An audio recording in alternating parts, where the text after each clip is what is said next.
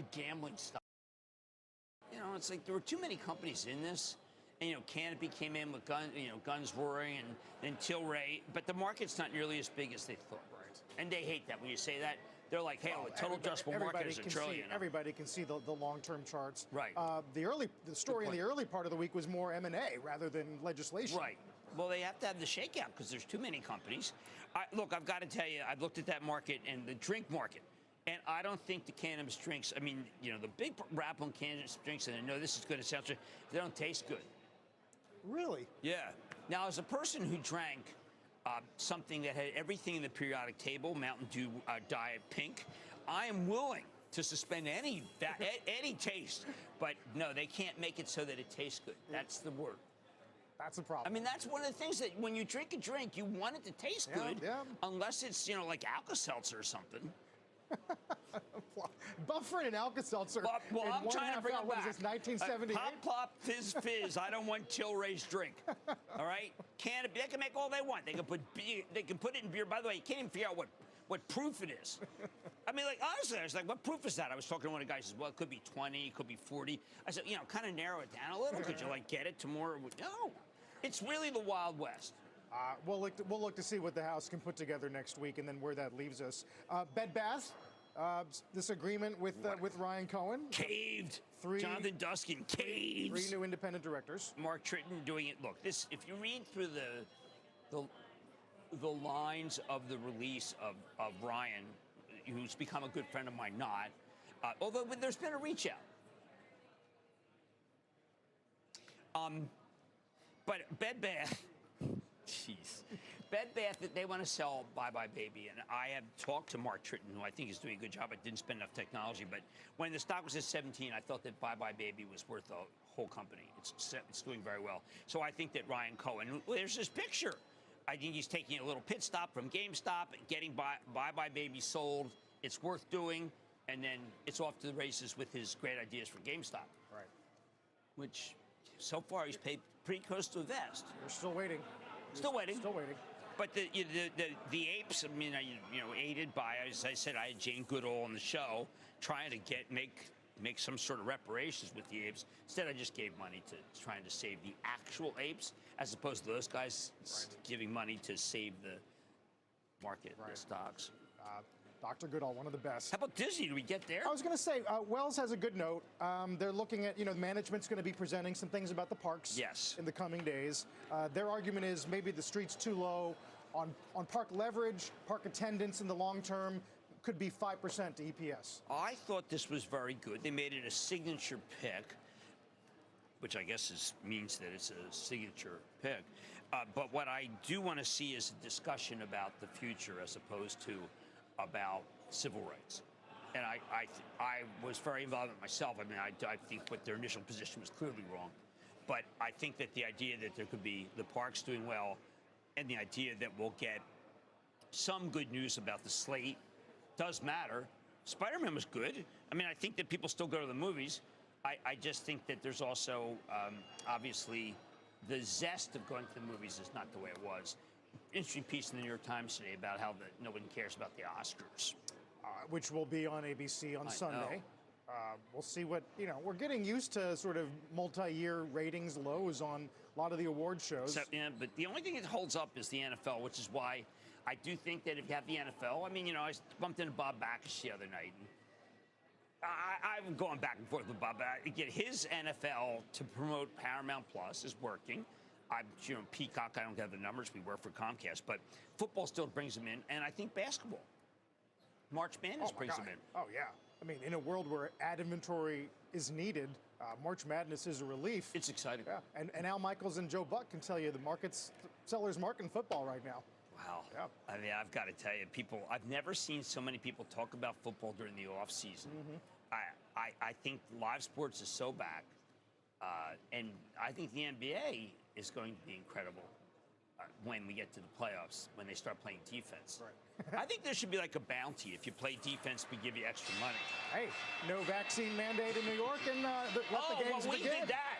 We did that with Mayor Adams. That was our grilling him. I don't know if we have tape. We always have tape of SPACs, and we have tapes of the metaverse, but no, we should have a tape of that. The metaverse, by the way, big boost by Jensen.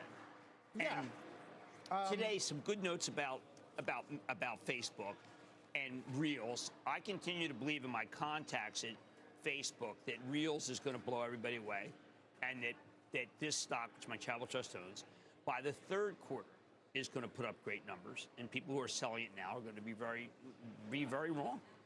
I think that Zuckerberg has said that TikTok, look out, Reels is coming for you. And everyone debated whether you could have, where would Instagram be and where stories would be. And the answer is a win. He's been very close to the vest on the metaverse.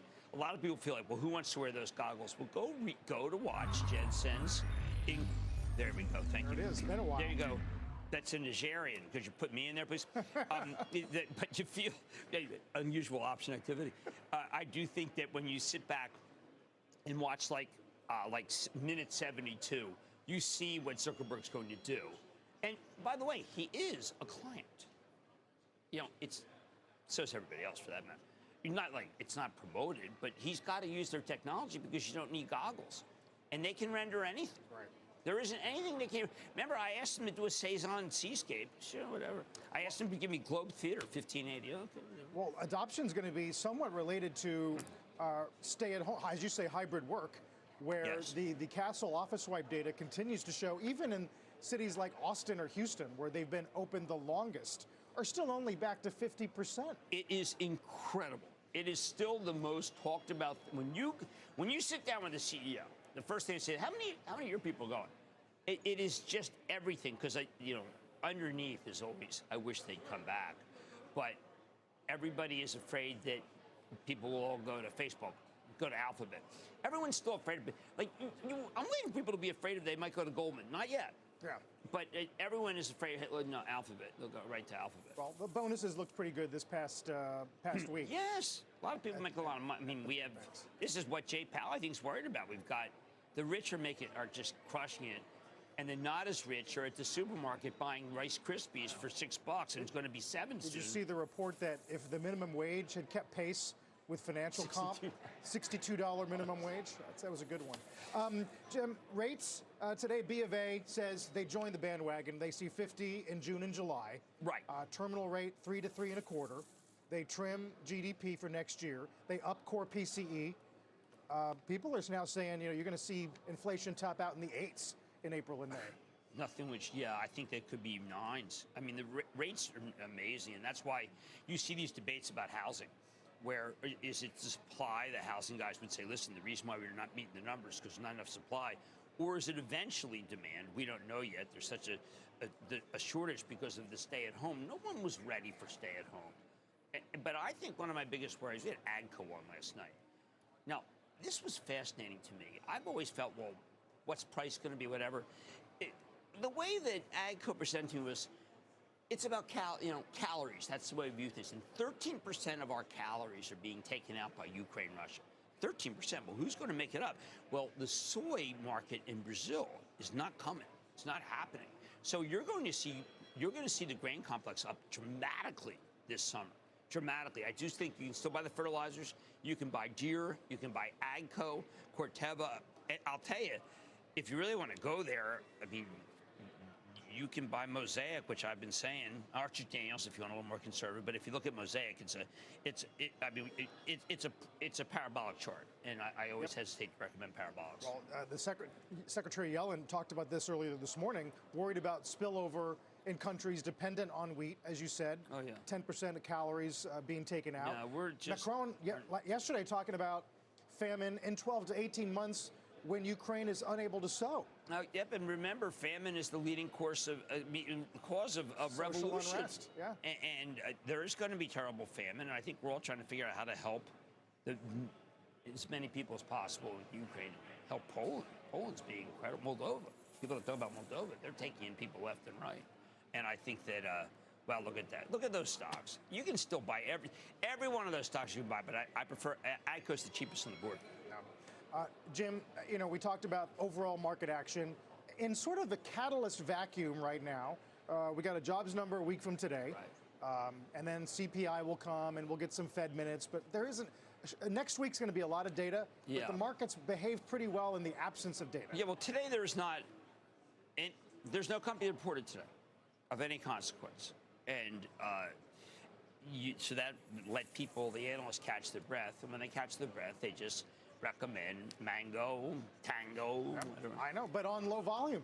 Even seasonally, relative to seasonality. Hedge funds are playing. They come back and they take NVIDIA up 25 points. And I reiterate that you want to be not in. Intel's had a nice little move on, go back to the ones that are winners, go back to Marvell, because Marvell is crushing in key markets. You can go to Broadcom for a trade, but I don't want to stay there. Marvell is the king of Mango, as B of A has crowned it. Yes, it is. But those stocks are down now. All right, whatever. A little profit. Yep. Profit taking. But those are the ones. I mean, they had, look, Marvell was the second biggest gainer in the NASDAQ yesterday, and NVIDIA was the largest. So it's not like they can do that every single day. This is not 1999 where we expect stocks to go up every single day. Right. Finally, B of A, which has been fairly negative on equities, says their bull indicator indicates a buy signal again, but they do think there'll be opportunities to sell in Q2. Well, a lot of the strategists are struggling because the tape is going up. So if you listen to them and you're at home, you say, well, did that guy just say, look, I think you can buy them, but you can sell them? And the answer is yes. Yes. You're right at home. Yes. I mean, it's going to rain today, but if it doesn't, it is going to be sunny. Thank you for that. That's value added. Now, if you want real buys, you go back to natural gas, because you've got a worldwide mandate to buy our natural gas companies. Look at that weird list of gainers. Yeah. Yeah, it's an interesting mix today, as we are pretty much 5 points from the flat line this morning. Let's get to Bob Pisani. Morning, Bob. Good morning, Carl. About even on the advanced decline line. You're right, a little bit of flattish open. And look at the sectors, and this trend has been pretty clear for weeks now. On days when energy stocks and metal stocks tend to be flat to down, the rest of the market tends to be a little bit higher. So financials up a little bit, healthcare up a little bit, tech on the flattish side. Again, this is a little bit of a flattish open, but the overall trend that I just mentioned is pretty clear. So, for example, take a look at sectors this week, the major sectors. Metals and mining are the leaders. It's up about 8% this week. Oil services, even exploration production stocks are up 5 or 6%.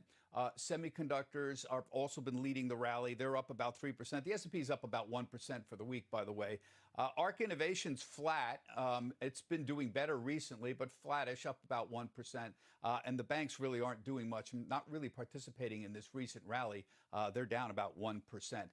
Another way to look at it is just look at the ETF trends. My favorite ETF in the last month is MOO. I love that title, MOO. It's the agribusiness. It's basically an index of companies that are in the agribusiness. These are stocks. This is not futures on commodities. So it's Deere and Archer Daniels Midland, Tractor Supply, Tyson. It's just a mix of everybody's in the agribusiness. This is an historic high for this, and it's been moving up very aggressively. This is sort of the perfect ETF for the moment. If you believe in food inflation, this is the ETF you want to own. The volume's been much, much higher in the last month, and that's understandably.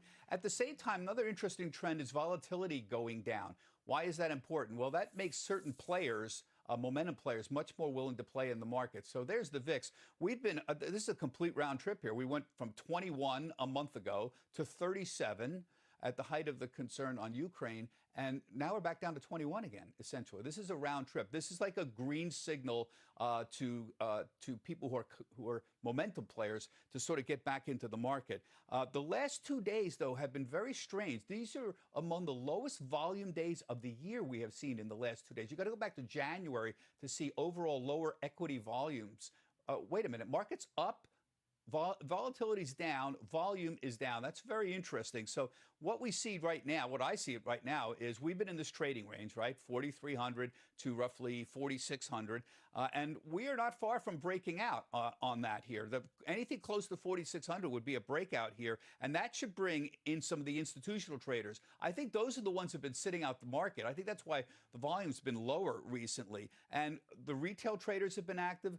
The momentum guys, the commodity trading advisors, these guys trade S&P futures, and they're the momentum followers. You get prices up, volatility down, those kinds of players tend to come into the market. So remember, the main story here is the commodity prices and the Fed outlook are driving the markets right now. When the commodity prices decline, the markets rally, and vice versa. I think the problem here, Carl, is what's the limits to this little rally? When you start getting near 4,600, you're going to get the people going out there saying, wait a minute, I don't see commodity prices going down much. There's got to be some limit to how far you can push the market with inflation still an issue and the Fed remaining aggressive and Ukraine unresolved. And I think that's the problem. When we get near 4,600, Carl, that's when you're going to see a lot of the tech people starting to squawk a lot. Back to you.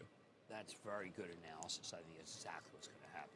Bob's spot. 46. Yeah, exactly where I think. But not bad. Well, not bad. Yeah, that's the channel. We'll see. Yeah. Bob, thanks. Bob Pisani. By the way, a quick reminder, you can get on the CNBC Investing Club with Jim. Sign up and find out more at cnbc.com/join the club.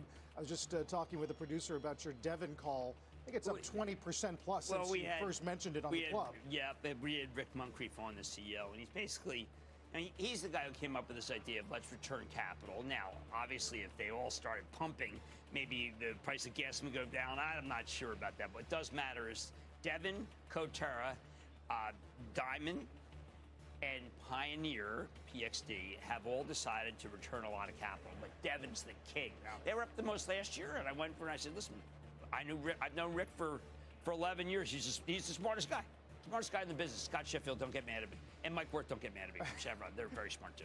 One more reason to sign up for the club. Thank you. Before we go to break, take a look at the bond report. As we said, a lot of data coming our way next week, from jobs to confidence to GDP, Chicago PMI, ISM, auto sales, and a lot more. 10-year 2.4. Be right back.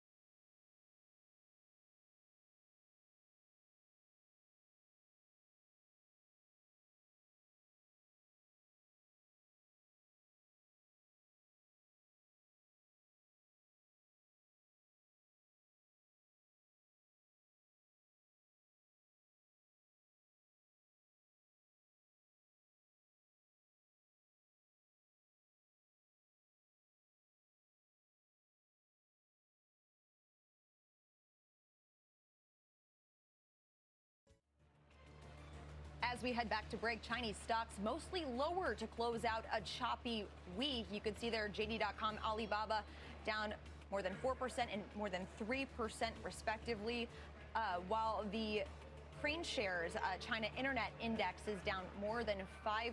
The KWEB ETF that tracks many of those names poised for its fifth weekly decline in the last 6 weeks. There's more ahead. Stay with us.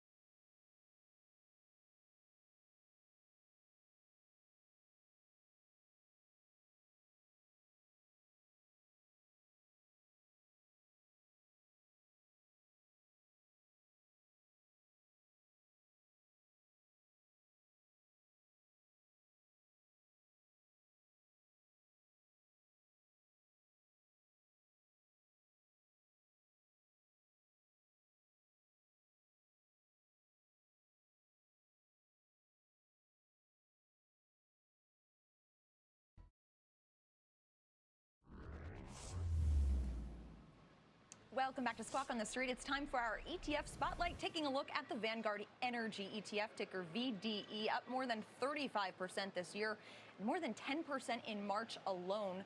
New this morning, the EU and U.S. strike a deal for natural gas, looking to cut dependence on Russian energy. Let's bring in Vectus Energy Partners Principal Tamar Essner. Tamar, thank you very much for being here.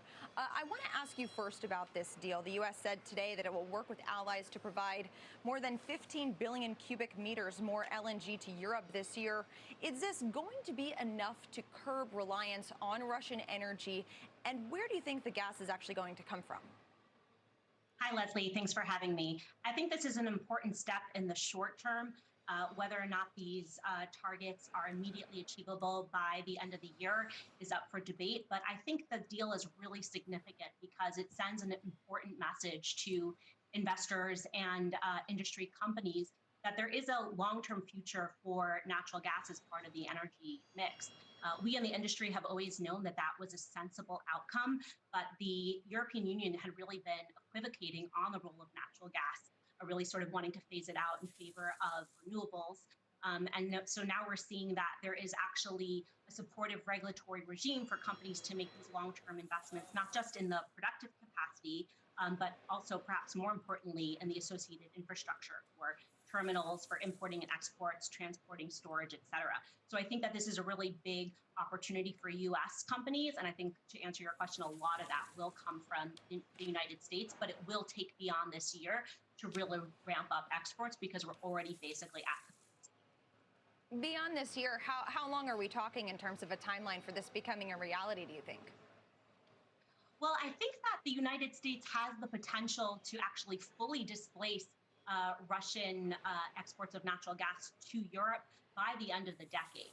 So it will take a while, but the productive capacity in the U.S., particularly for natural gas, is enormous. And the main impediment really has been the development of the infrastructure, so the pipelines to transport it from the productive fields as well as the export terminals. So once we see that those are ramped up and we see that the FERC, the Federal Energy Regulatory Commission, has recently rolled back some of the environmental hurdles that have impeded the development of pipelines. So that's an important development that recently took place. And I think that that will help speed up this infrastructure, but it will, to your point, take a couple of years to fully displace Russian natural gas. Tamara, when it comes to crude oil and the supply disruptions and how the market is attempting to price all that in, I see that your top line conclusion was almost any outcome in the Ukraine-Russia situation, aside from regime change in Russia, is bullish for energy prices. Now, when you say that, do you mean bullish, meaning the prices go up from here, or they'll be supportive of where we are and we're still going to struggle with replacing those barrels for the long term? I think prices have to go up from here, and we're talking about structurally higher prices because even if China and India absorb some of the displaced Russian barrels, which we think that they will, but it will not be offset enough to fully offset those barrels. So we think that we are looking at higher prices over the longer term. Even if there is an immediate ceasefire, we don't think that Western energy companies, particularly the oil services companies, will be happy to go back and make long-term investments in Russia. Russia has very old fields. They are heavily reliant upon Western technology for the upkeep and maintenance of those fields, which will otherwise go into decline. So on a long-term basis, we do see that Russia could look a little bit like Venezuela and Iran in terms of having geologically tremendous productive capacity, but really seeing it marginal in terms of market relevance. Yeah, that was brought into even sharper relief this morning on news that Sinopec is pulling the plug on some venture investment in Russia, which would be, I guess, directionally important given the diplomatic tightrope we're walking with China. I'm curious, you argue that as we wait to see if the EU can pull the plug on their Russian supply, at what point does Putin make that choice for them, if at all? Yeah, so great question, Carl. We've seen that Russia has already taken incremental steps to weaponizing energy. And if Putin feels that he needs to, he could fully weaponize by withholding energy supplies to Europe and effectively making that decision for them. So some really important developments over the last week with Putin saying to the European Union and other unfriendly nations, as he deems them, that they will have to pay for Russian natural gas in rubles. That effectively nullifies some of those contracts. From a practical perspective, it will be almost impossible for some of those European customers to make those payments in rubles. So that's a clear step up in terms of the willingness that he has to weaponize energy. We also, important development, see the potential for Russia to slow walk the return of Kazakh oil to the market that flows through the Black Sea through a pipeline that Russia essentially has control over. And we've also seen that they've taken some steps to delay the Iran nuclear deal. So they are not afraid of weaponizing energy, and so that could ultimately play out in a full weaponization. They still do have leverage. It's remarkable to see how this whole thing is shaping up. Tamar, thank you very much for joining us today. Thanks for having me. Coming up after the break, we're going to tell you why pot stocks are flying high in today's trade, although you might have a clue as to why. Dow's session highs here up 195. We're back in a couple.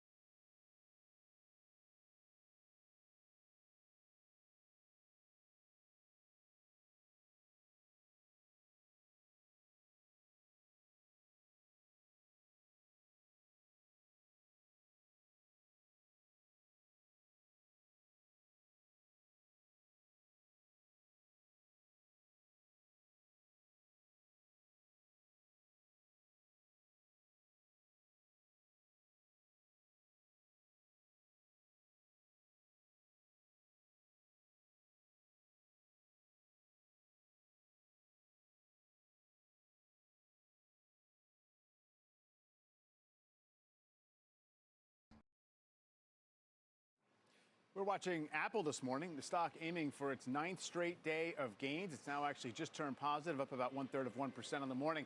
The EU also targeting Apple alongside other mega cap tech companies in a new regulatory ruling. Joining us now to discuss is Evercore analyst Amit Daryanani, out with a new note reiterating his outperform rating on Apple. Amit, great to have you this morning. Let's just talk about the news out of the EU. It's a familiar pattern, perhaps, where there is this new measure that would target things like app store arrangements, companies bundling their own services or privileging their own services, making the messaging systems open to one another. Do you think any of this is a threat to things like Apple's App Store? Yeah, the elements of this that could be an issue for Apple, right? So we have a sort of an in-depth report out today on Apple, and our take is, listen, the worry you have on Apple is regulatory across different geos. And the part you really worry about, I think the two things that regulators can go after them for is, one is, essentially asking everyone to use the Apple payment to make the App Store payments, right? Do you force a breakup of that, the Apple payment versus the App Store fees? I think the Netherlands is doing that. South Korea is trying to do that. Question is, what are the economics going to look like after that? And can Apple still charge you a fee irrespective of what payment mechanism you use? That's one set of issues. The other one, I think the regulatory one that's fairly sizable is the Google ad revenue that Apple gets, a really good check, $10-12 billion to ensure that Google is the default search engine on all our devices. Those are the two things regulatory-wise that I think you worry about for Apple. And then in terms of your kind of refreshed outlook on the stock and your valuation, new target up around, $200 a share, it would seem that it's this combination of, somewhat steady but modest top-line growth, share buyback, some M&A, a little bit of margin expansion. It seems like a consumer products company. I think that's how it's maybe come to be seen. Is that worthy of the kind of valuation that we've now given it, right? It's more at a premium multiple, and you're talking about $10 in earnings in 4 years, so it's 17 times 2026 numbers. You think the market's going to accept that? So far they seem to be accepting it fairly well, right? But I think you bring up a really good framework, right? I mean, I think the way you described Apple, I would sort of agree with, right? It's a mid-single-digit, high single-digit revenue growth company, very consistent. EPS should grow low teens as you go forward. But you kind of said this consumer staple. I'd say it's something between a consumer staple and a high-end luxury goods company. And if you look at those two buckets, Apple is actually trading on a free cash flow basis at the lower end of the valuation metrics. If you can get to the higher end or the mid-range of these metrics, this is a bull case scenario. Our price target is $210. But the bull case, if you get to the high end of those high-end luxury good models, it's a $300 stock in the next 3 years. I think that's the ultimate upside you can have from Apple if they can execute on this model with more consistency and less volatility than what folks have seen in the past. Speaking of consistency and less volatility, there's a report out of Bloomberg, which I'm sure you've seen, about Apple working on a subscription service to smooth out its revenue and make it more recurring. How does this change the equation in terms of valuation here? Does it achieve what you're looking for with regard to making Apple less of a hardware multiple? And how do you think the math actually works? Because based on the reporting, it doesn't appear that it's going to be in exact installments over a 12 to 24-month time period. It's just going to be a fee that consumers would pay over a significant amount of time. So how do you think that actually would change the game for Apple? Yeah, I think Apple has been trying to do one thing, which is how do they convince people to reduce the replacement cycles of their iPhones, right? It used to be 2 years way back in time. It's gone close to 4 years today. And what Apple's trying to figure out is how do I reduce the replacement cycles, right? One way to do it is through innovation, incrementally harder to come by. The second way to do it is actually putting people on the subscription model, right? To your point, it's unclear what the advantage would be for you and I as a consumer to do it compared to what an AT&T or iPhone upgrade program offers to you. But what Apple could achieve out of this is, one, reduce the replacement cycles of the iPhone, make it more predictable. Secondly, make this a much more reoccurring business, and so to your point, make it a lot more consistent operating business model than the massive volatility that we typically get around iPhone cycles. You mentioned that the EU regulatory push might not necessarily be much that jeopardizes the App Store revenue. But what about the deal Spotify struck with Google to essentially get paid directly? Is this going to create a little more pressure just in terms of those margins that Apple does enjoy through third-party apps? Yeah. And if I could just put the numbers on this, right? So today, Apple gets about 12, 13% of the EPS from the App Store, about 70 cents. That's the number we're looking at, right? The question is, does that payment of 30% go to 20 or 10 or 0, right? That's a range of outcomes. It's really unclear what Google and Spotify, what the economics look like right now. But let's just say it goes to 20%. So instead of 30% cut, they go to 20. That's about a 300 basis point EPS hit to Apple's model. I would argue that's very solvable for them, just from the fact that, for example, Spotify doesn't pay them anything today. They would start to pay them a little bit of money. And you have growth vectors like Apple advertising that continue to be underappreciated. I mean, appreciate you running through the case for us. Thank you very much. Thank you. Let's get a news update this morning with Rahel Solomon. Hi, Rahel. Hi, Carl. Good morning. Here is your CNBC News update at this hour. President Biden has arrived in Poland for his final stops in Europe this week. He will visit U.S. troops stationed about an hour from the Ukrainian border, as well as refugees from Ukraine and American humanitarians offering aid. Earlier today, Biden and the head of the European Union announcing plans to supply U.S. natural gas to Europe. It's part of a broader strategy to reduce Europe's dependence on Russian energy imports. Ukrainian officials say that about 300 people died when a Russian airstrike blew up a theater that was being used as a bomb shelter. Meanwhile, Russia has updated its Ukrainian death toll for the first time in weeks. An official says 1,351 soldiers have died in Ukraine, but some Western estimates range as high as 15,000 Russian soldiers killed. And back home here in the States, in Minneapolis, teachers have reached a tentative agreement to end a 2-week strike for better pay and other issues. The strike impacted 29,000 students. Mike, I'll send it back to you. Rahel, thank you very much. Well, cannabis stocks surging yesterday, starting in the afternoon, on a report that the U.S. House of Representatives is going to vote next week for a second time on an act that would legalize marijuana federally. The act, called the Marijuana Opportunity Reinvestment and Expungement, or MORE Act. Joining us now is Matt Bottomley, Canaccord Genuity analyst. And these stocks, Matt, have followed through this morning with these gains, trying to pick apart exactly what the drivers are. Obviously, this is a sector pretty sensitive to any suggestion that there could be, federal legalization. On the other hand, the group was down 70% off the highs. Like a lot of other kind of speculative areas of the market, they have bounced a lot recently. What's your read on it? Well, yeah, we've noticed over the last, 12 to 15 months, obviously the sector overall has been on a bit of a downward trend here, but it's very spring coiled to anything at the federal level. We saw this back in November. Nancy Mace, Republican in Congress, put something forward. Stocks were up, I think, in the next week about 20%. Even a few months ago, Chuck Schumer wrote a letter to some constituents. There's a lot of people on the sidelines in the sector, in my view, that are waiting for these type of headlines. Even if it's not likely to come to fruition, this type of buzz really gets the short sellers to cover, as well as incremental capital to come into the space in advance of hopefully positive news in the coming months or even years here. Well, you say it's not likely to happen, meaning full passage of any bill of this kind perhaps does not seem like there's a straight line to that outcome. What does that mean for the stocks? Are we just talking about a fleeting bounce in that instance? Well, it depends. That has happened a few times over the last year, but I think if you look fundamentally, the valuations are at very attractive levels, particularly for many of the leading multi-state operators in the U.S. And people, again, aren't really looking at it from a valuation standpoint. It's more of a binary. Will there be federal legalization? Do I have custody issues right now in holding securities where the fundamental business is dealing with a Schedule I drug still? So I think in terms of, I like how you said it, a straight line is really something that no one is anticipating, but 70% of Americans seem to want liberalization or full legalization for both recreational and medical. For the medical side, it's even higher than that. And we have a number of politicians, both Republican and Democrat, looking to stir it up. So with midterm elections and other sort of political variables, it's really hard to handicap exactly when and how, but certainly there's enough support behind this where the tailwinds, I think, are eventually going to come. Yeah, we'll see if that makes its way to the halls of the Senate. I did see some analysis this morning, Matt, that if MORE fails, that the SAFE Act, which is much more centered around banking, could be, I think what BTIG called a logistical or a logical legislative fallback. Does that make sense? Yeah, I think that the SAFE Bank is clearly the most bipartisan. It really deals with the structural elements of how legal cannabis operators at a state level can lend or can get mortgage approvals.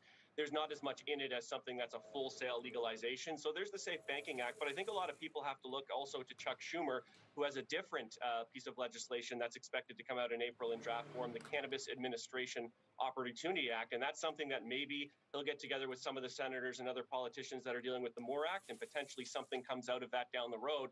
But again, the closer we get to November, the less clear it gets if there is a change up with sort of who's in power here. So I think it's fair to say that safe banking, if you had to guess, statistically or probability, has the highest degree of probability. But Chuck Schumer and Cory Booker have both come out saying that they don't want any, dealings with the Safe Banking Act until a more, sort of a social justice, social equity reform gets put forward first.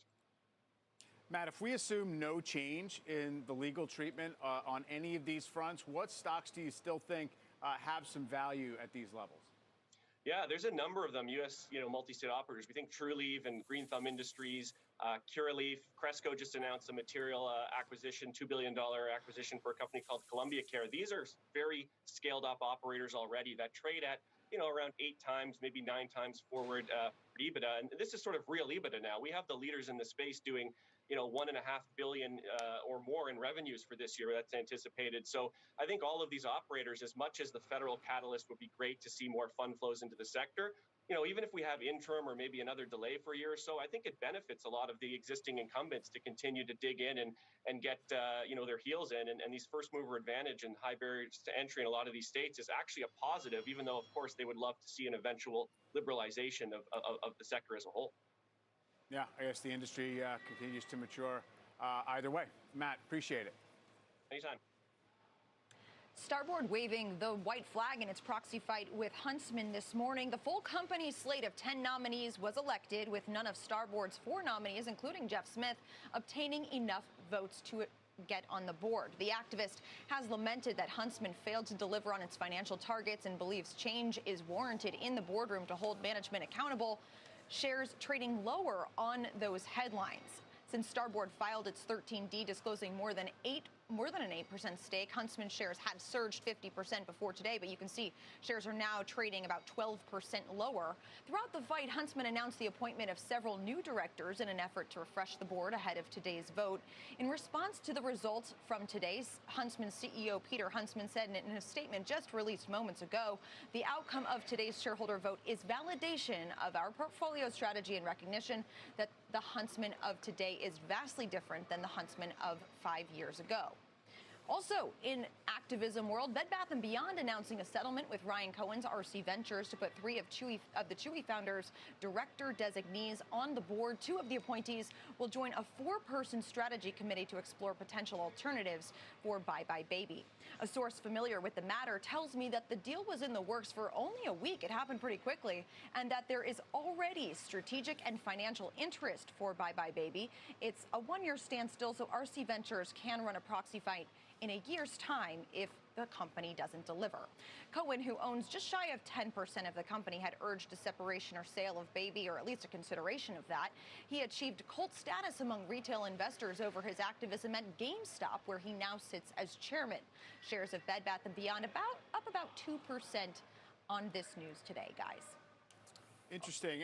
On the Bed Bath & Beyond front, I mean, the fact that it was handled so quickly, I just wondered to what degree this was not exactly an unwelcome strategic idea.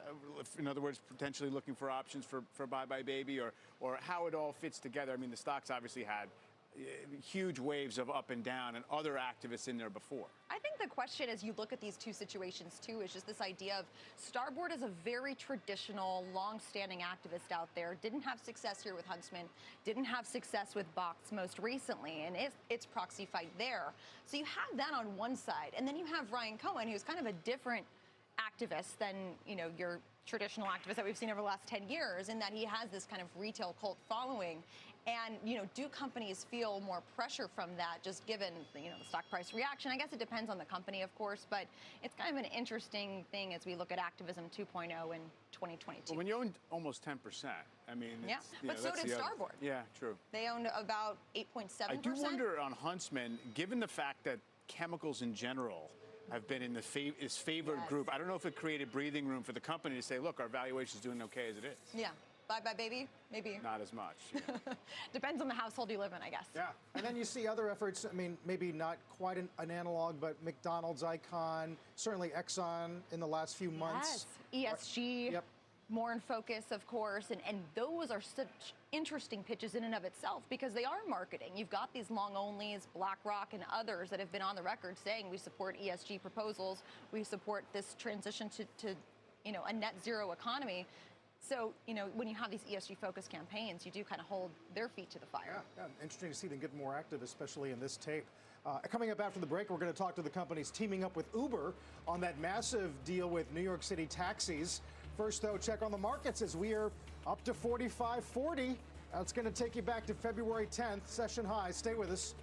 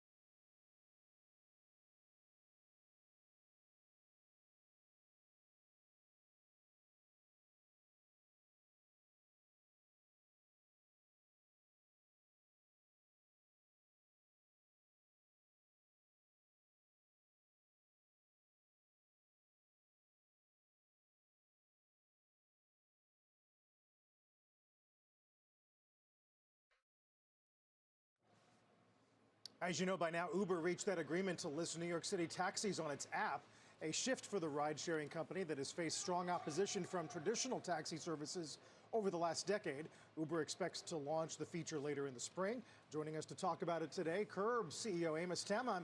Curb is one of the 2 taxi hailing apps that are partnering with Uber. Amos, appreciate the time. Good to see you. Good morning. Thank you. We've talked a lot about what this may mean for Uber. I'm curious to know what it brings to Curb. I think first of all, it brings a lot to the drivers and the taxi industry. That's our main focus. It will bring another layer of demand that is really welcomed and needed in the taxi industry. If you look back in 2014, 64% of the time the cab was occupied by a passenger, and today is down to 40%. So with an increased demand coming back, New York City is coming back, street health is coming back, and a lot of curb user utilizing the app, bringing demand back to taxis. I think this is another layer. The partnership with Uber will bring another layer of income and demand for the industry. So I think it is very healthy. How long had this been in the works? Is this something that might have been done earlier? Had ride demand not fallen so sharply during the pandemic? I think it's due for a long time, but I think that the significance of this partnership is that Uber now recognizes taxi as part of the fabric of transportation. So this is a significant change. I wish it was done earlier, but it's never too late. So we're welcoming it now and really hoping that it will be a win-win for everyone. Amos, how does this change the economics for taxi drivers, if at all? I only ask because the introduction of Uber about a decade ago really caused the value of those medallions to plummet. So many drivers went bankrupt as a result. Does this help them, especially in a period where we're seeing such high gas prices? I think it's significant. Any way you look at that, when any business get an additional volume, it's significant on its bottom line. And here we see this partnership where we hope again to bring back the cab occupancy to north of 60% from 40%. So put aside the gas prices, this is significant on the overall daily income for drivers. The better income they make, the better financially for the entire industry, including the medallion owner, that of course suffer price decrease on their medallion substantially. Amos, this is maybe a little bit of an extreme local interest question about how this is going to work. A New York City taxi, if it accepts an Uber dispatched ride and is going for it, so it takes it out of the pool for a street hail at that point. And how do the mechanics work as the driver kind of navigates both modes of picking up a passenger? Yeah, I think this is actually important question. And yes, we, as you know, that Curb is also having its app, Curb app that the riders use, and that's going to continue. And we also face with the same challenge. How do you handle a driver that decided to pick up a street hail versus the e-hail? We're going to continue to maintain the freedom of a choice for the drivers. I think it's important for us as a New Yorker to continue to have the option to street hail cabs. We will continue having this option for the drivers. Drivers can choose whether or not they want to accept or reject some of the yields coming to it. However, I do think that if you look at the demographic and put some analytic into those things, there's plenty room to utilize or to introduce more e-hail demand without affecting the street hail. Finally, I always think back to the turf war that, say, Uber had with the cab commission in Miami. I mean, that was pretty ugly. Do you think this buys them some goodwill? How easily does this get replicated in other cities? I think very easy because the concept, and yes, it will buy, I think, some goodwill because, again, bringing back the taxis into the fabric of transportation and recognizing them, I think it's extremely important. But the concept is that the trip generated by Uber are dispatched through the existing approved by many regulators into the cab. So drivers don't have a separate app to accept those jobs. It's all done through the existing technology system provided by Curb and other vendors. Fascinating. Yeah, quite a pivot for Uber and maybe for cities. We will see. Amos, please come back. Thanks so much. Thank you very much. Joining us from Curb. Coming up this morning on Tech Check, we'll get more on the EU's crackdown on big tech. These new rules set to take effect as early as October. We'll talk about if they'll be material for some of the big stock names. Dow's up 227. Squawk on the Street continues after this.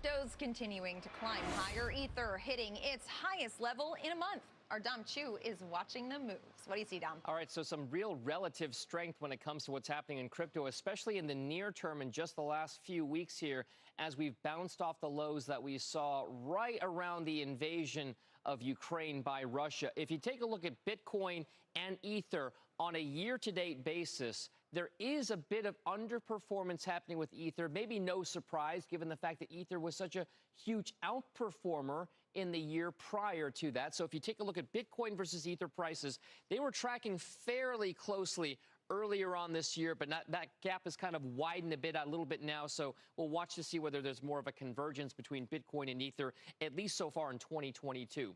If you break it down by each of these individually, over the course of the last year, we've seen some very, very big highs in terms of Bitcoin prices. Now, at the peaks over here, Bitcoin's total market cap, according to CoinMarketCap, it was approximately $1.3 trillion.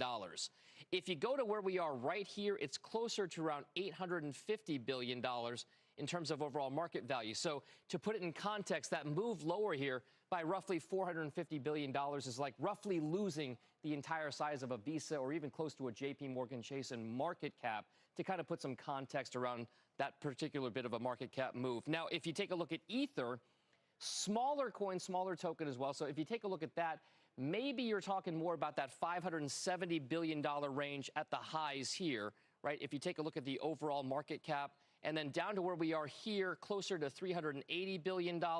So if you look at that market cap move, roughly $190 billion is like losing the value of a UPS. So Ether prices may be more volatile. One thing I would point out, though, this year in 2022, we've seen a little bit more focus by some traders within crypto on some of the trading relationships between those cryptocurrencies and other more volatile parts of the stock market. As you can see here, Bitcoin prices in 2022 have tracked a little bit more closely to what's been happening with the NASDAQ 100 stocks. I'm going to use the NASDAQ ETF here, the QQQ, as kind of a bit of an example. These are a little bit more volatile here, but watch those tracking bits of moves, Mike. That crypto trade could be tracking a little bit more like stocks, at least for the time being. Back over to you. Yeah, Dom, has been a pretty good little risk appetite tell in the short term, at least. Appreciate it. Sure. As we head to a break, check out the biggest gainers on the S&P for the week. A lot of basic materials and energy, Coterra Energy, Nucor, Mosaic, CF Industries, which is fertilizer, and then, of course, Tesla, alternative energy. We'll be right back. Stay with us.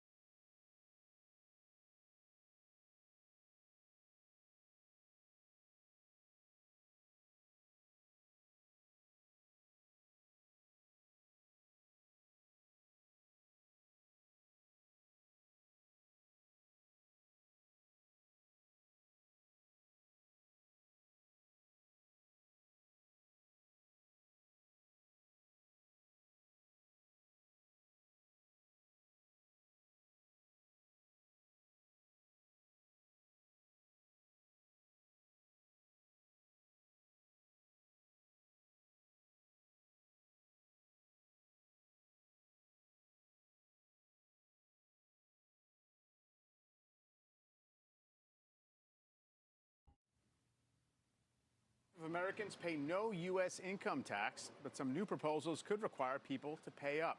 Robert Frank has that for us. Hey, Robert.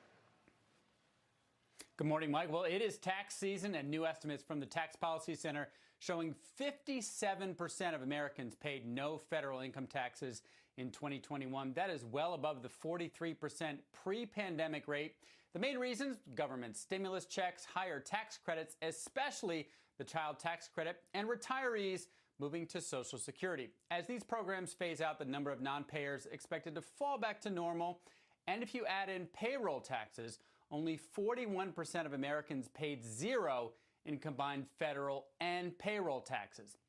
Senator Rick Scott and some Republicans saying more Americans need, quote, skin in the game and should pay. Howard Gleckman of Tax Policy Center estimates that if every taxpayer paid at least $100 in federal income taxes, it would raise $100 billion a year in added revenue. But more than 80% of that increase would be paid by those making less than $54,000 a year.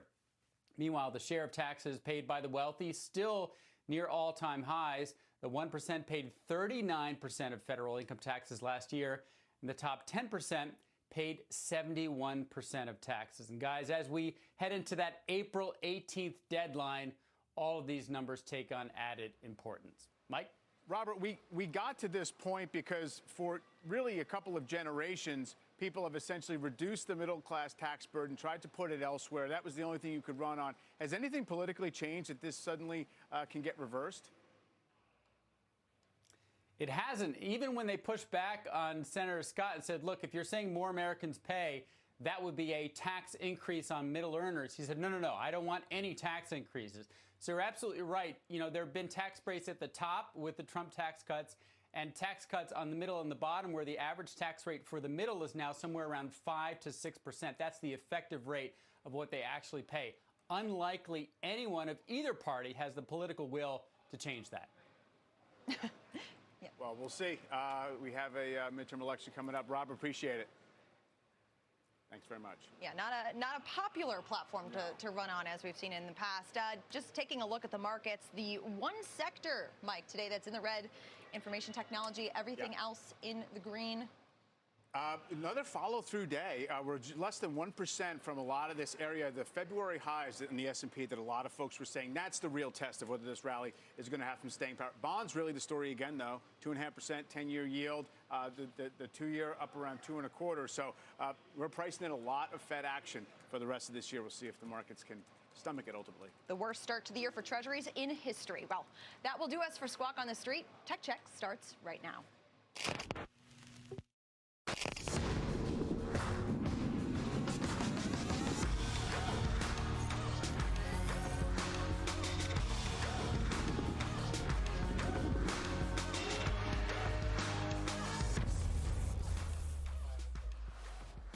Good Friday morning. Welcome to Tech Check. I'm Deirdre Boza with Carl Quintanilla and John Fort. Today, a landmark new law in Europe and what it means for your iPhone, why big tech is sweating over this regulation from the EU. Then take your teeth out of the fang and sink them into a mango. The Street's latest acronym is all about chip opportunity. And later, Binge is back with the showrunner of Super Pumped, and we're live from the red carpet ahead of the Oscars, Carl. Big weekend ahead, Dee. Our feed, though, is going to start this morning with that agreement on the EU's Digital Markets Act. Those rules set to take effect as early as October and will likely force Apple's iMessaging and Meta's WhatsApp to become interoperable with smaller platforms, a potential peek inside that walled garden, so to speak. Our friend Nilay Patel went off on this on Twitter today, saying tech companies should have seen this coming a decade ago. Of course, Nilay, the editor-in-chief of The Verge, joins us this morning to kick off the hour. We said in the prior intro, Nilay, that big tech was sweating this. Are they? Yeah, I think so. I mean, I think they're going to do what they can to walk back certain provisions as the language gets negotiated between now and October. There's a furious lobbying effort already underway, and I think they're going to come up with some solutions and see if they can fit them into some loopholes. That's pretty normal. At the end of the road, though, you see the European Union saying these markets need to be more competitive, and they are very forceful at that. Executive Director Vestager was on Decoder last week. She was saying, look, the biggest tool I have here is increased fines and the potential for behavioral remedies, breakups and the like, if they don't comply. That's what the real focus is. I think the tech companies need to sweat that because they're going to run into remedies with some real teeth. Not right now, Apple not in compliance with the Dutch antitrust ruling, just paying 5 million euros a week because it's easier than compliance. That's all going to go away. I think that's going to be the real problem. Yeah, that was sort of the read by some earlier this morning, that maybe this is just sort of a revenue generator for the EU. But she's talked increasingly, Vestager, about moving from just fines to remedies over time, and that there'll be a mind meld between EU policy and U.S. policy. Yeah, for sure. I think you see that the policymakers on both sides of the Atlantic have been talking a lot. Obviously, the Biden administration has appointed some key figures with very similar ideas. If you just take a step back historically, EU antitrust policy and American antitrust policy are a pretty interesting A/B test, right? The EU looks a lot like pre-80s American antitrust policy, and we changed course. Now that might be conforming again, which would be very interesting. And more importantly, these companies can't run businesses. They can't run 10 different business models around the world. They're going to have to find one that works for the strictest regulatory environment they're in. And I think American policymakers can kind of draft off that. Neil, I'm not convinced. It's easy to say things like interoperability, and Europe's going to say they have to, but it's harder to say how that's actually going to work. How do you make iMessage and WhatsApp app interoperable when they have different standards to what even Apple's keeping on its servers and what's encrypted? I don't think you can practically do it. And hey, couldn't people argue that these things are interoperable by your mobile phone number anyway? Does the EU want to regulate what color an Android user's messages are on my phone? No green. It has to be blue. I think if the EU could regulate the color of messages, they absolutely would. That's what makes them the EU. I think underneath that, though, is a series of questions about what specifically they mean about interoperability, right? SMS is interoperable, but it's not encrypted. It doesn't support all the features of modern messaging platforms. The carriers and tech companies have been slow to adopt the next generation of messaging protocols. If this just forces that to go faster, that might be enough. But the tech companies have had no incentive to do this because messaging is locked into their platforms. And fundamentally, what the EU wants is more open competition and lower switching costs for consumers. So how it gets implemented, I think we're going to hear a lot of very smart people with a lot of resources say things are too hard. Mm-hmm. I don't buy that things are too hard for the smartest people at the richest companies in the world. Yeah, they can find a way to make those bubbles the same color. Nilay, once again, European regulators, they're leading the way here while Washington essentially just talks, sits on its hands. And the consequences this time are, beyond what we've previously called speeding tickets, right? There's real consequences here, whether they get litigated, we don't know. But do you think that this sort of lights a fire for Washington to do more? Do you think that the threat is going to shift from Europe in a more substantial way than it has in the past for the tech companies? Yeah, American politics are constantly distracted by a million things, but the antitrust bills that we have seen proposed are moving slowly along. One interesting dynamic here is that the United States government, in some ways, was opposed to the Digital Markets Act in Europe, right? They said, we're going to regulate our companies, not you. And then they got left behind. So I think there's going to be some race to figure out what the American response is now, because the pressure is certainly here and will obviously increase in October. Finally, Nilay, I wonder, we're talking about regulation as if the world hadn't changed a month ago with Ukraine and thrown the economy and commodity shocks into all of our laps.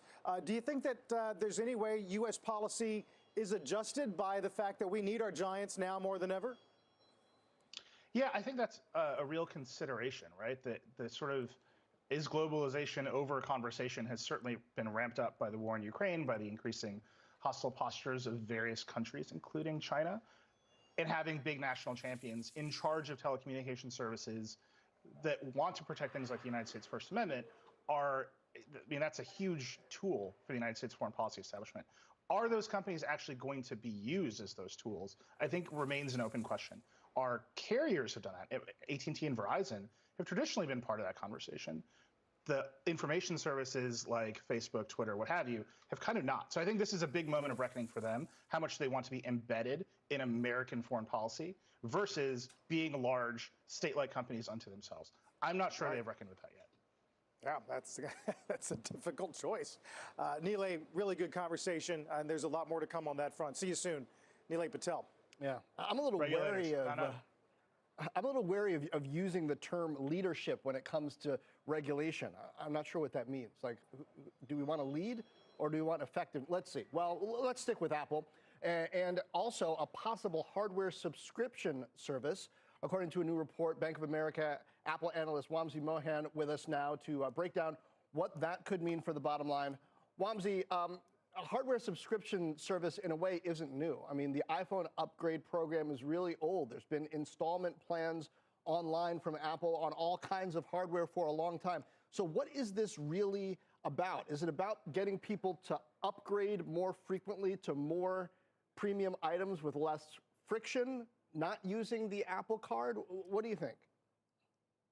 Yeah, absolutely. Thanks for having me. I think that's precisely the point. I think when you look at Apple, the most important thing for them from a hardware perspective is to ensure that they keep a very stable and growing install base, and to ensure that they can keep that install base upgrading at a certain rate. I mean, we already have about 1 billion iPhones in the install base. People are upgrading roughly every 4 years on average. And the intent is to make that upgrade just more reliable, just make it like more frequent. And you're right, they've had the iPhone upgrade program in the US, but most people are still choosing to use carrier installment plans in many ways. Apple's doing some things to try to decouple from carriers by using eSIMs and things like that. I think more applicable globally, this is still not true. We don't have people buying on installment basis on a global basis. And so it does take away the friction. It increases the upgrade rate. And that has been an issue over the last decade. If you see the upgrade rates have stretched out, people suspect that it came in a little bit through the course of the pandemic. We don't think it mattered by a whole lot, but at this point in time, that's really the key focus, and that would be something appealing from an Apple perspective, where you can make sure that people upgrade very frequently. How does Apple do it? My sense is the reason why the carrier programs work is they've got that wireless bill to deal with, to leverage, where you're sort of paying for that anyway. So in what ways are you paying for hardware as a part of it? And they can push you to upgrade to 5G and family plans and get a bigger kind of share of wallet. Does Apple have to incorporate some technology services, cloud services that people are paying for from another provider into this hardware subscription service in order for it to make sense? Well, I think that Apple's going to tread this in a very fine way, right? I mean, the carriers still remain an extremely important distribution partner for Apple. So from that perspective, we think that Apple is going to make sure that the carriers still have access to upgrading with customers and leveraging all the carrier subsidies, which are ultimately very important to Apple as well. So in areas where you don't have those carrier subsidies, I think those are the areas more internationally where you're going to see maybe an upgrade plan kick in, and truly they could bundle this with a whole host of other things as well, whether that be financed by Apple Card or not, and the rollout of that more globally remains to be seen. But I think the important part from an Apple perspective is that ultimately, it's not just hardware, but really everything that they offer can be offered as a subscription. They want people to stay in that ecosystem and make it even more stronger. So, you could make the same argument for beyond iPhone into iPads. You could make it for Macs. You can make it for watches. You can make it for every device that they sell, that you do want to upgrade to the greatest and latest at some frequency. And actually, it's interesting. Apple has published an eco report where you talk about replacement cycles for these devices, right? So they have an assumption around the replacement cycle of these, and I think that they have a very good view into that install base. And so the more frequently you can get people to do this, I think by bundling maybe some other services as well, but more broadly the entire portfolio over time, I think that makes a lot of sense for them. Wamsi, will this help Apple sell devices in emerging markets? Even the SE we've talked about in the past has been most popular in places like Western Europe and the US. So what does it help that proposition internationally, where you see lower cost phones gaining more market share? Yeah, I think absolutely. It's all about lowering that friction and the initial purchase price, right? Like you've seen the willingness, at least here in the US, from a consumer standpoint, to really move up in terms of the available SKUs. The Pros and the Pro Maxes have become so much more popular than maybe 3 or 4 generations ago, where the high end phones were maybe at $1,000. Now you've got $1,250, $1,400 phones. And so that's coming because consumers look at it as a purchase that's amortized over a 3-year period. And the ability to do that in international markets is very important. Price point has always been an issue over there. And I think that this really opens up the TAM more broadly to people who might be considering to switch from an Android to an iOS ecosystem. Hey, finally, Wamsi, I wonder, are you expecting big surprises on capital return basis or balance sheet moves in the spring quarter? Yeah, this is traditionally the time when Apple does, re-up its buyback program, which has been very, very effective. I mean, it's a high quality problem to have when you generate $70–80 billion in free cash flow, return the entire thing, and your net cash balance still barely goes down. And so I think you should be expecting again a re-up of the capital return program somewhere in that $70-ish billion range, and I think that will continue for the foreseeable future, given just sort of the cash machine that Apple is. All right. Wamsi Mohan, thank you. Have a great weekend. Thank you, too. And coming up on the show, goodbye Fang and hello Mango. We will explain the street's latest buzzy acronym next. Tech Check is just getting started.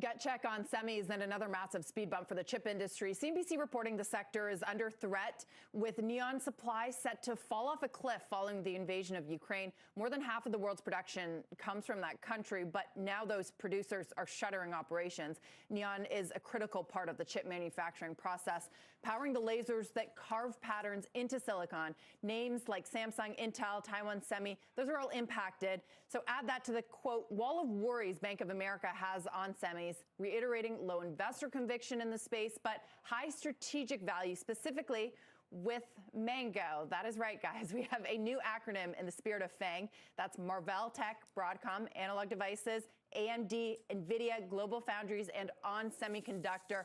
Or these are the 7 stocks they say are best positioned to recover from this global shortage. So could it be the time to dip back into chips? Well, the SOX Semiconductor ETF is down double digits since the start of the year. Guys, another acronym. I don't know if this is going to stick, but John, there's no I in Mango. Intel's not on this list. Can I be short acronyms? Is that allowed? I don't know. Clearly, I don't. We don't trade individual stocks. But these, the acronyms just become too much. Remember how Microsoft wasn't in FANG, right?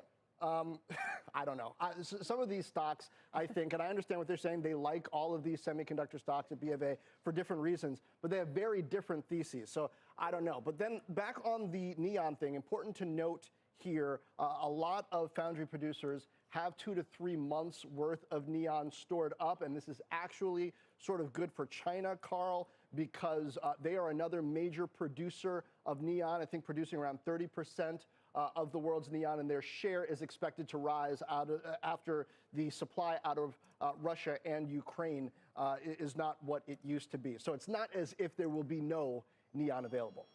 Yeah, at least half of the global supply comes out of there. And Micron, at least, has said in recent weeks that they're okay for now, but it's certainly something the industry's watching.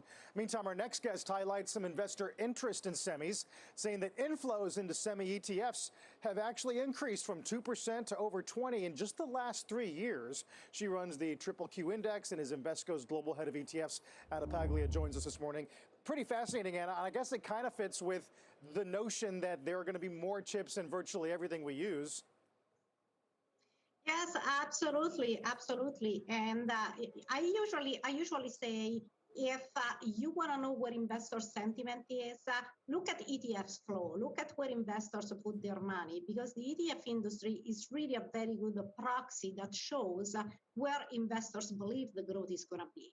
And semis are a good indication of that, because in 2019, semis were only 3.2% of tech AUM in the ETF industry. And if you fast forward that to the COVID, to the pandemic age, and fast forward that by 2 years, you said that ETFs, semis exposure in ETFs captured 21% of the flows.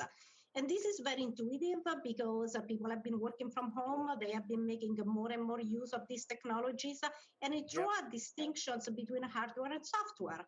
And there is no going back to that. So this will continue to grow, and we are really bullish about it, despite recent news about the sector.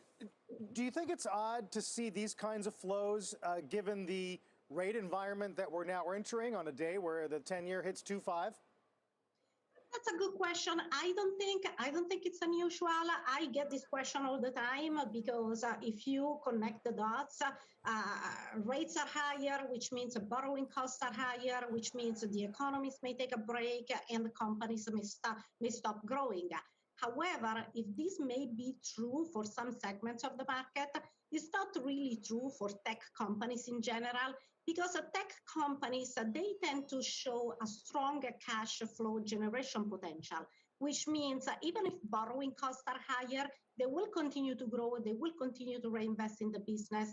But, don't trust me just because I say that. We have watched this movie before.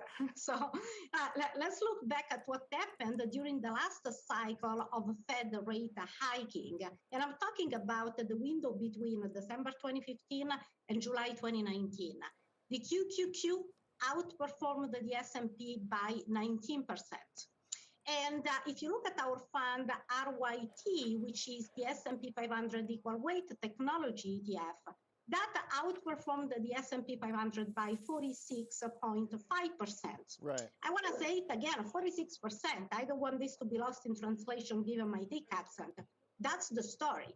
So I do believe, and I do believe that tech companies will continue to grow despite being in an interest rate hike environment. The semiconductor industry and the stocks are in a very different place than they were a generation ago. I mean, it used to be Intel was the big player market cap wise. Now it's clearly NVIDIA. And there's also this dynamic of the hyperscale cloud providers being a big presence in this market, and a question of how a lot of these chip players are going to respond to customization, whether it's on the foundry side or on the design side.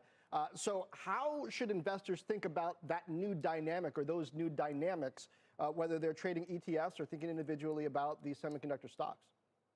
So I would tell investors that the best advice is always try to diversify your portfolios. And in trying to diversify your portfolio with the ETFs, you have a lot of optionality because you can go from the QQQ, which is 50% exposure to technology and the really big names into the fund, to other components and other flavors of the NASDAQ listed securities. Like we have a next generation of QQQ, so to speak, that includes small cap companies with high growth potential. And there are other ETFs that provide different exposures to semiconductors, to different segments of the market. So you can be overweight in the big names in your portfolio, which is absolutely fine, but try to diversify with all the options that the ETF market offers nowadays. And there is a plethora of options. To what degree do investors need to also keep their eye on commodities? We were just talking also about supply of things like neon and how geopolitical complexities are affecting them and might affect the entire semiconductor market. Sure. So the good news here is that there is exposure through commodities in the ETF space. We have seen that really materialize in the flows for our commodity lineup because commodities are now being used by investors as a hedging tool. Geopolitical crisis, humanitarian crisis, they all lead to diversification of flows and diversification of your portfolio component into commodities. We have seen that. We have seen incredibly healthy flows in our DBA, which is the agriculture commodity pool. We have seen very healthy flows in our PDBC, diversified optimum commodity pool. And it is something that should be part of a healthy portfolio given the current market conditions. Pretty fascinating, and how these new ideas get incorporated into different ETFs. Anna, thank you. Good to talk to you. Thanks so much. We'll see you next time. Thank you for having me. Thank you. Now, after a rough start to the year, the NASDAQ is up double digits in the last 10 days. A breakdown of the names you might have missed out on if you didn't buy at the lows. Next, stay with us.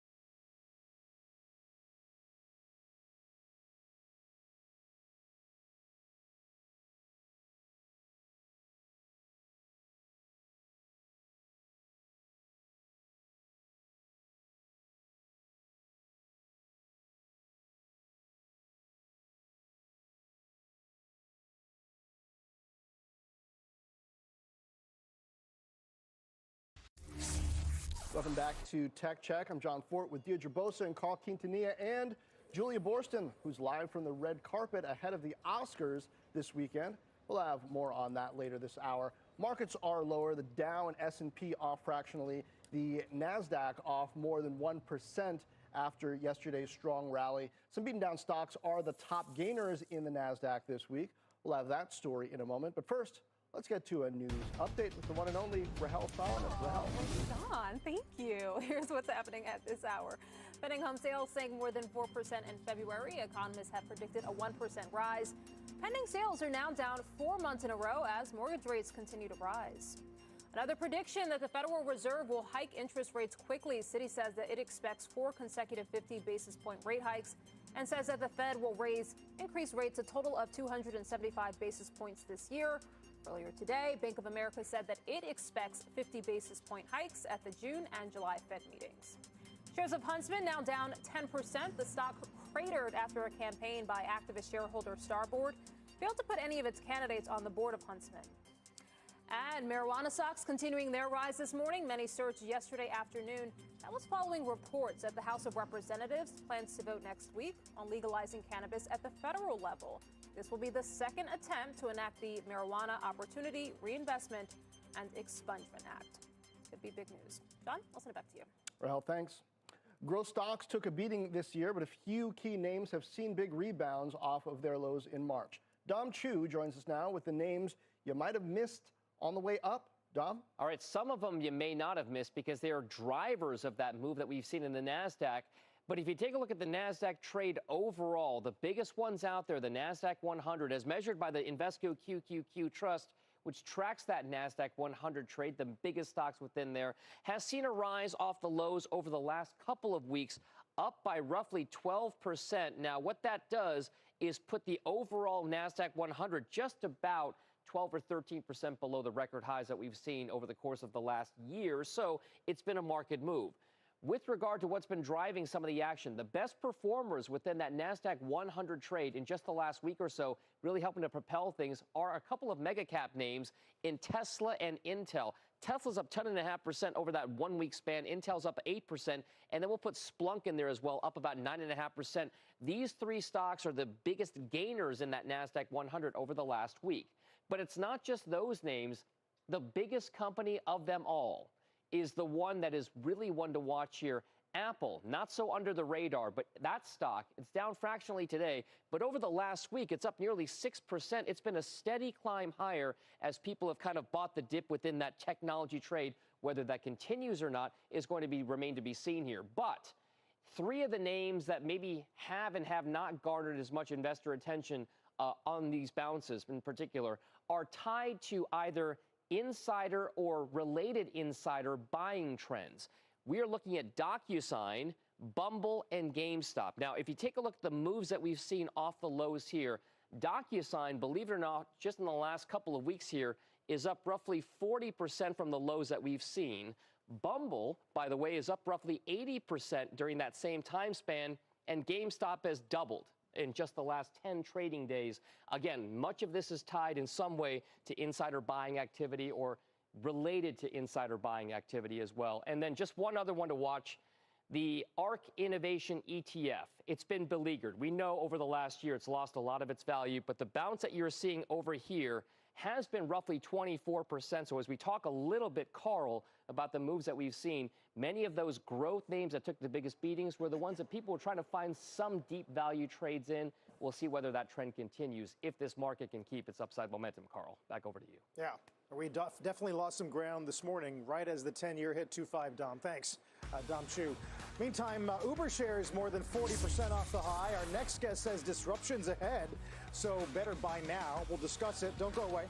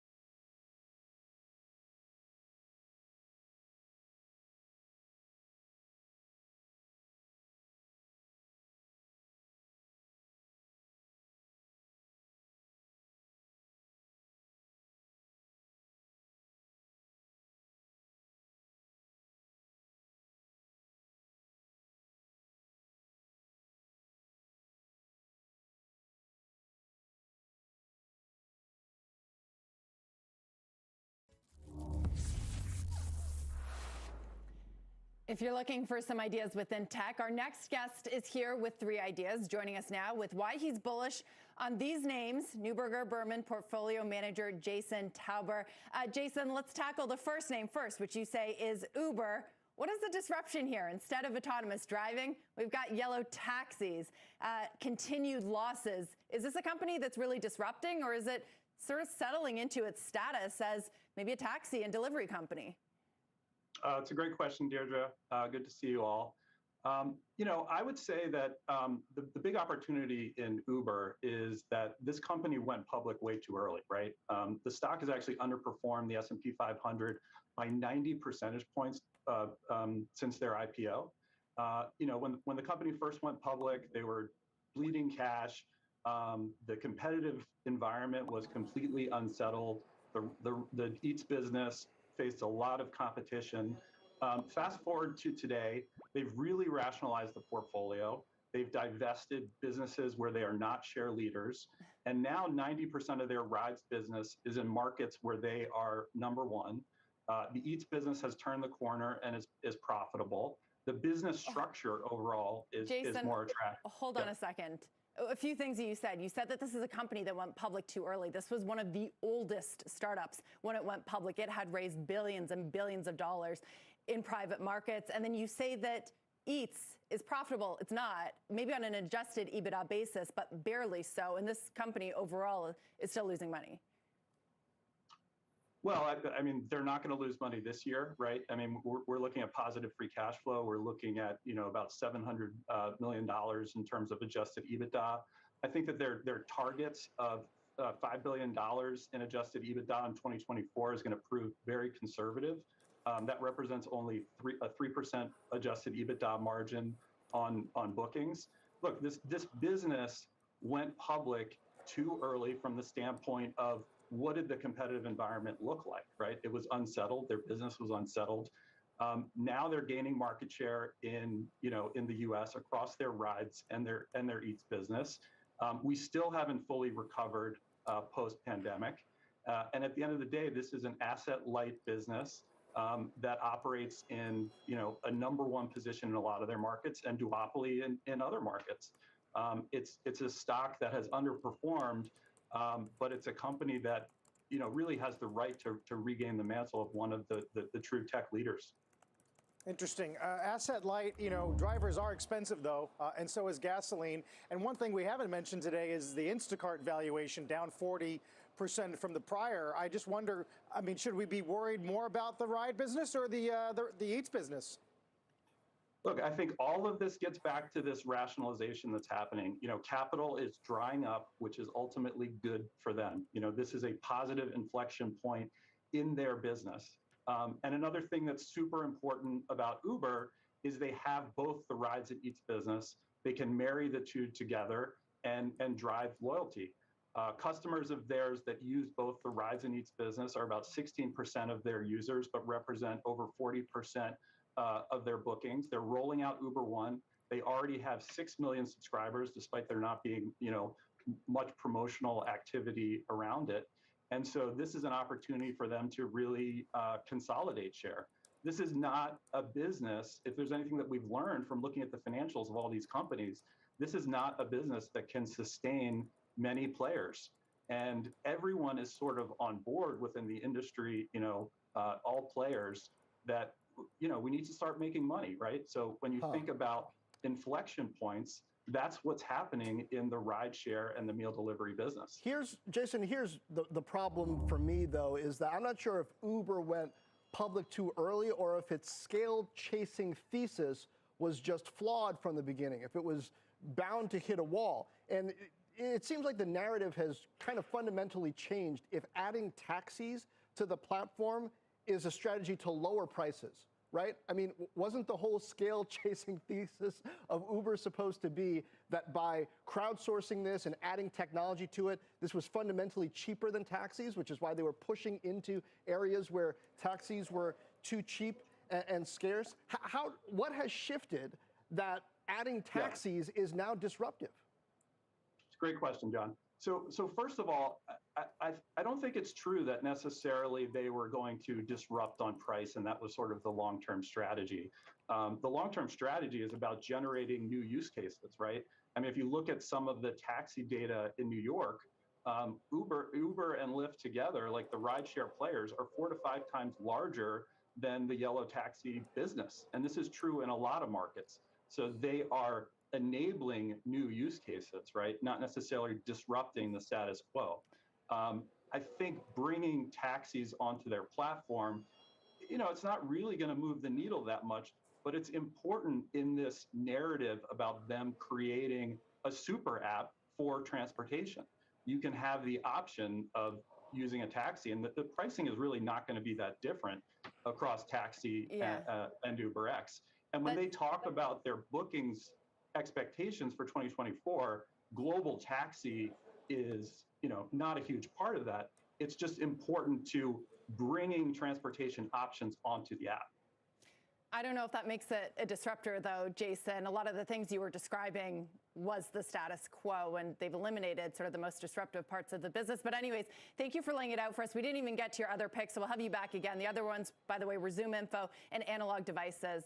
Jason, thanks for being with us. Thank you. Amazon shares up more than 6% this month, a bit flat to down slightly today. Still more than 10% off their highs. Find out why one top tech analyst is arguing shares are underappreciated and could head higher from here. That's on cnbc.com/pro.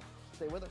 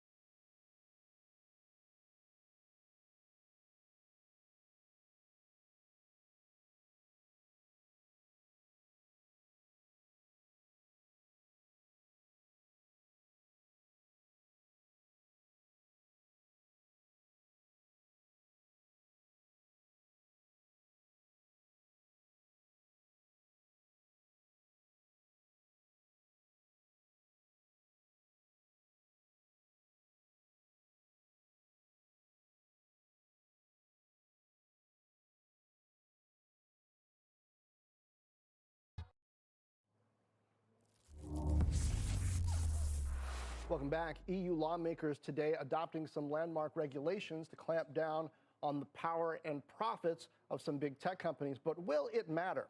The market's largely shrugged off each incremental law and fine. Our Steve Kovac has an argument for why it does. Joins us now. Steve, earlier in the show, I said I'm skeptical. For the past decade, we've been talking about. Here's the big one coming regulation-wise. In my mind, the most effective global regulator in tech is Tim Cook. these iOS changes have had more of an impact on the ecosystem than anything any government has done. Am I off base there? That is true. We've seen it in the numbers with that IDFA change and the advertising and just really hit Meta's market cap like we saw earlier this year. But now the EU wants to regulate your regulator, John. They want to regulate Tim Cook's Apple. And I just got off a call with some EU officials about this. And look, to your point, the big tech companies are lobbying hard. These officials told me they called it, quote, intense lobbying efforts from the tech companies to do whatever they can to water it down. And they have a lot of tools in their tool belt to do this, too. They can still issue rebuttals if they are designated a gatekeeper under this law, and they have several months to do it. Even though this law is going to go into effect in October, it's going to take another 6 months on top of that before they can start applying these rules to the companies. And on top of that, the officials tell me it's going to take many more months for really just to start enforcing it. And let's just talk about enforcement really quick, John, and that's the price. You talked about those fines, slap on the wrist fines. To you and me, it sounds like a hefty, hefty price to pay. Now they're going to fine them up to 10% of their global revenue. So in Apple's case, that's $30+ billion. And if they're a repeat offender to these regulations, it can go up to 20% of global revenue. John? Steve, I just wonder, in the broader picture, has something shifted or is something shifting here? The war in Ukraine underlining their strategic importance and many of the tech giants moving to suspend their operations there. And just, regulators, especially here in the U.S., seem to have their eye these days more on areas like crypto. Yeah, but you also got to realize, Dee, like a lot of these kind of rules are already being thrown around in our own Congress here in the United States. It's just, as Nilay was saying earlier in the show, like the EU is just kind of ahead of it, and they did it without permission. So they're regulating the American companies before U.S. can do it itself. And these changes are so big and so broad that once this goes into effect, they're likely going to have to make the changes worldwide. Think back to 4 years ago when the GDPR privacy law came into effect. They had to make those privacy changes worldwide, not just geolocated in Europe, creating some kind of splinter net or something. Yeah, already getting some critical responses to this from the U.S. Chamber of Commerce. We're going to see how this gets ironed out over time. Steve, thanks. Steve Kovac. We did mention NIO yesterday, stock dropping today after beating sales estimates, but deliveries did fall short. Shares now down by more than a third since January. As we've gone negative just slightly, 45.12, back in 2.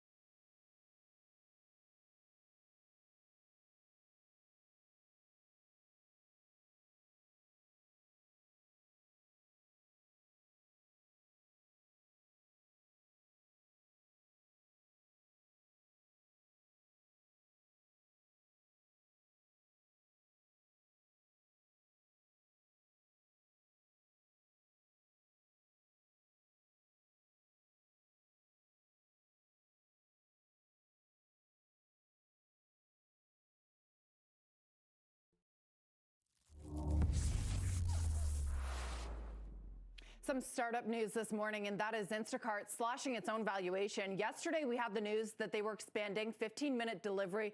Just hours after that cross, the company said that it's cutting its valuation almost in half, down 40% from $39 billion to $24 billion. 2 points here. One, the worry for investors. Instacart claims this is to help attract and retain talent, but how much is hurting morale here? Private companies are clearly being impacted by the pain in public markets. DoorDash is down 55% peak to trough.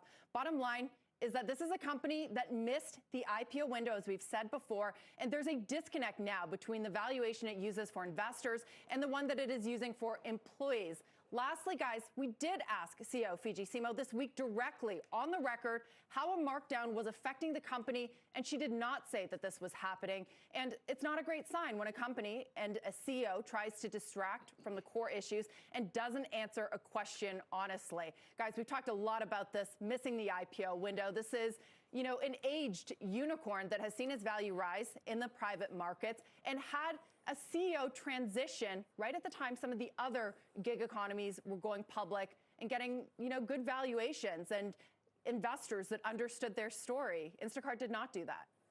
Yeah. I mean, they might be in even more pain if they had gone public in that window and then were publicly down from there. I mean, it might be more than 38%, but yeah, I mean, it's a shame. You don't want to come from Facebook, which rightly or wrongly has been under reputational scrutiny, to put it mildly, and then make the public question whether you can be trusted by not being upfront. But Carl, this seems to be a case where people are wanting to reprice, and hey, nothing gets employees and prospective employees excited like growth. That's what it's all going to come down to: valuation, whatever number you want to pick or make up. It's the growth that matters in the end. Yeah, and what a commentary, both of your points about how hard it is to time exactly right when it's time to access the capital markets, in Uber's case and certainly Instacart's, some tough lessons in there. Meantime, the streaming wars heating up this weekend at the Oscars. As you probably know, Apple, Netflix, and more are going to face off. We're going to talk about it live from the red carpet with Julia in a minute.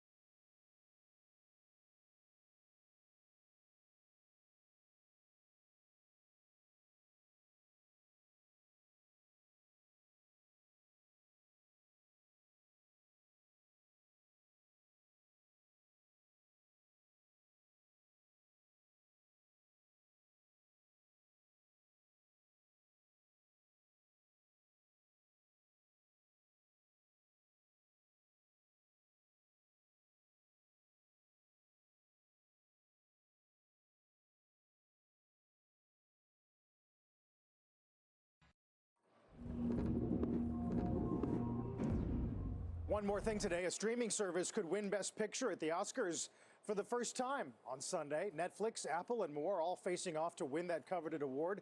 Our Julia Borston joins us with more live from the red carpet in Hollywood. We cannot wait for Sunday, JB. Well, it's a white plastic covered red carpet, Carl, as they get ready for the Oscars to return back here to the Dolby Theater. Now, this is really a moment for the Academy and movie stars to come out and promote movie-going at a time when streaming is increasingly challenging the box office's power. Now, Netflix dominates this year's nominations with 27 to Disney's 24 and Warner Brothers 16, while younger streamers are also on the rise. Apple has 6 Oscar nominations and Amazon has 4. Now, it's not just that Netflix is in the lead in terms of nominations. Sunday's show will actually be competing with Netflix's new season of Bridgerton, which is its most watched English language TV show. The second season starts streaming today. Now, Netflix, Apple, and Amazon, they're increasingly challenging the studios on what used to be their home turf. Now, in the past year, the growing availability of theatrical films either simultaneously at home or after a short window in theaters has hurt theatrical ticket sales. This year's batch of the 10 Best Picture nominees grossed less than $600 million. The box office, that's down from $750 million in 2020 and $1.2 billion in 2019. Of course, those 2021 nominations were pretty much a wash. Now, this is all part of a broader decline in the number of movie tickets sold, a decline that started in 2002 with a dramatic dip, of course, in 2020 due to the pandemic. Now, it's not just the studios that have a lot at stake in the hope of a continued box office rebound this year. The theater chains are counting on the backlog of big budget films hitting theaters to draw audiences back to seats. Now, ComScore projects that this year's box office will be down somewhere between 20% and 35% from 2019 levels. So all the movie stars on stage here on Sunday night will be trying to remind people just how much they missed going out to the movies. Carl? Jealous of your shot today, Julia. Good stuff, Julia Borston, ahead of the Oscars this weekend. Speaking of streaming and the battle for content, Showtime's Super Pumped, the battle for Uber, explores the meteoric rise and fall of founder Travis Kalanick. We got the chance to sit down with showrunner and co-executive producer Beth Schachter for our digital interview series Binge, and we asked her why the corporate drama is so hot in Hollywood right now. I wonder, as a showrunner, how you view the corporate drama right now, because Succession's a thing. Steve Jobs, Theranos is made its way into the narrative thread. What is it about the corporation that lends itself to such great drama? Honestly, what we really love about it is they feel like modern day kings.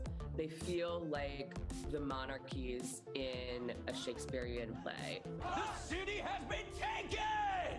They have the same kind of power and ego. Oh. They make these incredible moves in their companies without naming names. I mean, a lot of this stuff that happens in these big corporations, especially with their personal lives and their scandals, isn't that the most fun stuff to write about?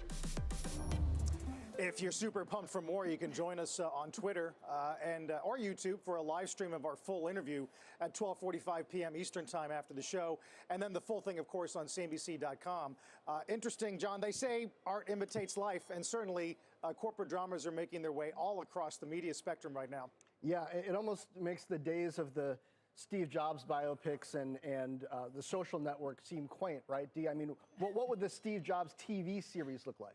Yeah, I don't know. With the hindsight now, it'd be interesting. But Carl, they are so much fun to watch, especially here from Silicon Valley. You know, watching these stories play out in real life and then seeing them on the screen. Really looking forward to your interview.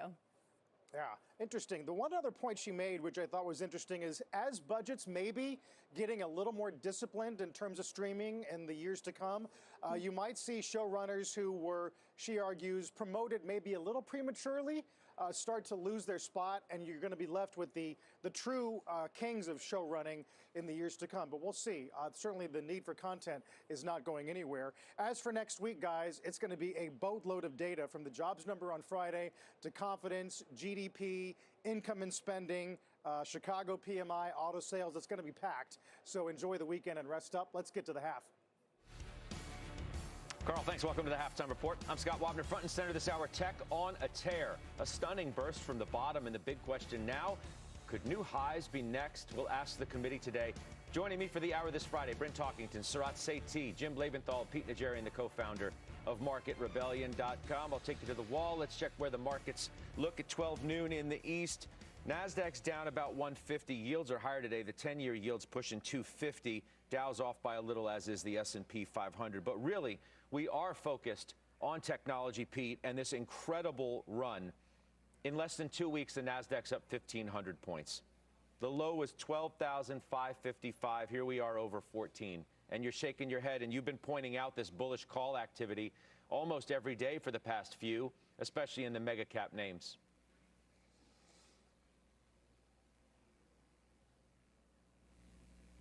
All right, we'll work on Pete's microphone, obviously. But Jim Lebenthal, what do you make of it? Because it has been stunning, a place where you're underweight in terms of large cap technology stocks. But that's a large reason why we're feeling so much better about the overall market, because these stocks have run so far, and they're some of the biggest stocks in the market. Yeah, yes, Scott, and I think they can run further. I do want to delineate within the NASDAQ between what I consider to be high-quality, growth at a reasonable price technology stocks, mainly the FANG, but throw Qualcomm and others like that in there. I think those will do just fine this year. What does that mean? I think from here you're going to get another, 7 to 10% price appreciation, something that's commensurate with how their earnings per share are growing, but I just don't think you're going to get multiple expansion on top of that. Where I am even more underweight is the hypergrowth stocks. The software, high price to sales companies. I still think those are going to be very challenged. Yes, they may have some rips to the upside, but they're likely to give it right back, and that's not where I think long-term investments are to be made. I do just want to say one thing. While I am underweight growth at a reasonable price technology, I still believe in it. I just believe more that in the cyclicals and values, where not only do I think you're going to get earnings per share growth higher than the market, but I think you actually could get multiple expansion. Okay, there you go. The 10-year yield hitting 250, NASDAQ trading off a little bit. They have been tied at points, although some have dispelled this notion that higher rates are necessarily horrible for longer duration assets. And the way that those assets have traded at times would certainly help you dispel that too. But Pete Najarian, I think we got your mic back. You're the one who has pointed out this bullish activity in the Apples and these mega cap stocks for the duration of this week. Yeah, and it's been a really busy week, Scott, and it's been a pretty nice run. Obviously, as you point out, 1,500 points is nothing to sneeze at when you're talking about the NASDAQ and where the levels are where it is. So incredible. And we've seen so much option paper that's come into names like Apple and some into Facebook and AMD and NVIDIA and Tesla. There's all kinds of different names within the tech world where we have seen this, and it's been incredible, including Microsoft as well. I left that one out. I apologize. But we've also seen it out of some of the Chinese names as they made that big turn, Scott, as well. So it has been very telling. I still think that you've got to be very, very careful. I don't know that you want to stand back there and after you've had some of these gains, just say, you know what, I think this thing's going to continue on. I think you have to be very, very disciplined in this market because we all know how fast things can flip around. We look at that volatility index. It was 37 2 weeks ago. Here we are today. We were down to the 21s. Now we're close to 22 and a half, 23. It shows you how fast things are moving in the markets that we're in right now. So, Bryn, I give you, to Pete's point, it's a good one, too. I mean, the burst off the bottom. On March 14th, Apple was 150. We know where it is today. It's not all that far away from new highs. And I'm starting to wonder whether, if this keeps up, if the next stop, if there's enough momentum to carry these stocks back to new highs. Apple's 5.5% from its high. Amazon's 14. Alphabet's come a long way back. It's only 7.5% from its high. Microsoft 14, NVIDIA 21, and Tesla 20. What do you think? I think that we're hitting some really strong technical resistance for the NASDAQ and the S&P. On the NASDAQ, we've had, as everyone's just talked about, such a spectacular run, which is nice to see. But I want to say about 14,800 to 15,000 on the NASDAQ is really strong headwind. So as a trader, I don't think I would be putting on fresh trades in, especially some of the higher growth names that have run. But as an investor or a trader, I think what's really interesting and what people should look at is if you look at a name like Square. Square's up about almost 40% in the last couple of weeks versus a PayPal which I own, which hasn't even remotely had that move. And so I do think it's important to analyze these individual stocks and say which ones are really running, because when finally we will have markets at some point will have new highs, which stocks have more strength. I definitely think this is a good opportunity to be taking an eye to that. And look at NVIDIA just the past couple of days. Great example of a stock that once this market gets going, I think that's a kind of name that you're going to want to be in. I mean, it's crazy. NVIDIA is up 33% since the low that it hit on March 8th. And let's be clear, too, Sarat, you still got a lot of work to do before the NASDAQ gets back to its own high. We're still 2,000 points away. These mega cap stocks have come a long way. And yes, even some of the ARC names, the cloud stocks and the software ones, the ones with the higher valuations, have had nice runs, too. Now, they may never be able to get back anywhere near where their highs were, and that may depress the NASDAQ a little bit and keep it from reaching back to the 16,000 level. Who knows? But how do you see it here as you look to buy what we would call an old technology name rather than one of the mega caps, as you, I think, bought Qualcomm or added to Qualcomm? Yeah, I did, Scott. And to me, Qualcomm is one of these bellwethers that, look, you've got Apple, doing really well. Semiconductors are doing well, and demand for 5G is picking up. Qualcomm's just a depressed stock with a great balance sheet, and they said they're going to buy back over $10 billion of their stock. So, to Bryn's point, you got to look at kind of quality companies that are going to lead the way out. And, some of them are going to be highly valued, like an NVIDIA. Some of them are going to be kind of value tech, like a PayPal, which we also own. And then, you got the Qualcomms, and you got the, Facebook's another one that's value. And then you get, good companies like Google. But I think if you stick with the high quality technology companies, buy them on the dips, I think you'll be well rewarded going into earnings season, because I think investors are going to reward true earnings. And, top line growth is going to be great. But until you produce cash flow, earnings growth, and actually show that you're growing through kind of a higher interest rate period, you're not going to get rewarded. Jim can barely contain himself. He's tired of talking about Apple and Microsoft and Facebook and Google. Now you're in his wheelhouse, right, Jim?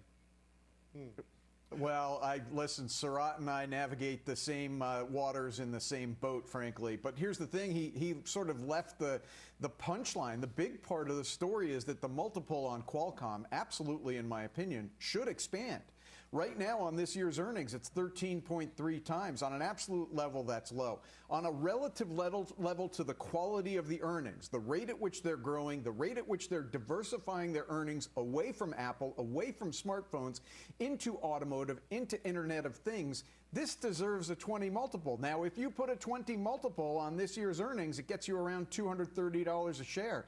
I'm putting it out there for the second half of this year, Scott, $230 a share. I think that's 45% higher than now. I know it sounds crazy, but tell me where I'm wrong. I mean, anybody want to tell him why he's wrong? Pete, you have a take on Qualcomm? I don't think you're in it, and you like to play some of these more mega caps than some of these old line technology names. Yeah, although there are some semiconductors that I've had positions in for multiple years, sure. Micron, Marvell, some of those names, I like the performance out of those. The problem has been that, and Jim, I think you're right, if it got to a 20 multiple, the problem is that this has been a stock that for whatever reason has paused and not been able to make those kind of moves to the upside.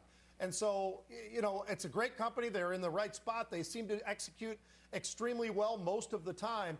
But when you look at from a performance standpoint, it just hasn't been able to do that. I don't disagree with you on that 20 PE. That puts you up there over 200. But the problem is, when and will it get to that level? We're seeing it out of some of the other names. We just don't see that out of Qualcomm. I think that there's a lot going on in the 5G space. Obviously, we talk about data centers all the time and all of that in terms of the semiconductors, automobiles, of course. So there's a lot of different areas where most of these companies truly do distribute where they're coming from. So I like those names. I just like the more bang for your buck that you're getting right now out of Micron, out of Marvell, out of AMD, out of NVIDIA versus Qualcomm at this point in time. Let's be clear, though. It's fun to talk about Qualcomm. Watch the stock go up as you guys talk about it. All feels great. Jim's all happy that Sarat's in the boat with him. But Bryn, Apple's the key to this market right now, isn't it? I mean, the Apple comeback has helped the overall market, and as long as that stock remains strong, we can feel like we're in pretty good shape. Yeah, I mean, Apple, think about that. Apple tells us about supply chains. Apple tells us about the consumer. Apple tells us about technology and what's happening. So when you look at Apple, it just tells you so much about what's happening in not only in the U.S., but the global economy. And, you know, Tim Cook just continues to execute with their team. And so I would be surprised if Apple didn't continue to execute, right? So that's where it's done really well. It's held up much better than the vast majority of tech stocks. And so I think it will continue to do that and gives that ballast and that comfort level that, you know, the stocks in the NASDAQ today are not the same stocks that were in the NASDAQ in the 2000. These are juggernauts, high cash flow, starting to pay dividends, you know, just like wonderful bellwether companies that really all of us own because they're in Apple's in every single index, value, growth, momentum, you know, the S&P. So, yeah, I think it's a big proxy for a lot of different things that we can all look at. Which is why one Jim says to another Jim, don't trade Apple, Farmer Jim. Why are you trying to do that? Right? Jim Cramer says you own it, you don't trade it. You had sold a little bit, right? You cut your position a little bit, and now it's gotten away from you again. Scott, I'm not sure I can do this fight because it's not a hill that I want to die on. It's not a fight. It's not a fight. It's just a lesson. There's no fight. This is teaching, my man. This is don't trade. Don't try and trade in and out of Apple. You got burned again. See, I'm so tempted to just roll over and show my belly and say, sure, you're right, Scott. But the Please answer don't is, do that. I traded it well. Please. I traded it well. I beg you, our viewers are screaming, don't do that. Don't worry, I won't. But no, look, I traded it well. You can trade this stock. You know what? I need to have a drink with Jimmy, and we need to talk about that one-on-one. I think because this is you proof can in the trade pudding this that stock. you can't. Isn't this proof? Proof's in the pudding that you can't trade this thing. All right. You know what this is? You know what this is proof in the. Right, on the 14th of March, when it was down at 150, I didn't hear everybody pounding the table. I got to buy it, and now here we are, $10. That's because I did that. I did that last year. I did that last year, Scott. It worked out great. What this is proof of is that in this business, you're only as good as your last trade. What have you done I will for accept me lately, that. baby? But That's what matters. I've done Cleveland Cliffs for you. I've done Paramount. I've done CVS. But it's all good. It's all good. You can be right on this one. No, but my point, Surratt, really is, and others are clearly making it, it's not rocket science and no genius for saying it. You know, Tom Lee cites the other day on Overtime with me. It's kind of hard to get negative on the overall market as long as Apple continues to go up. I mean, it's just a fact in the math. It really is, and if you look at them, and Bryn was right on that, it's a bellwether. They have, you know, global demand, global supply chain, and they know what the consumer's doing. I mean, they have the pulse of the consumer. So as long as we see good things coming out of Apple, I think you can have the knockoff effects on a lot of other industries and companies, so we get some indication as to what earnings season is going to look like. Now, I don't want to get like crazy ahead of ourselves or anything like that. And look, Jim, we've given Jim a lot of grief. We've given him grief on Apple. We did it again today. We've given him grief over the years on Intel, which he's no longer in, so he doesn't even feel the grief anymore. And we certainly gave him a lot of grief on his big call to get back all in the market, though yesterday he said he wants to lose that moniker, which I don't think I'm going to let him do. But maybe Jim's right. Maybe the story is more positive than investors want to realize. Maybe we're not going to have a recession. Fed's going to be aggressive. We kind of know that. There's going to be a little bit of a slowdown in the economy from the very strong levels that we are today. We know that too. Don't we, Jim? Isn't that priced in the market? Well, I think there are negatives and positives priced in the market. Scott, you and I had a great conversation yesterday in which you said you thought I was being dismissive of the negatives. The negatives are real, okay? And Josh actually did a great job the last 2 days of pointing them out. Whether it's an aggressive Fed or the potential that something bad goes on with Ukraine, something worse than what's already gone on. The point I've been making is that the economy does appear strong, whether it was yesterday's jobless claims, whether it is the factories that are being built out. Now, I know you're going to say, because you've said this to me so many times, you're telling me where the puck is, Jimmy. Where is the puck going? And I'm going to put to you that there are positive scenarios that can come out of the immediate future. Inflation was showing signs of rolling over prior to Russia-Ukraine. So West Texas Intermediate at 114 which, by the way, didn't stop the economic expansion a decade ago, might be overcome by supply chain bottlenecks that have been starting to ease at the ports and in the freight indices. So it's not that I'm just seeing sunshine in the clouds. No. I understand the clouds are there, but I think there's a balance to be struck. The market has struck it and is now focused on the positives. Jim, my point clearly is that some would suggest that the market already reflects where the puck is going, and it understands where the puck is going, and it's perfectly happy with where it's going. Yeah. Yes, agreed. And that, but would you not say, and this is a rhetorical question, would one not say that that is a sea change from 2 weeks ago? 2 weeks ago, when I got all in and you kind of beat me up, I will admit to you, it was uncomfortable. I don't have to admit it to you. I said it to you on the air. You said, how do you feel? I said, I feel terribly uncomfortable. I do feel a little bit better now with the stock market up, whatever it is, 9–10% from those points in time, because it indicates where the market sentiment is right now. Is it a dead cat bounce? Is it a bear market rally? It could be, but I got to tell you, it doesn't feel like that. Well, it never feels like it when you're in the midst of the euphoria of a great run, right? You want to believe. The psychology is you want to believe that it has staying power. The question, Bryn, really is it false hope? Is this a short covering rally which is going to evaporate? And we're going to realize, yeah, I mean, okay, the Fed's going to be pretty aggressive. You've got almost every Wall Street firm now coming out and suggesting, yeah, they're going to go 50 basis points, and they're probably going to do it at more than one meeting. And I'm not sure that the market really accepts that fact, nor does it accept the fact that inflation is not going away and earnings are going to come down, and, you know, all of the negatives that we already know and we cite every day. Yeah, I think that, you know, I think Leon Cooperman said it to you almost a year ago, that he was a fully invested bear. And that's really how I feel right now, as I look across, and you just rattled off quite a few things. I could rattle off 5 or 6 more. But ultimately, just this time, the S&P's up around 16% over the last year.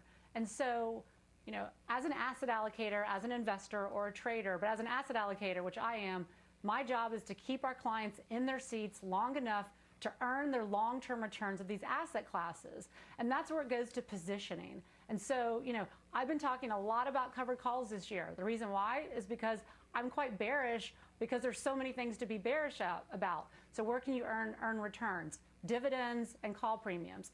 Energy, that's another area. Small cap value, agriculture. And so there's so many areas where you can position portfolios to get through this. But I do think that I can be bearish and still stay invested, because there's we have a lot of tools in our toolbox to invest dollars for our clients. I hear you, but Pete, don't we pause it all when a perma bull like Jeremy Siegel, the professor at the Wharton School, comes on Overtime, and even he's cautious, right? Over the long term, he'll tell you, well, I love stocks, and I would never own bonds over stocks, and he said that again yesterday. But he sees the writing on the wall. Let's listen to what he said. We can kick it around on the other side. Yep. I think it has some legs, but I wouldn't be surprised if we tested those January and February lows, because I still think there's going to be some hawkish surprises. 2 weeks from today, we get the Fed minutes. I think they're going to reflect a very hawkish tone. And then we're going to have that consumer price report on April 12th. And unless that's much better than expected, I have to tell you, I think it's going to be 50 basis points in the May meeting. Right, Pete? I mean, Siegel's basically like, you're kidding yourself if you think that this is that sustainable. He was surprised, like most others, that we've come as far as we have in the short period of time that we did. But he said your luck's going to run out after a while because of the things that he mentioned. Yeah. Well, certainly I would have to agree with him. There could be some surprises. He didn't say necessarily, Scott, we're absolutely going down. He said he thinks that we could possibly test those lows once again. I don't disagree. It's one of the reasons why I have been so active, more so in the option world than I have been in the stock world. Every week and every time I ever come on, Patty asks me, the producer, she says, hey, any new changes for your stocks? And I'm, nope. Because that's not the market we're in right now. To Jim's point, Jim was talking about Apple. I'll tell you how you trade Apple, Jim. You own the stock, like Jim Cramer says, you own the stock. I've owned the stock. It's my longest hold of anything that I've got in all of the different stocks that I have. By far the longest hold. But I trade around it all the time, and you've seen us talk about when they bought 55,000 of today's expiring 165 calls, Scott. They paid a little over a dollar for those. Today, those were closed out a little over $8. So it gives you an idea. You can still trade. You can be a part of that Apple trade. And by the way, one of the things that stood out for me about Apple, I just want to go back for a second, is what Tim Cook said about their credit card. Now, everybody else is focusing on other things today. I'm focused on that credit card because he said they had stunning growth to the Apple Card. That's something that you don't hear him say very often about some part of their business. He doesn't use those kind of words normally, but he did say that about stunning growth. I think that's going to be an incredible area as well. They're always creating something. We had wearables, we had services. Now all of a sudden you're getting in the credit card world and you're actually seeing growth that you're actually stunned by. I think that says a lot. So when you're looking, Scott, I think that there's a lot of ways to trade around this market. And for instance, a great example would be this. Today, energy.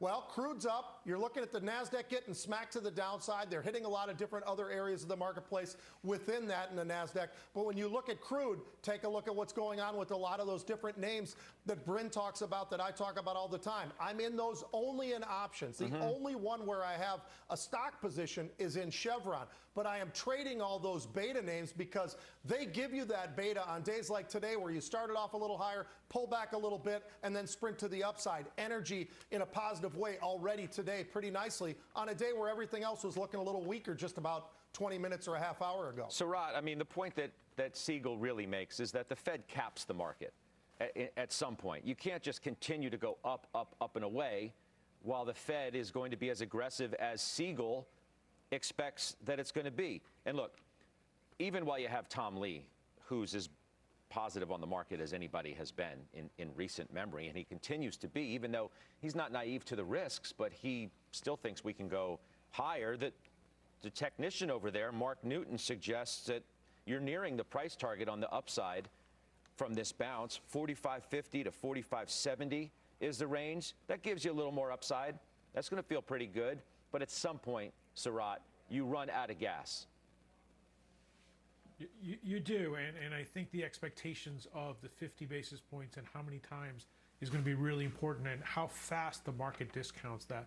And I think as the market discounts that, then you will see that ability of the market to kind of sustain it. Doesn't necessarily mean we go back to 5,000 or get close to it, but what you will see is some rotation within the market. And as long as that recessionary word doesn't keep on coming to play and we have growth that's slower, well, you've got other valuation metrics in there. You've got the financials, you've got healthcare that are all trading at 25% discounts to the market. And they can see not only a little bit of a market expansion, but they can see some earnings growth, and you can drive some of the indexes up through that way as well. Not as much as if the big tech guys are doing it, but you can still get support from below if we don't hit the recession, but you still get interest rates moving, and then the market kind of starts discounting it pretty quickly. You sure better hope, Farmer Jim Lebenthal, that what is a strong buy signal today doesn't turn into an even stronger sell signal in the second quarter when earnings come home to roost, and then we really have to deal. Like, I want to see the market the day that the Fed says 50. I know they've conditioned us for it. I think that's priced in. Well, maybe it is. But what comes along with the 50, Scott, I know, but what comes along with the 50 may not be priced in. You don't know what they're going to say. You really don't. Well, listen, of course you don't. But I'm listening to you, and I'm thinking about the last week and a half, starting last Wednesday when the Fed raised the dot plot from 3 hikes this year to 7 rate hikes. That was a big hawkish tilt, and the market took it like a champ. And then Monday morning, you got Bullard coming out saying 3% this year on the Fed funds rate. Market rallies through that. Then you get Jay Powell, I forget if it was Tuesday or Wednesday, pretty much saying 50 basis points is coming. It's baked into the cake, and this market is taking it like a chimp. They're communicating more effectively than they've actually moved on policy, right? They're late with the move, but they're learning how to communicate so that the market is not going to be surprised. It was no accident at all that Waller said what he did on CNBC about 50 basis points, and then Powell sort of backed that up when he was at the NABE conference down in Washington, D.C. They're being effective, but that doesn't answer my question. Why isn't this what is today's strong buy signal, tomorrow's strong sell signal, once you get into the second quarter, once earnings start to trickle in, and then we got to deal with something? So a couple of reasons, and they're related. One is this is an economy that is strong, and I know you're going to say, but Jimmy, what about in 3-6 months? And I'm telling you, this is an economy here in the U.S. that is very strong, whether it is consumption, whether it's corporate capex, and not likely to be derailed by 50 basis points or, frankly, 150 basis points. Also, Scott, related to this, the last 3 cycles, the first rate hike was a time from which the markets rallied. And the markets are doing it right now. Mostly what I'm telling us is we've got to respect this market reaction. This is a Rocky Balboa market right now. And I'm not talking Rocky 1 where he loses the fight but wins the girl. I'm talking Rocky 2 where he wins the title, and before Rocky 3 when he gets fat, dumb, and happy and loses to Mr. T. He barely got off the mat in Rocky 2 at the end, right? I mean, they both went down. He barely got up and beat the bell. All right, let's do this. Let's take a quick break. We've got more actionable ideas coming up with today's halftime headliner. 5-star portfolio manager Kevin Simpson reveals his latest moves next. And later, with so much talk about the yield curve and fears of a recession, are investors actually looking for answers in the wrong place? Steve Leisman tells us why they might be. We're back on the half. 2 minutes. Dow's going positive by 13. We're back after this.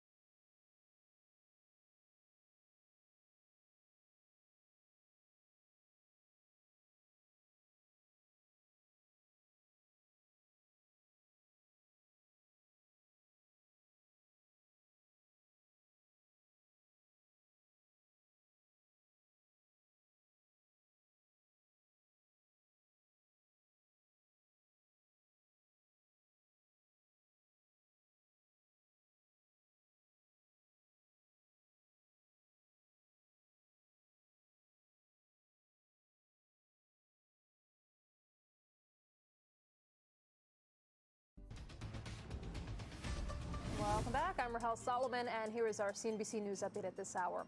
President Biden met with soldiers from the Army's 82nd Airborne Division in southeastern Poland today. The president was less than 100 miles from where Russian missiles hit a Ukrainian military base last month. The U.S. has canceled meetings with the Taliban that were to be held in Doha. The State Department says that it's protesting the Taliban's failure to reopen schools for girls that it had promised. It calls the decision a, quote, potential turning point in our engagement with Afghanistan's leaders. Supreme Court Justice Clarence Thomas has been released from a Washington hospital. He was treated with antibiotics for an infection that caused flu-like symptoms. His release comes amid a controversy over whether he should recuse himself from cases involving the January 6th assault on the Capitol. That follows revelations that his wife was urging the White House to fight strongly to keep President Trump in office after the election. And West Virginia Democratic Senator Joe Manchin says that he will vote to confirm the nomination of Ketanji Brown Jackson to the Supreme Court. That pretty much all but assures that she will win enough votes to become the next High Court justice. And tonight on the news, why an Appalachian town is now very sorry that it welcomed a Bitcoin mine. Scott, I'll send it back to you. Appreciate that, Rahel Solomon. Our halftime headliner today is a 5-star fund manager who specializes in a covered call strategy, which often means owning a stock and then selling calls against it to try and generate more income. You've heard a lot about it from Bryn Talkington as well. Let's bring in our headliner today, Kevin Simpson. He's the founder of Capital Wealth Planning at CIO as well, and he does manage the Enhanced Dividend Income ETF, or the DIVO. Welcome back. It's good to see you. How are you, my friend? I'm doing well. We'll talk about your strategy in a minute and some new stock picks that you have. Just give me your view of the market right here. A lot's changed in a couple of weeks. Yeah, what a difference a year makes, right? Or a week or two. You know, we're always looking for patterns, whether it's in weather, behavior, the markets, and I've spent 30 years looking at behavioral patterns within the markets, and this is just a completely different environment. You know, 32 years of a disinflation trade, Scott, 32 years of decreasing interest rates, and now all of a sudden we're talking nonstop about a Fed that's increasing rates, and it's a different game. You know, the free money trade that we've enjoyed for 3 years is over, and I love the Rocky Balboa market. I mean, I think we're going to take a few more punches before this match is over, but I like our chances. You think we can get up? It's going to be hard. You know, we're going from an incredibly high inflation number, CPI, PPI, 7.9, 9.9. Can the Fed give us a soft landing? It'll be a tough challenge. You know, you had Carl Icahn on scaring the heck out of all of us. You had Professor on yesterday giving us a little bit more hope. But I think there's a chance for it. I think that there's enough in terms of employment.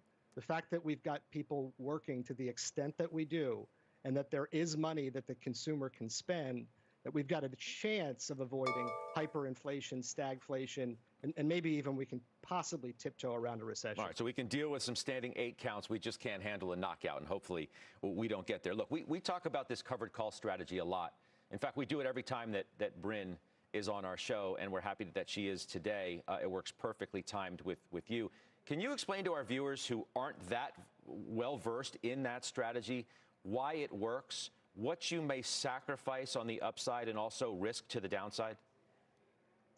Yeah, and Bryn and Pete do a great job talking about options, but from our perspective, you know, you're giving up a little bit of the upside. So our thesis is when we're selling into strength, the idea is we want to sell stocks high. We're never going to be able to time the market perfectly, Scott, to get out of everything at the ultimate high. So you forfeit a little potential opportunity to the upside.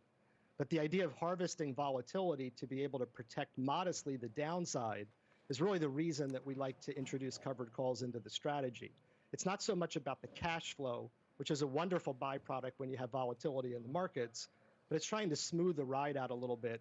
And admittedly, if we can capture most of the upside and protect a little bit of the downside, we think that that's a great way for investors to navigate volatile markets. Yeah, it's an interesting strategy that we've really only talked more about because of Bryn utilizing it and you as well becoming a new guest for us. Let's talk about some new names that you've added. Your new buy, maybe your newest, is Deere. Tell me why. Well, first, Scott, we had Caterpillar called away, so we needed to look for a stock. And we had been in and out of Caterpillar twice with nice and good success. But in analyzing the two companies, I think John Deere just has a much better earnings growth. They're executing better on their business plan. Their revenues have increased at a greater clip than Caterpillar. The stock's been on a nice move as of late, but the idea that John Deere is an infrastructure play, an ag play, it kind of backdoors us into commodities. You know, with inflation, we need to think about how to hedge that, how to navigate that. Commodities, energy, sometimes you'll hear financials because of rising interest rates, but we look at John Deere as a great way to navigate inflation while still being an infrastructure/ag play. So Jim, Surratt, and Pete all own Cisco, which you just bought more of. Why? Well, you know, you're talking to Surratt about Qualcomm and the OG for technology, but you know, you're looking at a 19-20 PE, a 2.8% dividend. They've been increasing their dividend every year, and I think as an inflationary hedge, that's something we don't talk enough about. Compounding annual growth rates, CAGR on dividends, is powerful, because that is a true hedge against inflation. If you've got a stock, even if the performance isn't everything that some of these high flyers are, but you're increasing your dividend each year, it's almost like getting a raise each and every year.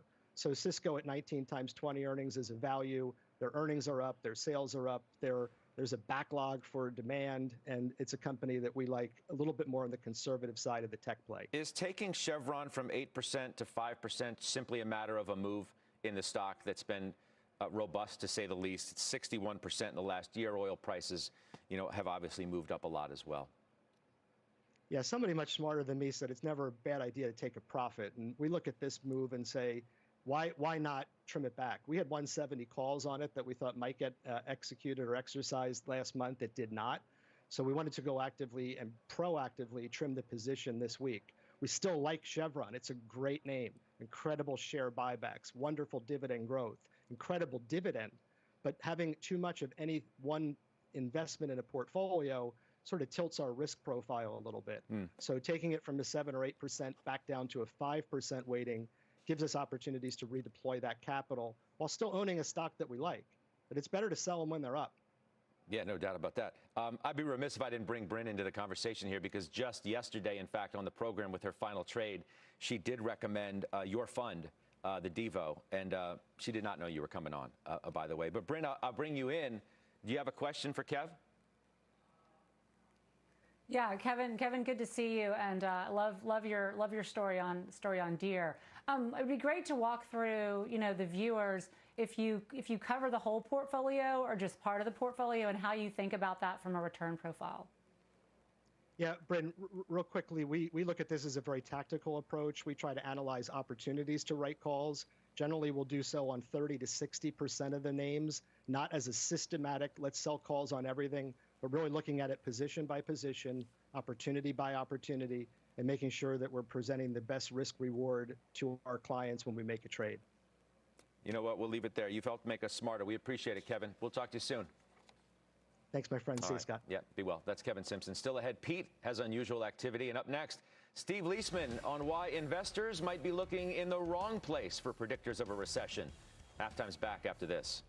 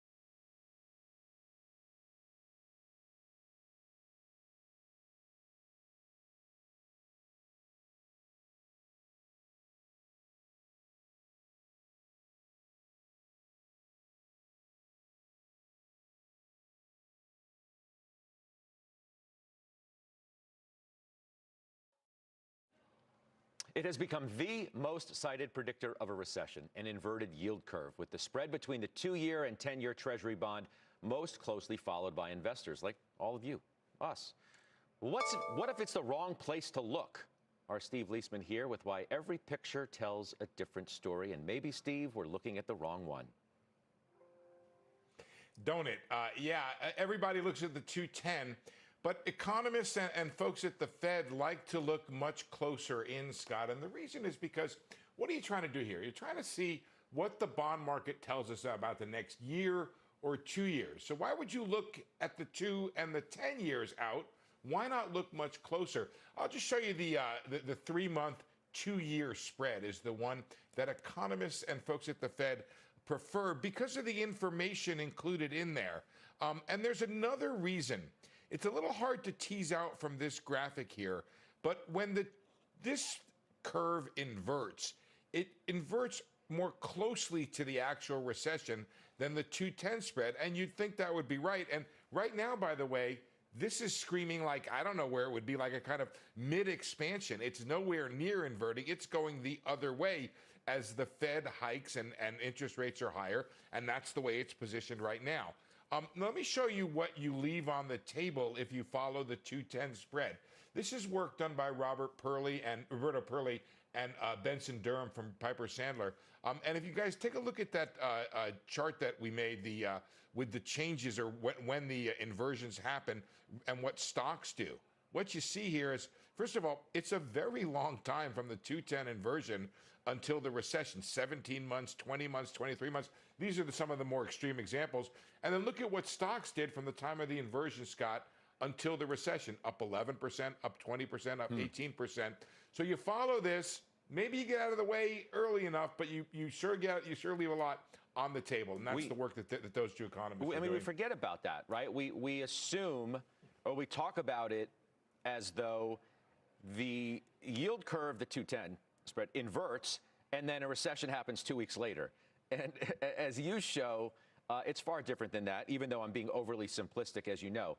Let me ask you a question before I let you bounce. I'm looking at the 2 years, up more than 8% today, Steve, 230. And I wonder, as I think you're suggesting too, that the market might be getting a little ahead of itself on how aggressive it thinks the Fed is going to be. What are your thoughts there? You know, I think Powell, for the moment, is going to let the market find its level here. The market has two things to get out of the way of. The first is, well, three things, really. A coming inflation wave from the war in Ukraine, pardon me, additional inflation from that, the Fed rate hikes, and the balance sheet reduction. Those three things are going to be a challenge for markets. I think the idea of the Fed being at or closer, a little bit above 2% by year end is not crazy. The 230 is maybe a little bit ahead, but I don't think it's crazy right now. The question is how much tightening Powell wants to pull forward. He's pulled a lot of it forward. I'm not sure he's dissatisfied with where we are right now. Well, as you sent around, and I don't think you'll mind if I share this, what you said in a note to us was the question for the Fed is not what pace it tightens, it's how much future tightening it brings forward into today's economy. I mean, that's the bottom line. Right. Exactly. And I promised Patty I'd be brief, Scott, even though you didn't make that promise.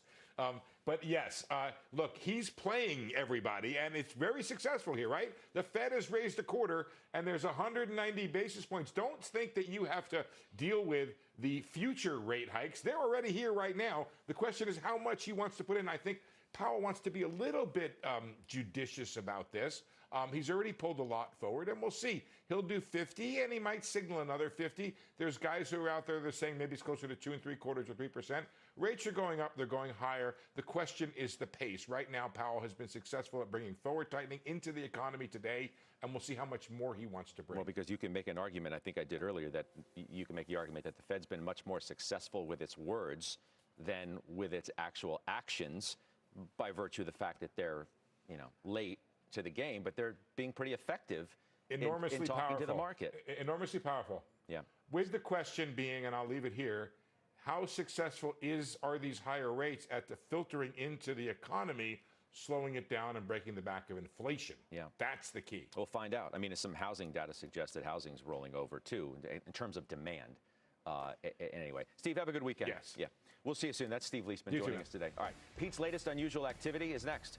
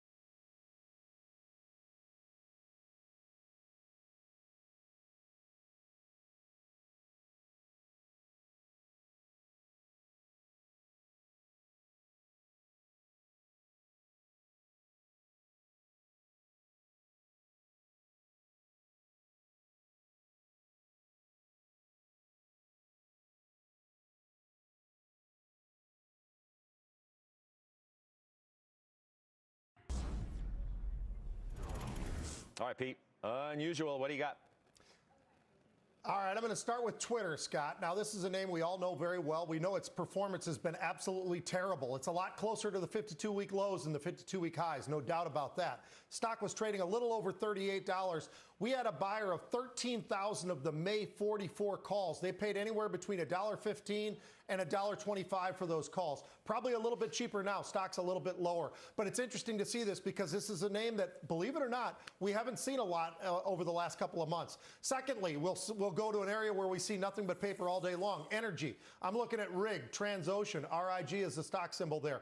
We're seeing the stock trade about 462. We had a huge buyer of 13,000 of the April 22nd, the 5 calls. Now, this is a name that hits, it feels like almost every single day. After this hit, another 6 other energy companies hit our unusual options. You can understand why I am so overloaded on that side of things right now in the energy space. But I did add these rig calls as well, Scott. All right, good stuff, Pete. Thank you. Coming up next, it's our call of the day, and it's Disney. Jason Snipe telling us yesterday he sold it.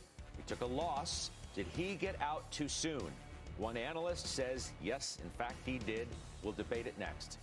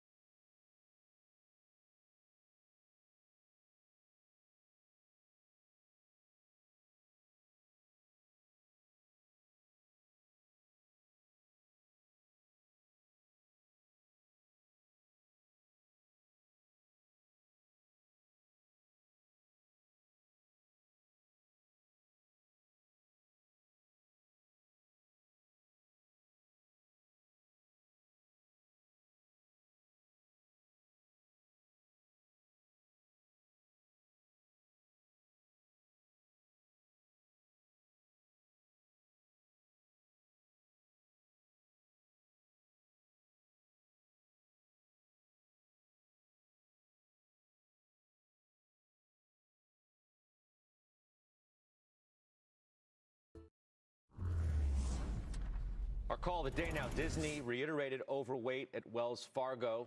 Reason we're doing it is $139. Jason Snipe, Surratt was on with us yesterday. He was in at 170. He sold it. He just couldn't take it anymore, and he took a loss on it. This call is positive. The target is 196. Again, reiterated overweight. Talking about upside to the parks, earnings having some 9% upside. You like Disney? I do. I really like Disney. I'll tell you a couple of reasons for this. Firstly, this is a complete play on the revenge economy. People want to come out. They are traveling to Disney. The average price per ticket is 40% higher today than it was 2 years ago. Combine that with what Disney's doing with Disney Plus. They had a bad quarter a couple of quarters ago.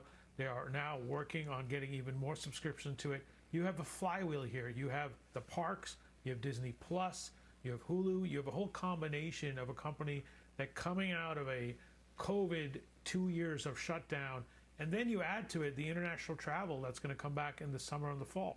So I think you're buying a company that has tailwinds to its earnings growth. It has a lot in the future, Now, so I like it. You point out what they're doing. Those were your words. What they're doing with Disney Plus you see as a positive, which Jason Snipes sees as a potential negative, because what they're doing to get those subs that you talk about is spending a lot of money. And they have to spend a lot more money to get a lot more subs. Absolutely, but they also have a lot of content that a lot of their competition doesn't have to spend on. So they're spending money in the right places, and as people go to the theme parks, they want to then get onto Disney Plus. And Disney Plus is not just for children, it's for adults, it's got Marvel, it's got a whole bunch of other things. So I think they're spending money for the future, and I love companies that spend money for the future. I think that's the way you want to go, and in entertainment and services, this is a company that I want to hold for 3 to 5 years. All right, we're going to watch that stock month to date down 6.5%, $138. Final trades coming up next.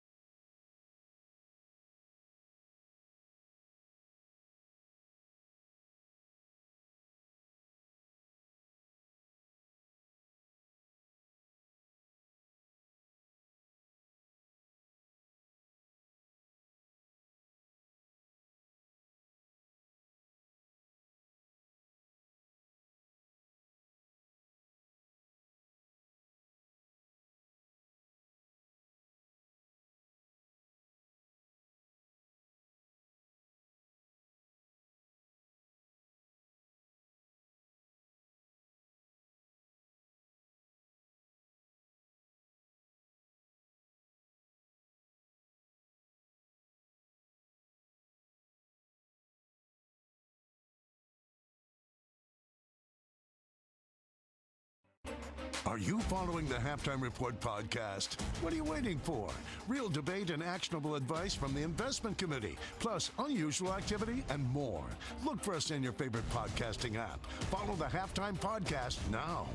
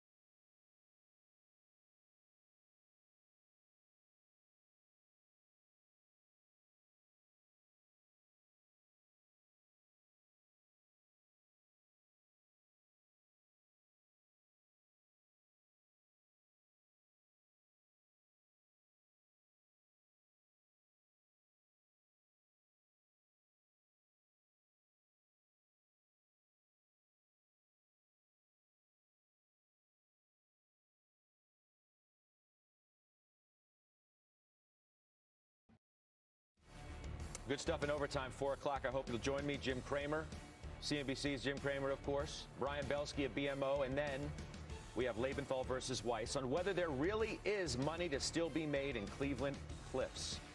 Can't wait for that debate. And at 4 o'clock, I'll see you then. Final trade time. Bryn, you're up.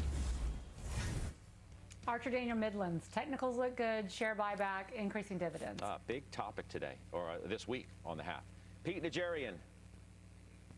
I'm going to give you EQT, not a name we talk a lot about, but natural gas production. I like what I'm seeing in the options right now. I am not in it yet, but I will be pretty soon. All right. Sarat Sethi. Uber, partnering with taxi services. I think this is the way to improve cash flow and be cash flow positive in the next couple quarters. Big win yesterday in that stock. And Farmer Jim. I'm with Pete in Transocean. All right. Thanks, guys. Great weekend, everybody. I'll see you in overtime.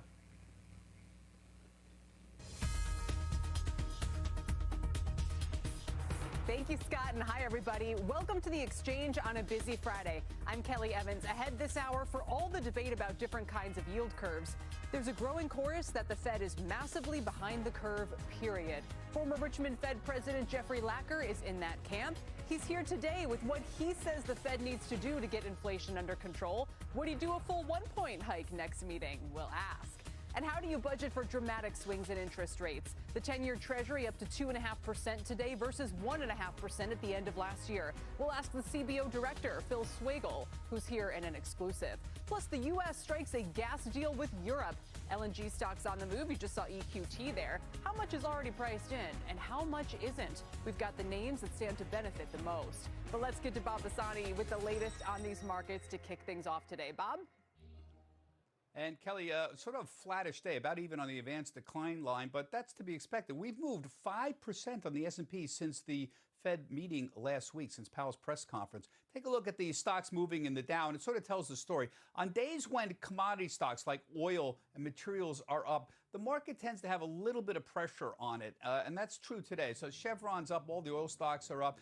Banks are up because bond yields are again moving, so that's helping the overall market. But you see industrials like Caterpillars, tech like Apple. Home Depot has not had a good run this week at all. They tend to be flattish to the downside when these oil stocks are up. The VIX is very well behaved. I mean, remember how crazy things were a couple weeks ago. The VIX went from 21 to 37 all the way back to 21, a complete round trip on the VIX. This is a all clear signal when it's in the low 20 to momentum traders to start buying, and I think they've been a very big part of the rally that we've seen this week. So where are we right now for the markets here?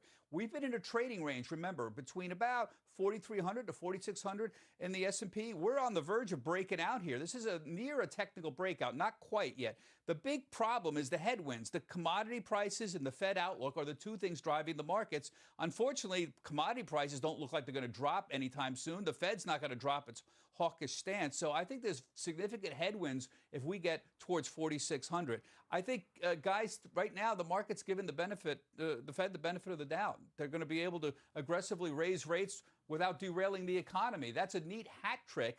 But again, there's just a huge range of outcome around interest rates and commodity prices. And I think that's going to put some pressure on prices if we get over 4,600. Guys, back to you. We'll see if we get up there, 45.15. Bob, thanks very much. Now, we've had so many developments on the macro front lately, it can be hard to keep up, but it all points to why forecasters keep upping their projections for Fed rate hikes right now. Oh, up here, he says. There we go. Like Citi now expecting 4 half-point rate hikes this year. So here's some of the data we've recently got. Let's start with the housing market, where sales are slowing. Pending home sales were down this morning. New home sales fell for the second straight month. So again, it's kind of a welcome development, although kind of not at the same time. The real problem is that prices keep rising. The average new home price above $500,000 for the first time ever. That's clearly putting a dent on appetites and affordability for those who are trying to get into homes. Now, what about consumer sentiment? It's been hammered by inflation. This morning, it dropped below 60. That's a fresh 11-year low. This one's clearly in the bad camp. And this happened as inflation expectations by consumers for the next year stayed at a stubbornly high 5.4%. And while rising bond yields have flattened many portions of the yield curve, like the 2-year, 10-year, it's bad, but do we count it? I don't know. The Fed's preferred measures, which are based off of 3-month bills, those have actually been steepening. And that's actually a good sign for the economy. Maybe too good of a sign if growth will accelerate from here and worsen some of these inflationary pressures. So, steepening curve, rising inflation expectations, and a stock market, like Bob said, that's taken all of this in stride. Does it give the green light for the Fed to be even more hawkish? Joining us now is former Richmond Fed President Jeffrey Lacker. He's now a distinguished professor at VCU, Virginia Commonwealth University School of Business. It's great to have you here today. And as we've seen people on the street kind of raising their expectations dramatically, where do you think the Fed should be taking the funds rate from here? I think they have to tighten more aggressively than they indicated in the summary of economic projections after the last meeting a week and a half ago. I think markets are coming to realize that as well. And I think Chairman Powell recalibrated or tried to recalibrate those expectations in his speech this past Monday. A key principle that has underlined successful monetary policy for decades is that when inflation's high and you want to bring inflation down, you have to raise interest rates by more than inflation increased. And in this instance, if you fail to do so, you have falling real interest rates, and that provides even more stimulus to the economy, which is not what you want at this point. So they've got to get back to real interest rates around zero, and they probably need to go higher. In this environment, by the end of the year, that's going to mean interest rates above 4%. Wow. Whether they get there sooner or later, it remains to be seen. But I think that's the kind of range we're going to need in order to reduce inflation the way they've forecasted. What would you say to people who go, you know what, we've heard hawkishness in the last cycle and it didn't pan out. Why is it different this time around? This time we've seen a fiscal policy fueled surge in spending and demand that met up with supply that was in many sectors and on many fronts inelastic and unable to expand to meet that surge in demand. And that's a classic recipe for inflation. The Fed monetized the debt that was issued to finance that spending. And so we have basically a classic monetary demand stimulus driven inflation. That wasn't true at the end of the last decade.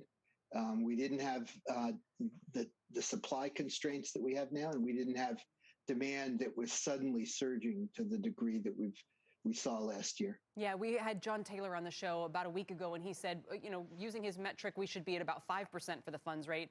You're saying you'd like to see us around 4% by the end of the year. And interestingly, I'm sorry, is that what you were saying for the funds rate, 4% by the end of the year? At least 4.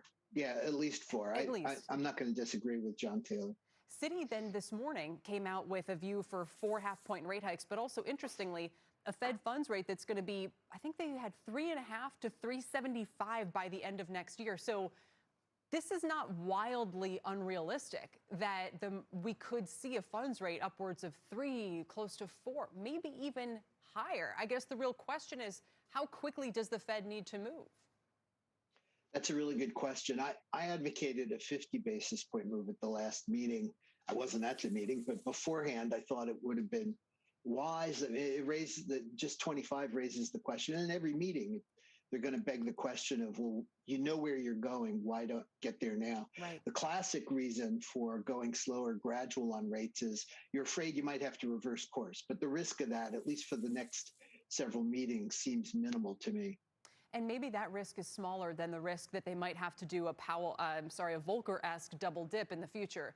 So it's not as if there's no trade-offs from, you know, being a little behind the curve right now. The trade-off is they might have to be a lot more aggressive later on. And if the inflation problem is wage-driven, how big a deal is it if we see readings upwards of 3 or 4% next year? Is that a disaster? Should they just let that happen?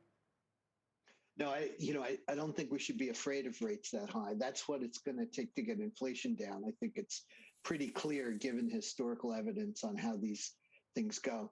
The one thing the Fed has going for it is that longer term inflation expectations seem to be well behaved. People seem to believe that inflation is going to get back to 2%.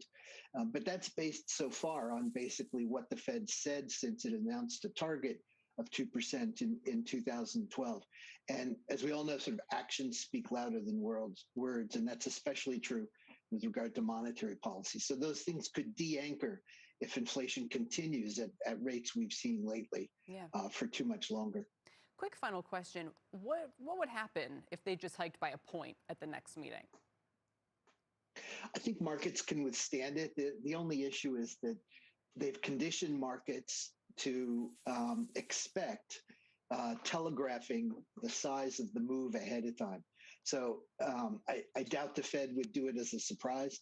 So the question is, does the Fed signal a broader move like that? I doubt they would go from 25 to a full percentage point in one meeting, but you would expect them to feel their way with 50s for a while until they get where they feel like they can be comfortable. Yeah, and they have to be encouraged by the market reaction. We're up, 8% from the lows just a couple of weeks ago. Jeffrey Lacker, it's been great to have you on today. Thanks for your time. Now, thank you. The Virginia Commonwealth University School of Business. Let's turn to the energy market now, where President Biden and the head of the EU Commission announcing a historic natural gas deal. The agreement ends to end Europe's energy dependence on Russia while helping Ukraine with its supplies. Pippa Stevens is here with all the details. Pippa? Hey, Kelly. LNG and energy stocks broadly on the move at this hour after that announcement. First, let's quickly put the numbers in context. Now, the plan calls for an additional 15 billion cubic meters of LNG for Europe this year and around 50 billion additional cubic meters by the end of the decade. The U.S. is already sending record amounts to Europe.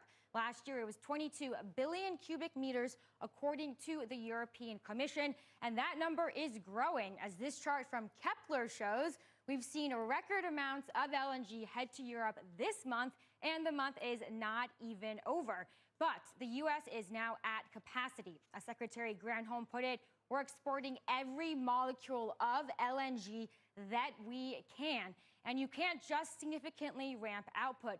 New facilities take several years, many permits, and billions of dollars to build. But still, more LNG exports will be felt across the value chain. Starting upstream, there's not gas producers like EQT, Coterra, and Range Resources. Then there are the midstream companies that transport that gas, Kinder Morgan and the Williams companies. Then looking downstream, you've got the actual LNG companies like Cheniere. There's also Tellurian, although the company's facilities are not yet operational. Finally, these ships, LNG requires specialized ships, and Golar and Flex LNG are two companies with those vessels. Kelly? Pippa, come on over. What other details do we know about these announcements where supplies have there's been a scramble to secure them by the U.S.? What does this mean on top of what we're already seeing? Well, that's the problem. The details right now are pretty light, and a lot of this has been driven by pricing dynamics. We've seen record amounts of LNG go to Europe. Cargoes have been diverted from Asia to Europe, but that's because of pricing dynamics. And if prices then surge in Asia, those cargoes are going to go to Asia. So we really don't have many details from the administration about what this will actually look like in practice. But, longer term signals will help secure funding for new LNG, terminals, permitting processes. Those are some of the areas that the administration could look at. LNG is the ticker for literally Cheniere, right? Correct. If memory serves. So there's some obvious beneficiaries here.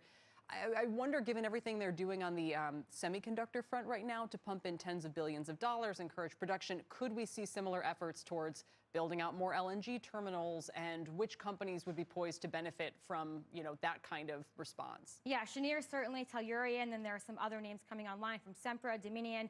But it kind of is complicated for the administration because, of course, they've been pushing clean energy.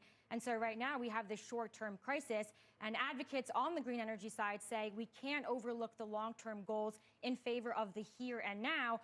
But in order to build these LNG facilities, you need long-term guarantees. And if these are built now, they'll still be operational 2030, 2040 into the future. So it's the admin is trying to square these short-term versus long-term goals. It's cleaner. May not be clean. The transition fuel, as Carrie has put it. Exactly. All right, Pippa, thank you. Really appreciate it. Pippa Stevens. I want to show you shares of Devon quickly, which are fractionally higher today, up nearly 20% since March 15th, back when Jim Cramer recommended the stock to the CNBC Investing Club. For more of Jim's picks and thoughts, sign up by scanning the QR code on your screen or going to cnbc.com/join the club. Also, a quick programming note, the CEO of Chesapeake Energy is joining us on Power Lunch around 2 p.m. Eastern with more on what this deal means for nat gas prices and for supply. Coming up on the exchange, what impact will higher interest rates have on the budget? The director of the CBO has crunched the numbers, and he's here next with some new data on the deficit. Plus, how do you protect your portfolio from volatility? We'll speak to one investor with a simple mantra he says applies to every economic environment. We'll tell you what it is and which stocks he's buying. And as we head to break, let's get a quick check on markets. We've seen the Dow lose its gains, turn negative now by 20 points, along with the S&P down 5. The NASDAQ down almost 1%. We're back in a moment.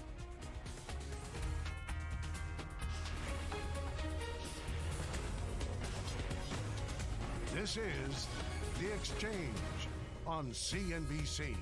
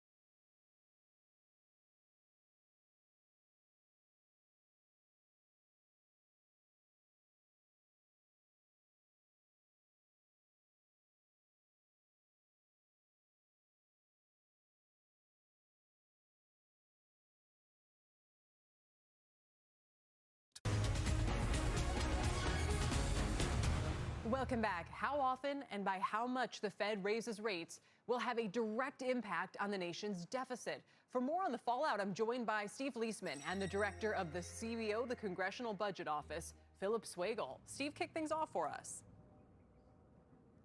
Thanks, Kelly. Phil Swagel, thanks for joining us here on The Exchange.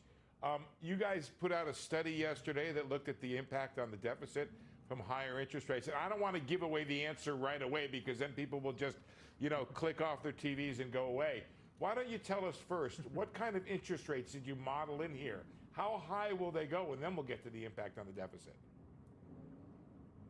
Yeah, thanks, Steve. Thanks, Kelly. It's a pleasure to be here. So we looked at the top and the bottom of the blue chip forecast panel. So that's kind of think of that as like the high end of reasonable and the low end of reasonable. And at the short end of the curve, at the 3 month, there's maybe 60 or 70 basis point difference between those two. And obviously that gets a lot bigger as you go out to the 10-year. So think of that as like a spread of 2 or 2.5 percentage points on the interest rate.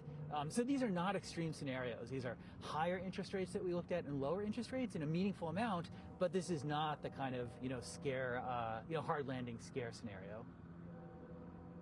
So these are not 4 or 5%. These are more, say, on the 3-4% range that you're looking at. Okay, let's get to it. What happens to the deficit? Is it a blowout? Can we afford it?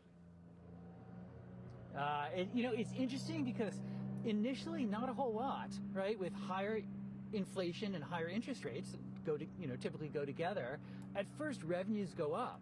right? So spending goes up, but so too does revenues, and we've seen that, right? Revenues for the Treasury have been very strong over the past year as inflation's been high and nominal wages and income growth has been strong. So initially, it's not a whole lot is the answer. The challenge is that as inflation and interest rates remain high, the Treasury debt starts to turn over, and we start replacing lower rate debt with higher rate debt. And over the 10-year horizon that CBO looks at, it gets to be a meaningful impact, into the trillions of dollars over a 10-year horizon. So what, for example, happens to net interest payments as a percentage of GDP? And the way people would think about this is out of every dollar of spending, how much is going in the worst case scenario, Phil, towards interest payments?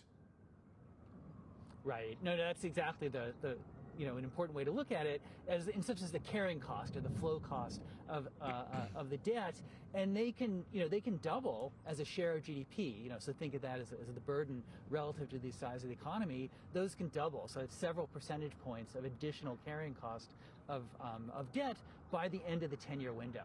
Now, look, interest rates are still low by historical standards. So even an additional 1 or 2 or 3 percentage points of GDP going to interest service is not, that is, again, pretty modest relative to the overall size of the debt. And, that's not it's sort of not a crisis, but the punchline is that, by the end of 10 years, higher interest rates will really have a meaningful impact on the fiscal situation.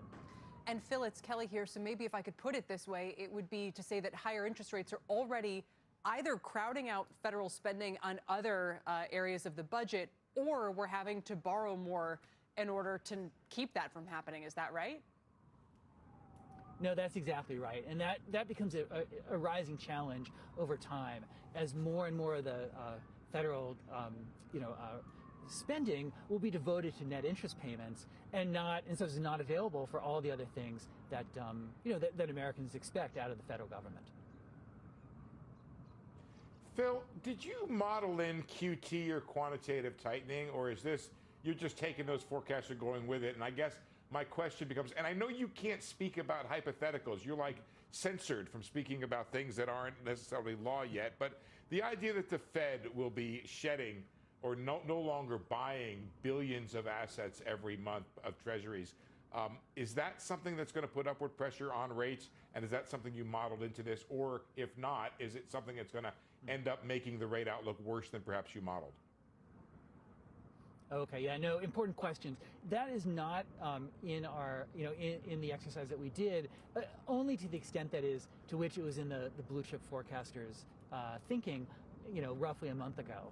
Now, it's going to be important, and if the Fed accelerates its QT or accelerates the interest rate hikes compared to what people might have thought a month ago, and just listening to Jeff Lacker, that does seem to be on the minds of many people, that would again have mean a more meaningful impact with higher interest rates feeding into interest payments. I mean, in some sense, if people thought that QE mattered, and I think it did, right? It helped housing market and helped support activity, then it should be that QT matters as well. And we will look at that. And we haven't done it yet, but we will look at that over time. Yeah, that was something we'll get later. Phil, last question here. What happens to growth and job growth in a higher interest rate environment? Does the higher interest rates put downward pressure on both growth and the job market? On the one hand, it's got to. I mean, that's the purpose of the Fed tightening, is to remove monetary accommodation. On the other hand, we have a pretty strong economy right now. The labor market, as we've seen with recent data, like the jobless claims yesterday, initial claims for UI, it really is pretty strong, is pretty tight. So, from that perspective, having that a little bit of bite into the economy is probably a desirable thing. It's probably the aim of what the Fed has in mind. Phil, thanks so much for joining us. Come back and see us when we have some surpluses to talk about, which, I don't know, maybe a couple decades from now. Thanks, Steve. Phil. Thanks, Kelly, back to you. Yeah, you don't want to insult him, Steve. We'll never see him again. I know. Bad call on that. No. Thank you very much for bringing that to us.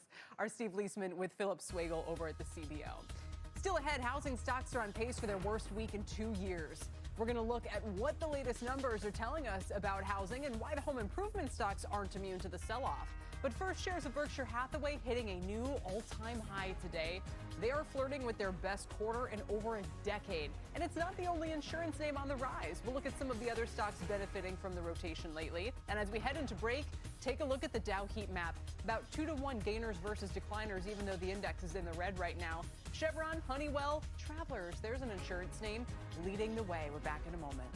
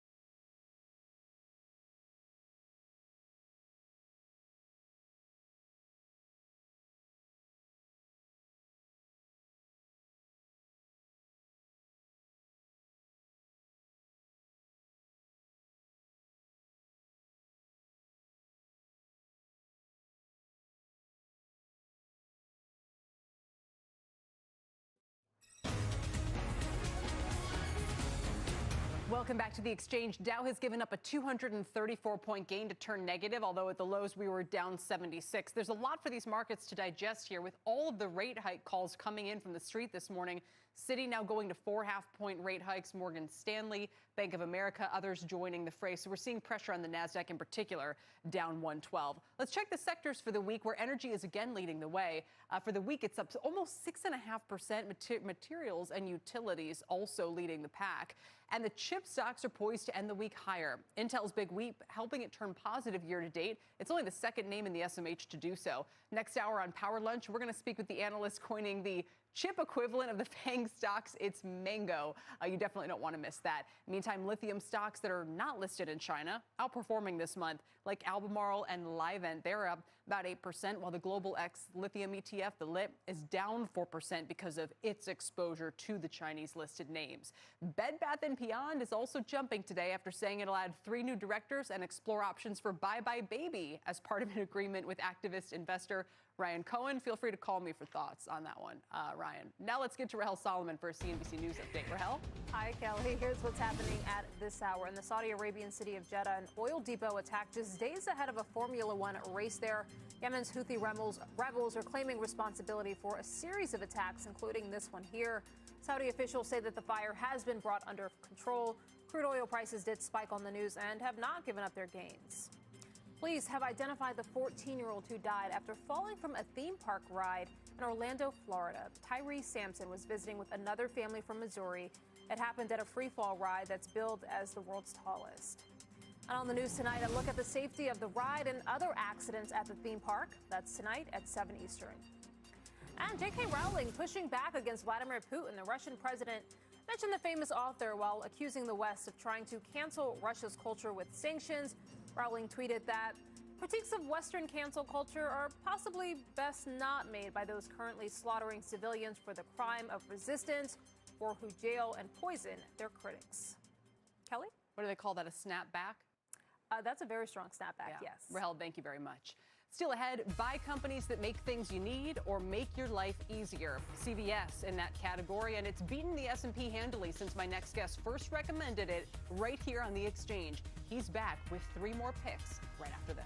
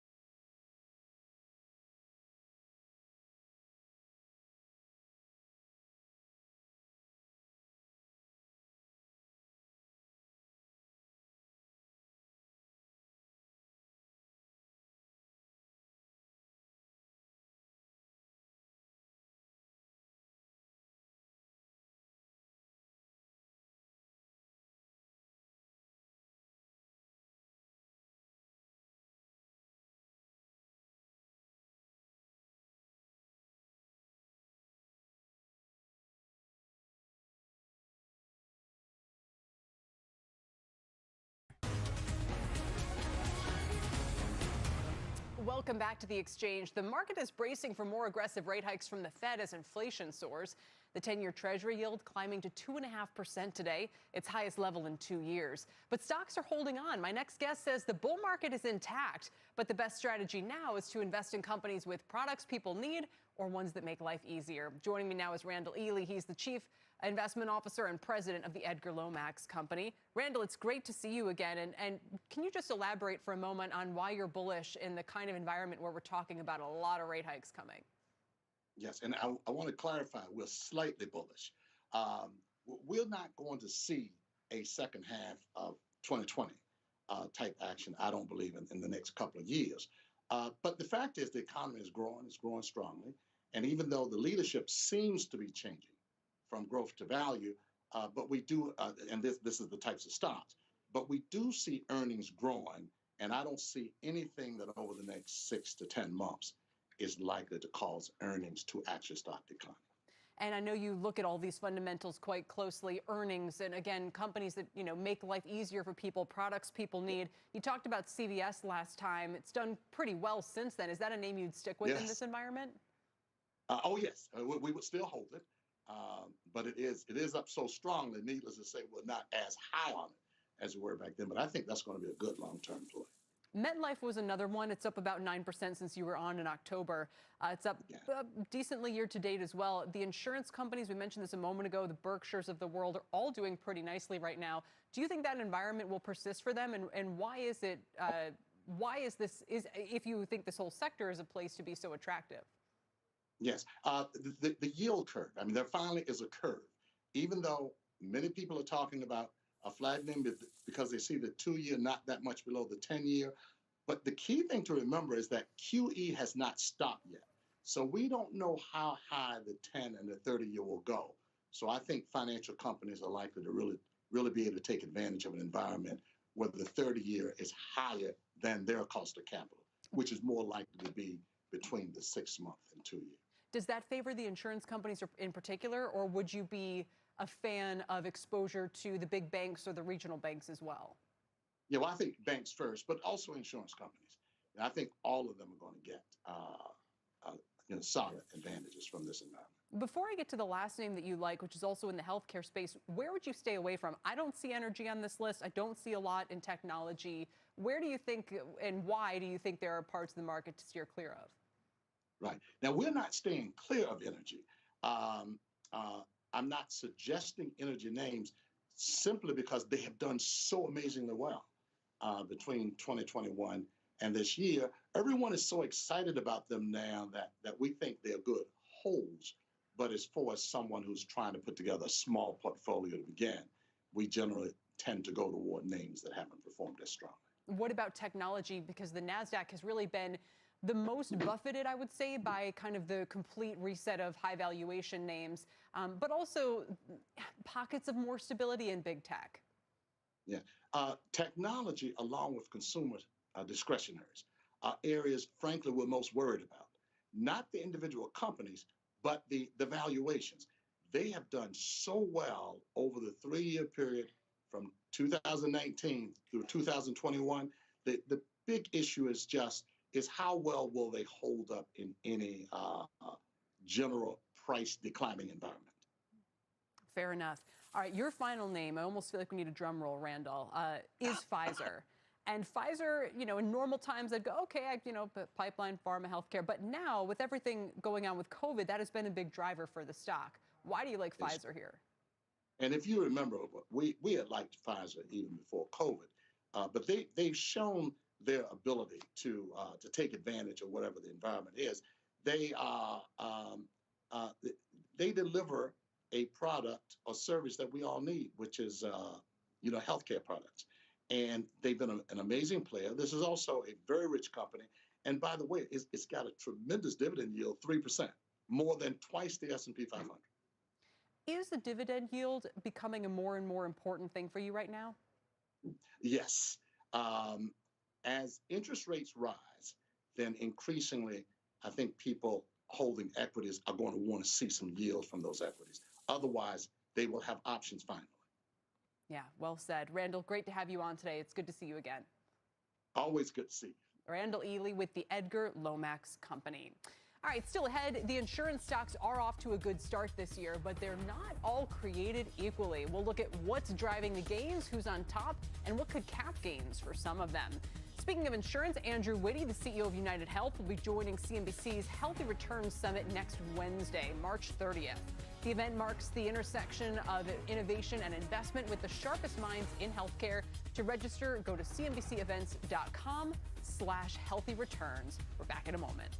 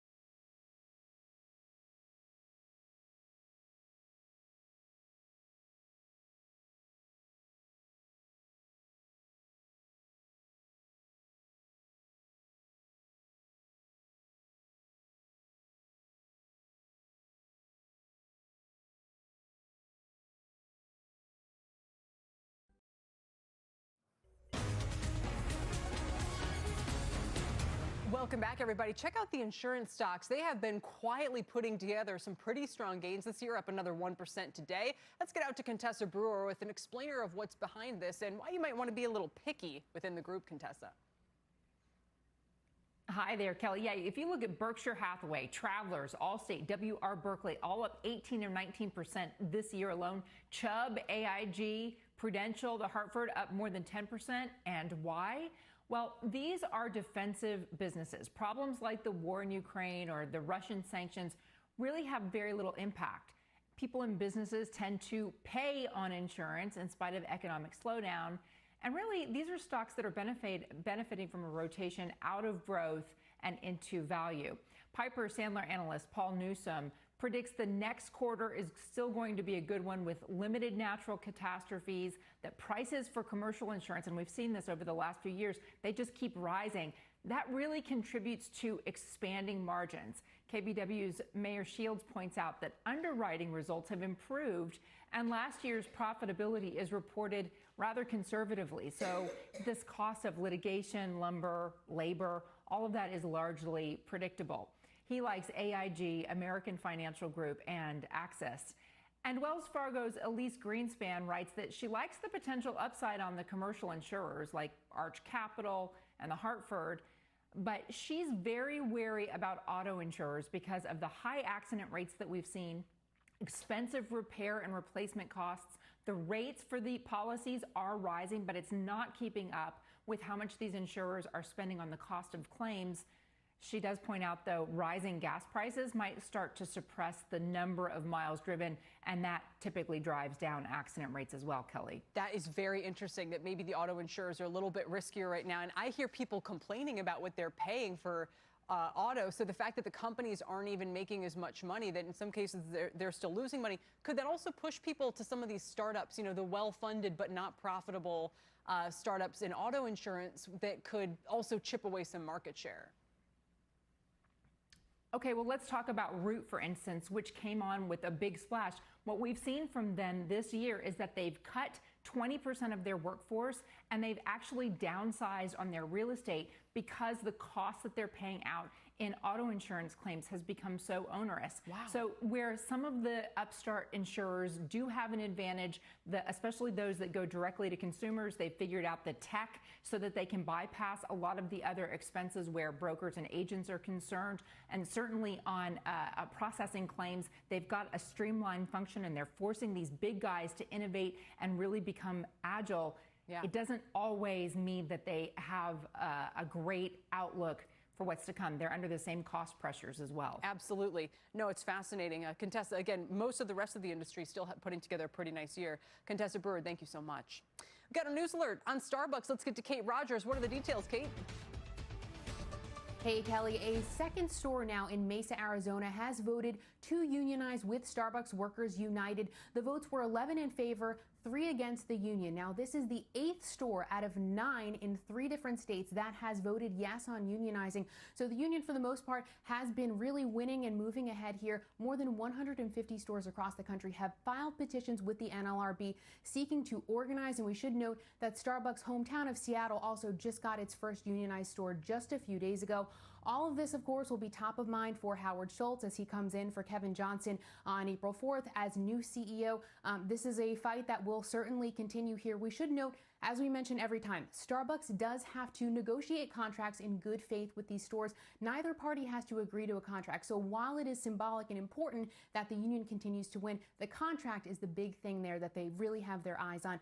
Starbucks stock down about 25% since the first union vote took place back in December. Kelly, back over to you. That was the key date I was curious about. So April 4th is when Howard Schultz comes back in, and this will be a huge thing to deal with. But are you saying that these votes mean the unionization hasn't actually happened yet until those contracts change over? They've organized, they are a union, but they have to go back and forth over that contract. They have to negotiate in good faith. They don't necessarily have to come to an agreement.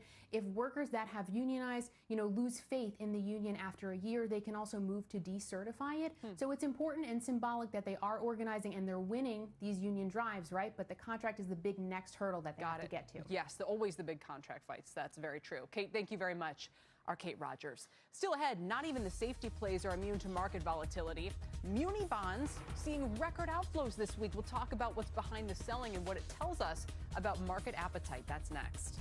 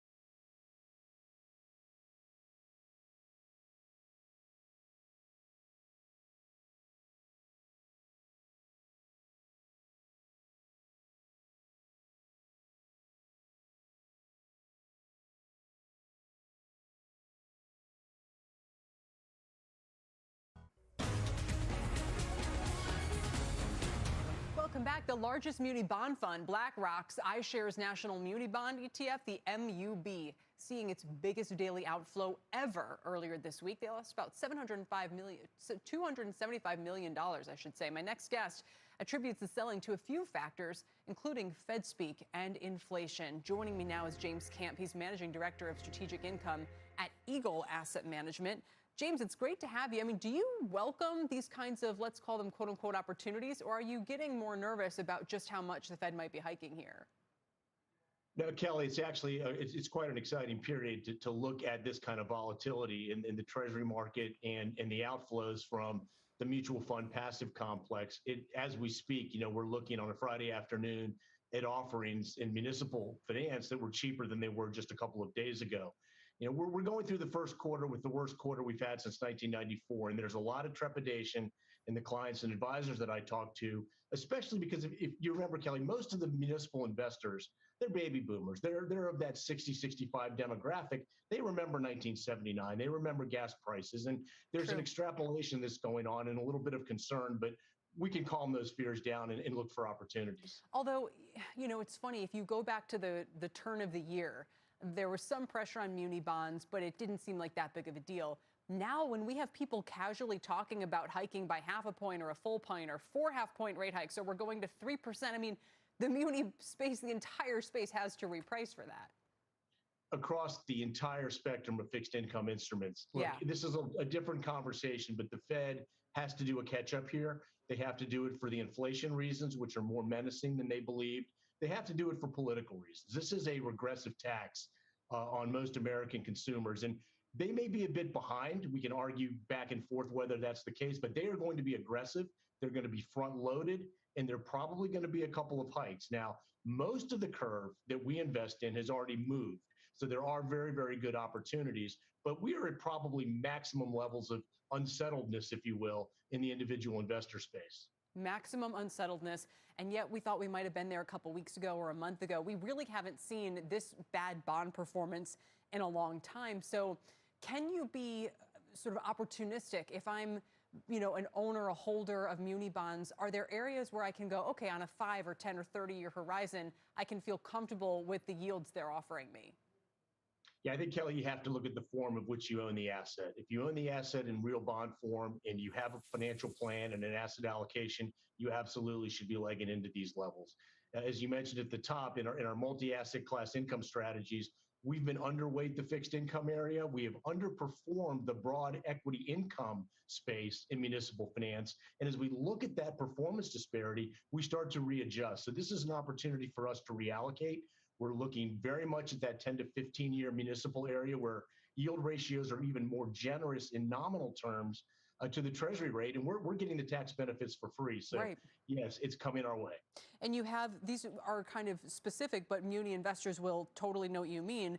You like service revenue bonds, water, sewer, electric. You like, local GOs, general obligation bonds in higher population growth areas, Texas, Florida, Colorado. I think the strong housing market is a tailwind. What other details would you add for people who are looking for opportunities?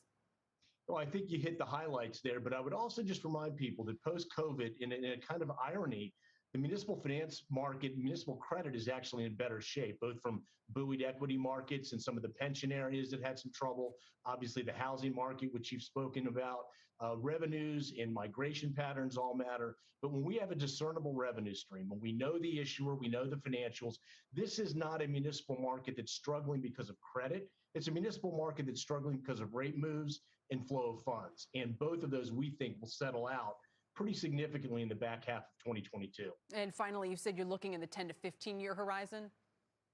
Yeah, and what we do there, Kelly, because those relative values are so cheap on a relative basis, because there's very few people willing to take that duration risk, if you will, we offset that kind of in a barbell fashion, if you will, with some shorter term in the portfolio to, in aggregate, give us an intermediate term sort of exposure, but not put us in that belly of the curve, which is most vulnerable, we think, right now to rate moves. All right. Again, these are dicey times for all fixed income investors, muni investors especially. James, great to have you. Thanks so much. Kelly, thank you. James Camp with Eagle Asset Management.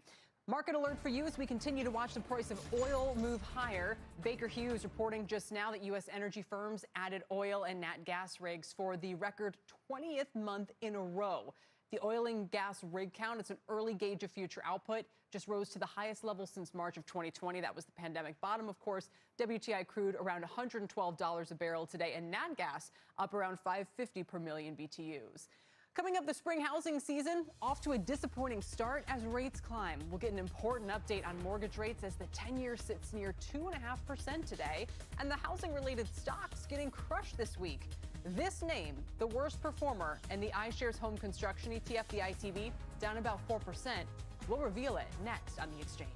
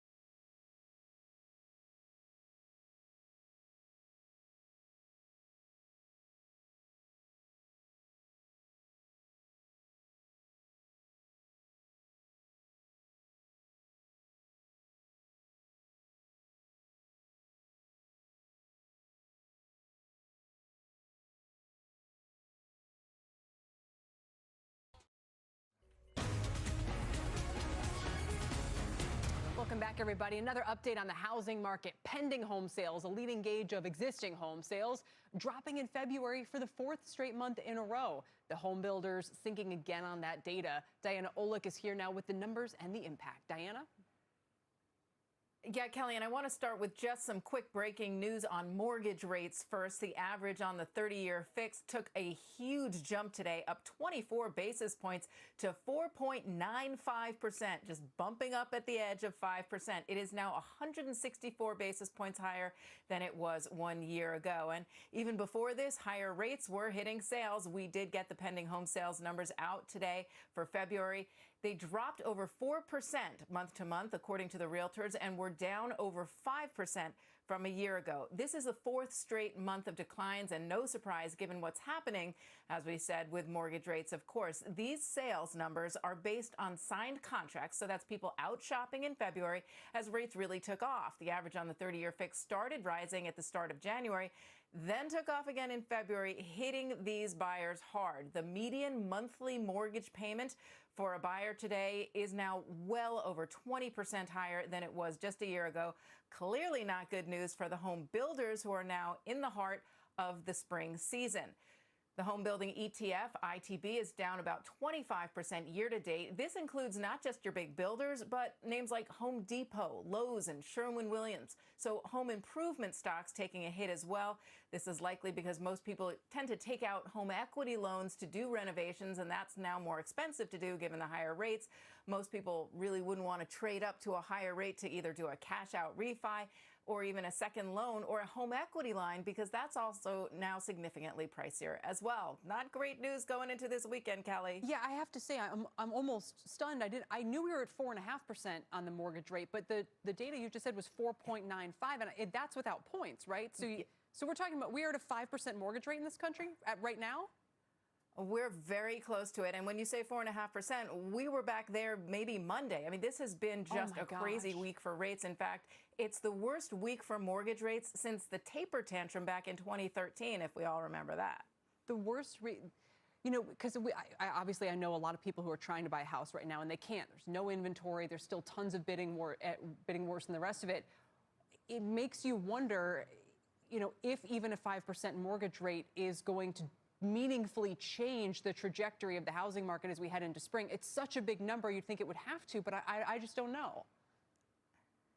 I think it absolutely will, and I think it already has. We are seeing economists revise their predictions for home sales for this year lower, and we found that out just on Tuesday, so it's moving very quickly. Wow, thank you for bringing that to us. Diana Olick with the latest there. All right, before we go, we wanted to show you that mystery chart we teased before the break. The stock, Floor and Decor, and they are the worst performer in the ITB ETF today. They are down about 3% today, so it is definitely not just the home builders. That does it for the exchange, everybody. I will see you over on Power Lunch, which starts right now.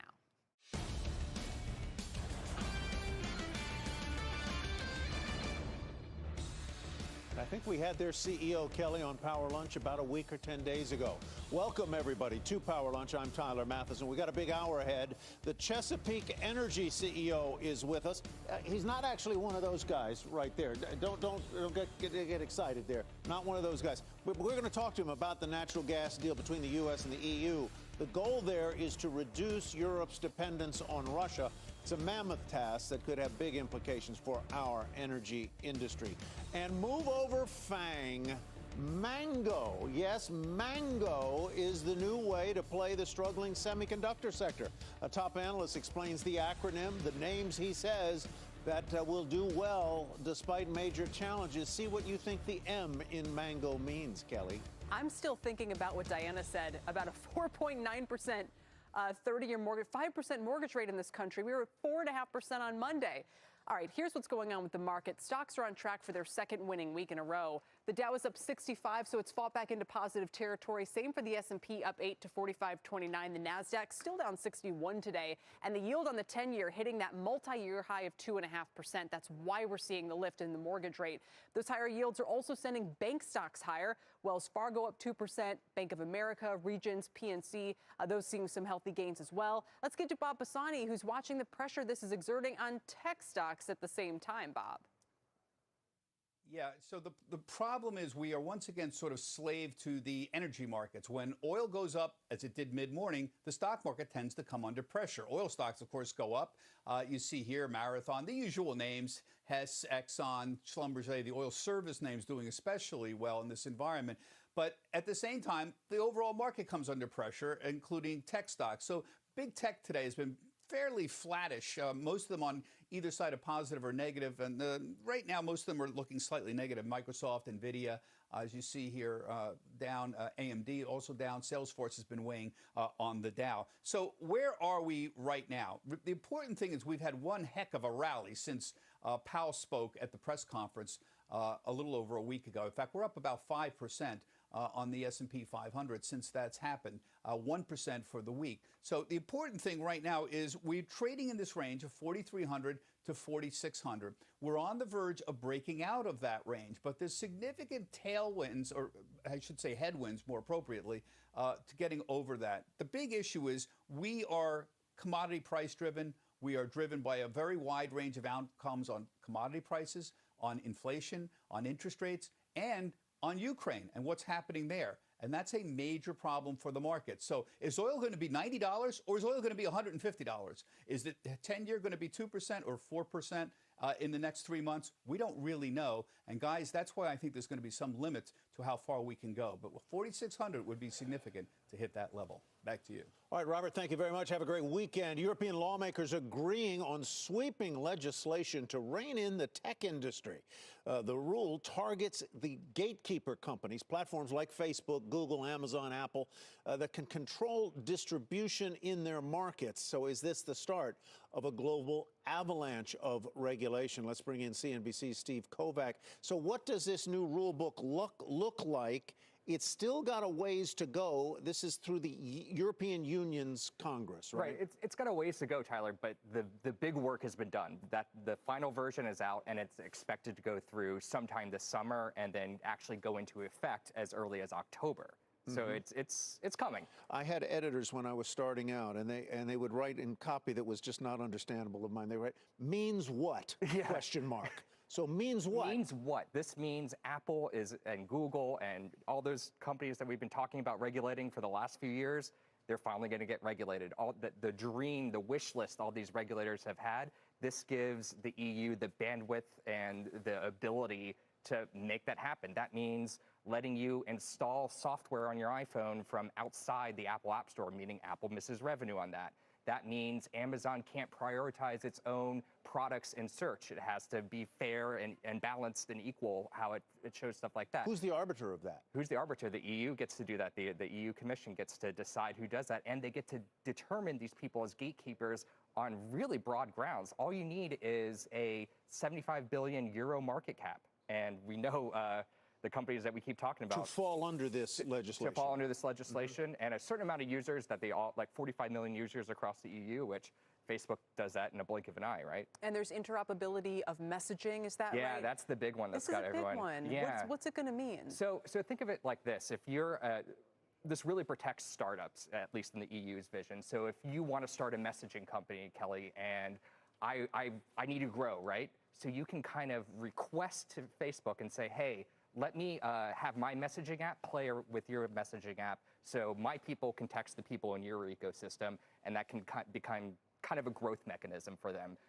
Obviously, Facebook and Apple do not want this to happen. They want to keep it locked down and encrypted. So other than for startups, how would it affect the way that iMessage talks to WhatsApp, talks to the others right now? This is where it gets a little wonky. So in theory, I just was talking to some of the people at the EU behind this in a briefing earlier this morning, and they explained it like this. If, in theory, if Facebook went to Apple and said, hey, we want to be able to work with each other on iMessage, Apple has to say yes. Wow. Or the other way around. It doesn't matter how big they are. Once you're determined a gatekeeper, you get to, all these rules apply to you. It's extremely broad. You know what I like going, let's see what happens before we screw it. Yeah. You try it over in Europe first. Well, then that's the thing. You said try it over in Europe first, Kelly. This is so broad and impactful that they're going to have to make the changes here too. Really? So remember the GDPR privacy law about 4 years ago? all these companies, Facebook, Google, and so forth, this is why you see those buttons asking, do you accept the cookie? Most meaningless, pointless button of all Exactly, time. but that's why we see it all over the place now, not just in Europe. They just said, okay, we'll do it everywhere. And these are so tough that, these regulations are so tough that the thinking now is if Apple and so forth can't lobby it down enough and water it down enough, they're just going to have to do it What's across been the world. impact on the stocks today? Do we know? I haven't looked They're in a while. all higher except Alphabet right now. Yeah. I mean, for big tech. Big tech. Apple is higher. Alphabet not. Yeah. And Apple is higher on that. There's Meta a little bit higher. Fractionally. Amazon a little bit higher. I guess you can't really tie the two together. So, I mean, the market's telling us they don't believe this will go through, but everyone else over there is telling me it is going to go through. All right. Steve, thanks. Thanks, guys. Have a good weekend. Steve Kovac. All right, if big cap tech names are being targeted by the EU, should investors look to big cap semis? Our next guest has a new way to play the group. He calls it Mango, the chip equivalent of Fango, Fang, which is a group of stocks he says will do well despite a number of challenges. Joining us now, Vivek Arya, senior semiconductor analyst at B of A Securities. Arya, thank you very much for being with us. What do you see that others aren't seeing here in this group of stocks you call the Mangoes? We'll get to the names in just a moment. Thank you, Tyler. Thank you for having me. Yes. So as you mentioned, semiconductor stocks have been under a lot of pressure, whether it is the geopolitical concerns, whether it is just the global growth slowdown, rising capital intensity. But there are parts of the end market that are very resilient from a demand perspective. And those are parts tied to infrastructure spending, which is cloud spending, investments in AI, investments in upgrading enterprise infrastructure for more video, more security, investments in new foundry capacity, investments in EVs. So we think there are a number of aspects underlying what is considered just a broad slowdown, where I think demand is going to be fairly resilient. So our attempt at coming out with this acronym was really more an attempt to focus investors on those areas where we think spending is very resilient, where access to capacity is a lot more disciplined, and where the management teams are executing extremely well. Yeah, so let's go through a couple of the names that you like here, beginning with M, and that would be Marvell, and then we go to 3 A's, Broadcom, Advanced Micro, and Analog. Take us quickly through the attributes of those companies. Sure, absolutely. So our favorite area of investments in semiconductors this year is actually in the cloud and the AI. So companies such as Marvell, NVIDIA, AMD, Broadcom are very well exposed to those areas of computing. And the investments these companies are making is helping their customers become a lot more productive and a lot more efficient, whether it is in addressing the move from enterprise towards the cloud, whether it is in really helping to customize the offering for hundreds to billions of customers at the same time. So it's really a play on productivity.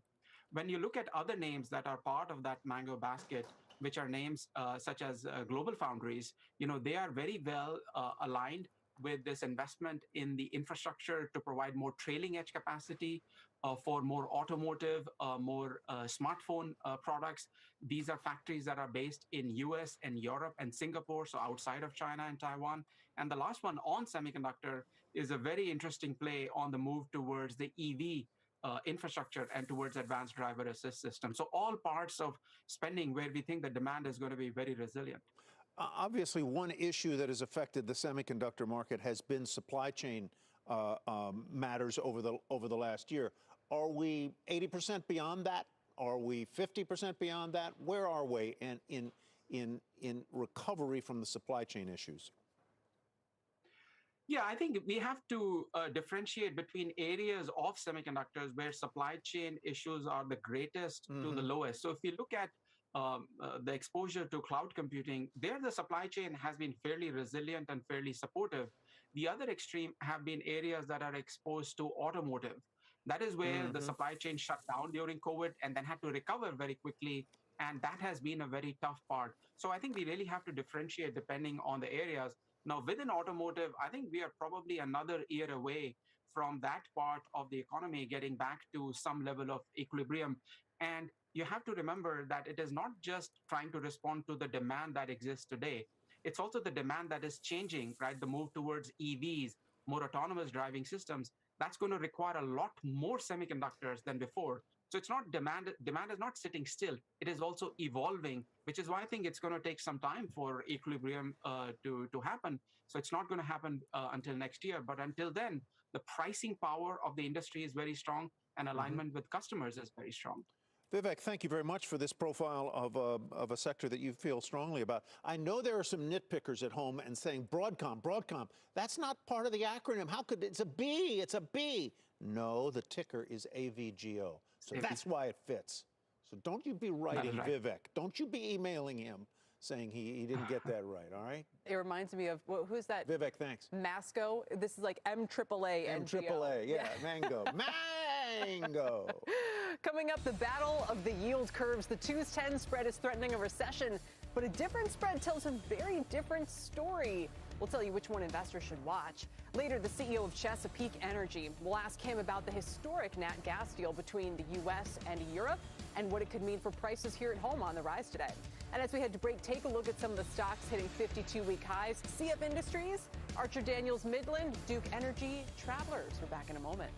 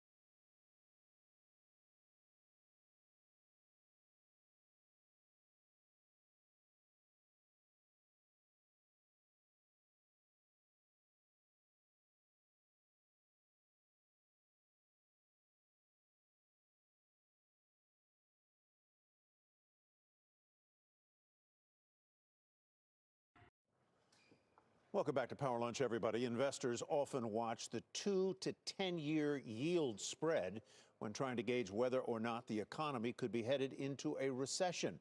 But that's not necessarily what the Fed is watching. Steve Leisman joins us with a tale of two yield curves. Steve. Hey, Tyler, yeah, every picture tells a story, don't it, as Rod Stewart sang. Well, here's two pictures of the yield curve telling two different stories. Take a look. The 210, as Tyler was talking about, the much followed 210, looks to have this perfect record of predicting recessions. Every time it turns negative within a few months or longer, and that's important, the economy plunges into recession. At just 23 basis points, it's not singing a recession just yet, but it is as close as it's been in a while. But economists ask what I think is a good question. What is the spread between a yield 2 years from now and 10 years from now say about the near-term outlook for the economy? And their answer is it should not really tell you very much. Roberto Perlate and Benson Durham, they're both former Fed folks. They're now at Piper Sandler. They write, careful statistical analyses have shown that it's actually the short end of the curve that has the best predicting power for recessions. And here's the short end of the curve. Far from inverting, it's steepening with 170 basis points separating the 3-month and the 2-year Treasury. The near-term spread looks like it's in the middle of one of the great expansions of our time. I'm not saying that's where it is, but it is steepening. Even if you buy the 210 spread recession signal, it's tough investing.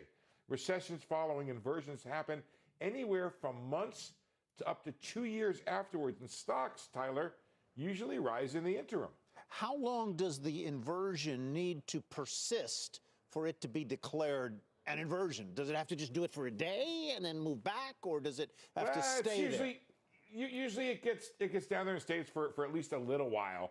But the interesting thing, Tyler, is if you look at it, it can happen. The recession can happen like, I don't know, 11 months or 6 months or 23 months later. There's no telling. And we have this nice little chart that looks at what happened to the stock market in between after a few inversions. You can see it went up in one case 11%. In another case, it went up like 17 or 20%. In another case, it went up 18%. So you left a lot of money on the table. The 3-month, 2-year spread, that's a little tighter. The average is 11 months versus 15 or 16 months for the 210 spread. So betting the inversion is not necessarily a way to profits there, Steve. No, it's good to know the future, but better to profit from it, I think. All right, thank you, ma'am. Steve Leisman. We saw a similar take from Bank of America this morning, calling it a distraction. Now, our next guest says as rates move higher, the economic risks are growing. And in order to hedge risk, he's adding gold as a potential hedge, and global natural resources and oil services firms are in his portfolio. David Balin is CIO and head of global investments at Citi Global Wealth. David, it's good to see you. Gold is getting a lot of chatter these days. Give me the case for it. Well, the case for gold is really a diversifier, first of all. Second of all, it has the ability to be profitable at times of incredible disruptions in markets where people are concerned about the world events that are taking place. And third, it really represents for us a store of value, an ability to actually set money aside and earn a positive return, unlike cash, which right now earns a very negative return. Why not Bitcoin? Well, you tell me what the direction of Bitcoin is going to be. And if you take a look at how it's behaved just in the last 3 or 4 months, it doesn't necessarily give you the diversification benefits. It has some very positive correlation with equities, which is not what we want right now. Got it. So its track record so far is that Bitcoin is too correlated with the market relative to gold, which you find as less so. What about the other hedges in your portfolio? Where are you turning? Well, we're actually just changing the very nature of our portfolio. We're not so much hedging it, and I can talk about some hedges, but we're adding things that are going to profit because of what's taking place. So exposure broadly to global natural resources, like you mentioned, exposure to oil services companies, now that demand for oil in the West is going to go up, liquid natural gas, delivery of oil and natural gas through pipelines, through MLPs. All of these are areas that are, with a relative degree of certainty, going to do better because of the unfortunate events that are taking place in the Ukraine, and also because of the fact that we're going to see tighter energy supplies for at least the next couple of years. We just finished a segment, David, on the flattening of the yield curve between 2s and 10s, potentially heralding a recession or slower growth. Did you need a yield curve to tell you that the economy is going to slow? Well, I think that the economy is slowing, but let's take a look at it globally. The economy is slowing in China right now. The economy in Europe is definitely slowing because of the events that we just talked about. In Latin America, higher rates are driving the economy slower. And in the United States, we're coming out of a pandemic. There's no longer any more stimulus. And the Fed is telling us that they're going to raise rates. All of this talks about slower growth all over the world. And so the risk that we have right now, which is, talk about, the yield curve, is that if the Fed moves too quickly and the curve inverts, it could rapidly put us into a shallow, relatively short, but nonetheless a recession period of time. On that note, David, the kind of point Steve was making about the 3-month 10-year is that's sending more of a steepening sign, a sign of accelerating growth, and we're still seeing an incredibly strong labor market. So even though there are parts that are benefiting from this more kind of defensive turn in the portfolio, do you still have to keep some cyclical exposure? Well, I think the answer is that there are some parts of the economy because of the pandemic that still have some cyclicality associated with it. Certainly travel stocks, leisure stocks, restaurant stocks, areas of the market that have not come back in full until we really are post-COVID are still areas for cyclical recovery. But what we're looking at now are areas of the market that are defensive and high quality, given what we've just talked about for the last 5 minutes. Areas where demand is going to stay constant regardless of what happens in the economy, right? And so you want to be in things that people have to buy, right? They have to buy certain consumer staples. They have to buy utilities. They have to buy certain goods and services. But the things that are causing people to move away, like when you spend $1 more on energy and you have to spend $1 less on something else, those discretionary items are the ones we're taking out of our portfolios right now. So this is a time for really big changes in portfolios to prepare for what will be a different cycle over the next 12 to 18 months. Very well said, David. Great to have you today. Thanks for your time. Pleasure. Thank you for having me. And up next, pot stocks are soaring, new buzz around possible federal decriminalization. And further ahead on the show, Instacut, the grocery delivery startup, slashing its valuation. And CNBC's Healthy Returns Summit is less than a week away, examining the intersection of innovation and investment with some of the sharpest minds in healthcare. I'll be there, so will Meg Terrell and others. To register, go to cnbcevents.com. I'll be speaking with the CEO of one company looking to disrupt the drug market. We'll be right back after this.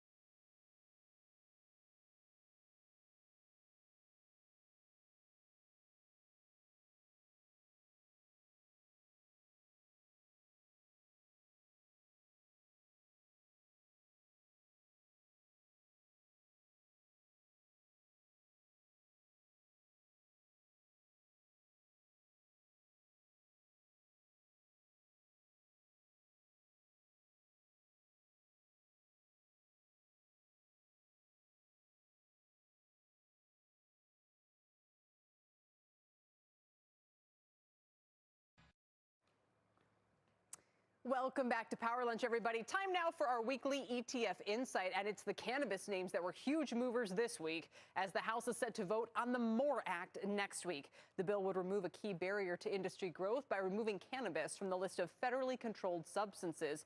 Only the second time in history such a bill has reached the House floor. Leading the surge was the Global X Cannabis ETF, jumping by 17%. The Alternative Harvest ETF rallying 14%. You can see those names over here. We should note both of these ETFs are still down more than 50% in the past year.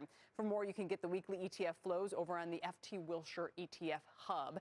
And we'll get to Rahel Solomon for a CNBC News update. Rahel? Hi, Kelly. Hi, Tyler. Here's our news update at this hour. Near Kyiv, heavy fighting continues between Russian and Ukrainian forces. Local residents say that a fuel depot was hit by a Russian missile. This here, a U.S. defense official says that Russia is focusing on eastern Ukraine and that it could be an effort to build leverage in negotiations or to cut off Ukrainian forces there from the rest of the country. President Biden also meeting with his Polish counterpart and thanking aid workers near the border with Ukraine. Biden has since arrived in Warsaw, where he is set to give a major address on the state of the war in Ukraine. Republican Congressman Jeff Fortenberry is getting bipartisan pressure to resign. Fortenberry was found guilty of lying to federal authorities about an illegal campaign donation. Both House Speaker Pelosi and Minority Leader McCarthy are urging him to leave office. And how about this one? In West Virginia, an 83-year-old woman was saved by a Good Samaritan. Phyllis Hilton had just arrived at the post office when her car unexpectedly started rolling and trapped her underneath the front wheel. A stranger saw it happen and jumped into the car and drove it off of her. Hilton escaped with a few cracked ribs and a bruised lung, but is expected to survive. So, Tyler, apparently she was trying to get her phone. She stepped out of the car. The car was still in gear, and it trapped her underneath. Really scary well, stuff. We hope she recovers well. Rahel, thank you. Be well. Take care. And ahead on Power Lunch, energy in focus, oil and natural gas higher. The U.S. and EU striking a massive LNG deal. We'll discuss that with the CEO of Chesapeake Energy. That is next, plus the path of lease resistance. Oh, that's good. Car buyers shunning leases as vehicle inventories dwindle. We'll be right back for more.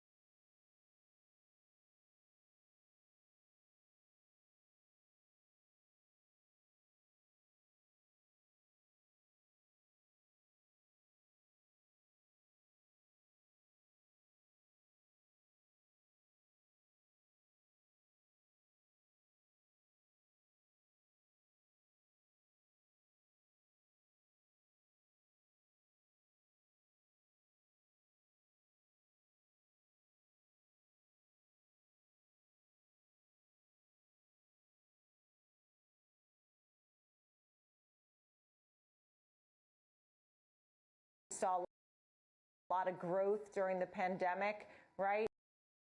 Growth of green and better, cleaner water and better air and things like that as you work towards a cleaner planet.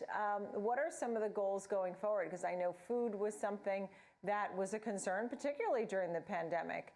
These were the things that are front and center for our nation.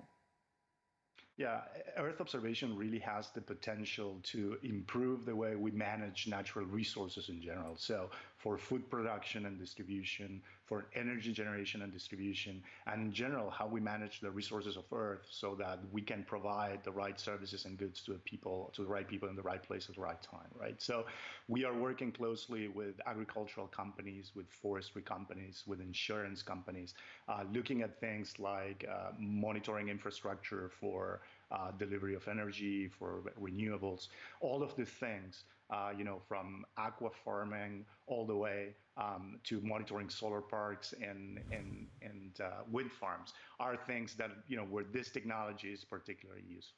If you look at the ways, humanity has had in the past to monitor what happens in the planet, everything that we have been doing is very It doesn't matter if you're using planes or drones or helicopters, right? The promise of what we're doing by being able to remap the entire surface of the planet in high resolution and high frequency with these satellites at a fraction of the cost, we can put this information in the hands of the individuals and the hands of the small companies, corporations, and governments so that we can make a difference every day. And I think that's been our focus. That's what we talk about, democratizing access to this data.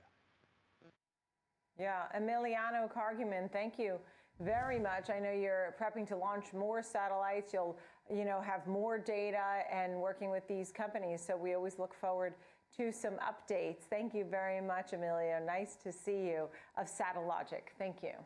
Thanks, Nicole.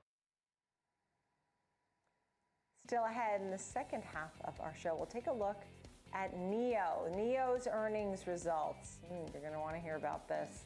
And today's consumer sentiment numbers and what do they mean for the economy. As we head to break, here's a peek at winners and losers in the S&P 500.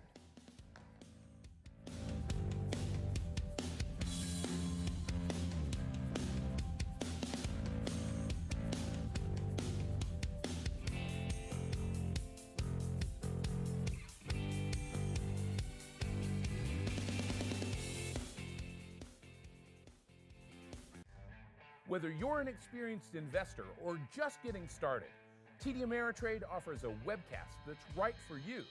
Are you a long-term investor? Our investing webcast series breaks down different investing styles, including growth, value, income, and more. Best of all, you can ask questions by chatting directly with an education coach. It's interactive learning at its finest. Tune in live or watch on demand. Head over to tdameritrade.com/webcasts and start learning today.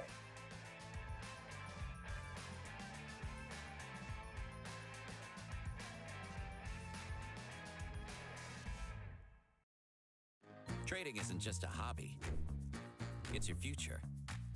So you don't lose sight of the big picture, even when you're focused on what's happening right now. And Thinkorswim is right there with you to help you become a smarter investor. With an innovative trading platform full of customizable tools, dedicated trade desk pros, and a passionate trader community sharing strategies right on the platform. Because we take trading as seriously as you do. Thinkorswim by TD Ameritrade. Before diving into the markets, prepare for the trading day with the Market Minute newsletter. Videos, market insight, and more delivered right to your inbox. Go to tdameritradenetwork.com, click on the pop-up to subscribe now. Binge watch the market with TD Ameritrade Network. The dollar, interesting activity. So now I did some deep research into this. People are out of the house and engaging with the U.S. economy. Tune in 24 hours a day, 7 days a week on tdameritradenetwork.com and all your favorite streaming services. You can also take us on the go with our CarPlay-enabled iOS app and our audio-only podcasts. TD Ameritrade Network, available anytime, anywhere, on any device.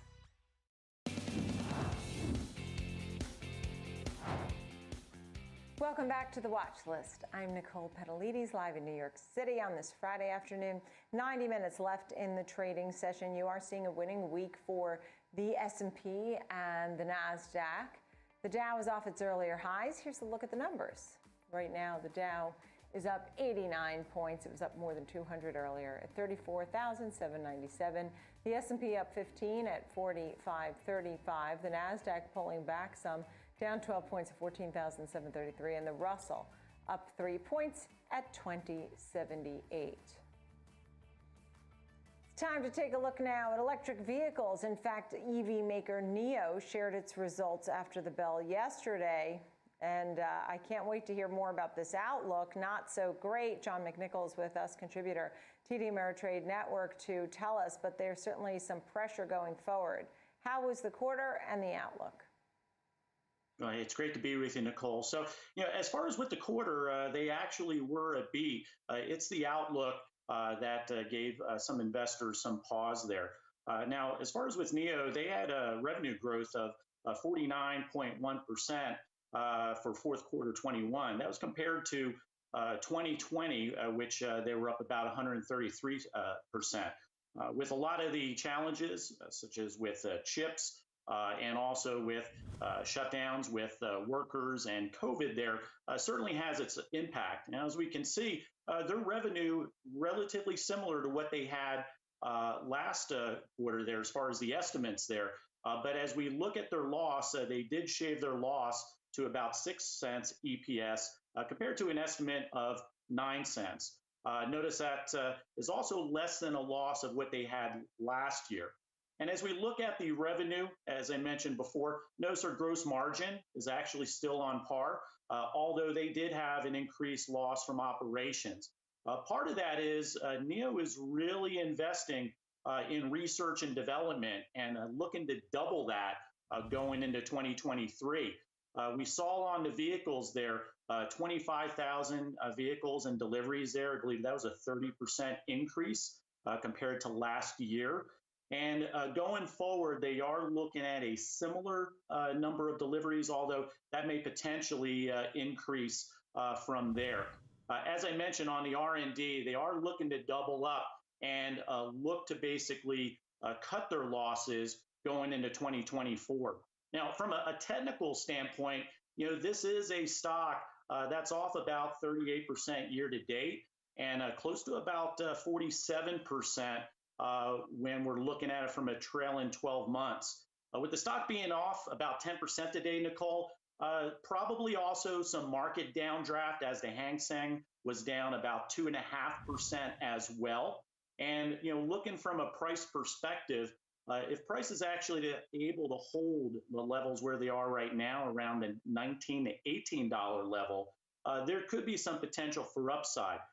The stock actually traded going back to its opening week of trading back in 2018 in September, and actually it found some support. The stock is up close to about 50% from that level there. And so with that, looking for a possibly bullish reversal if we're able to see some more momentum. With some of the struggles as far as with crude oil and with regular combustible engines, we may end up seeing a little more lift in stocks like NEO as they have potentially looking to break that downtrend. Yeah, it's interesting because I'm glad you're pointing out this chart so closely because not all the charts look exactly the same, though. For example, Tesla has been on the comeback trail. You're seeing that one back above 1,000, right? I was watching it at 800, and there's so many names in the group, lots of competition from new EV makers coupled with the originals, right? Names like Ford and GM that have invested so heavily, so a really competitive space. Final thoughts here on, the world of EVs or these charts? Yeah, well, as far as with the analysts, Nicole, even though there have been some adjustments, the average looking at around the $30 area would essentially take it to the upper part of its longer term trend, which has been declining a little bit. And they're also getting ready to release a luxury vehicle on the higher end. And interesting to note, Norway, which is a country that certainly produces a lot of crude, the NEO is like the second or third best-selling vehicle in Norway right now with their 6 and 7 passenger vehicle. Yeah, and I've seen one of those countries near there. Maybe it's Norway has 50% at all EVs. So that's correct. We have a lot to catch up with. John McNichol, great to see you. Thank you, contributor for the TD Ameritrade Network with a great look there at NEO. Now I'd like to shift gears and talk about the consumer, you and me. U.S. sentiment certainly remains at some lows. Consumers are a little nervous. They're still spending, but somehow coming in a little nervous here. Emily Rowland's with us, co-chief investment strategist at John Hancock. Thank you so much for being with us, Emily. So what are your takeaways? I mean, it's really evident that there's some nervousness based on the sentiment print, but people are still spending. Yeah, thanks for having me, Nicole. Certainly the deterioration in consumer sentiment is presenting a challenge to economic growth. We heard from the data that consumers are worried about inflation, number one. They're concerned about geopolitical risk, in particular the war in Russia and Ukraine. And they're also expressing concern about their standard of living to the greatest extent since the late 1970s. So certainly a whole host of challenges facing the consumer. I think, interestingly, the one point of confidence that was expressed by those consumers in the survey was around jobs. Consumers said on average they expect the unemployment rate to decline over the next 12 months. So I think the one sort of bright spot here as far as economic growth goes has been the labor market. And we saw that in some of the data this week, initial jobless claims reaching the lowest levels in over 50 years. So the data has been incredibly choppy. You're getting great jobs numbers. You're seeing nice upside surprises as far as manufacturing activity. We saw that in the PMIs this week. But then you're getting these really disappointing readings as it relates to the consumer, and even home sales this week coming in pretty disappointing. So a lot of choppiness to contend with right now. Yeah, and as that is deteriorating, it is putting pressure on folks, as you noted, right? The home sales have come down a little bit. They're very pricey. Home builders are facing higher costs for materials and supply chain issues. So I think it was really poignant that you talked about the quality of living, or, what kind of standards are we living in for the same, what do you get for your buck, right, is basically because we're still living in this inflationary environment. That being said, do you see risks to economic growth in a big way? Are you really concerned? Yeah, I mean, we think that the data is probably going to come in a bit weaker than expected over the next month or so. The data that we're getting now hasn't fully reflected Russia, Ukraine, hasn't really fully taken into account higher gas prices and other, higher prices really across the board. Food prices becoming a significant issue here for consumers. But the good news is that economic growth is coming into this on pretty solid footing. We look at things like the Conference Board's leading economic indicators, and they're sitting at around 7% year over year growth. We'd want to be much closer to zero if we were starting to position portfolios more defensively or really thinking about a recession on the horizon. So we do think that while we see the data decelerating, it's still going to be on pretty solid footing here. We also watch things like the yield curve.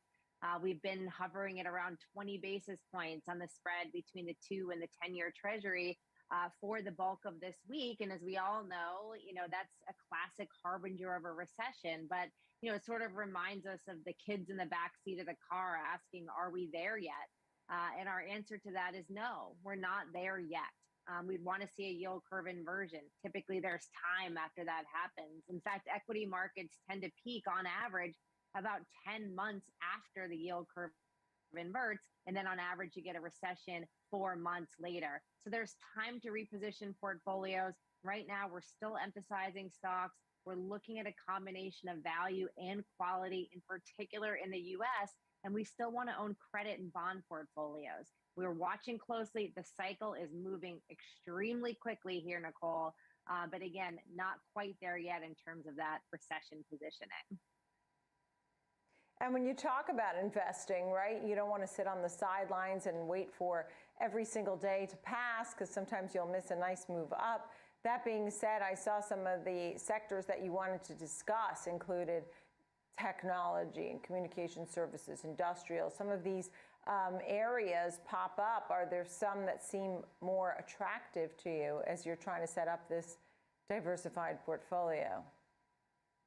Yeah, it's really all about sort of a barbell approach right now, because we're in this really, really unusual environment where we have decelerating economic growth, yet still solid, as we've talked about.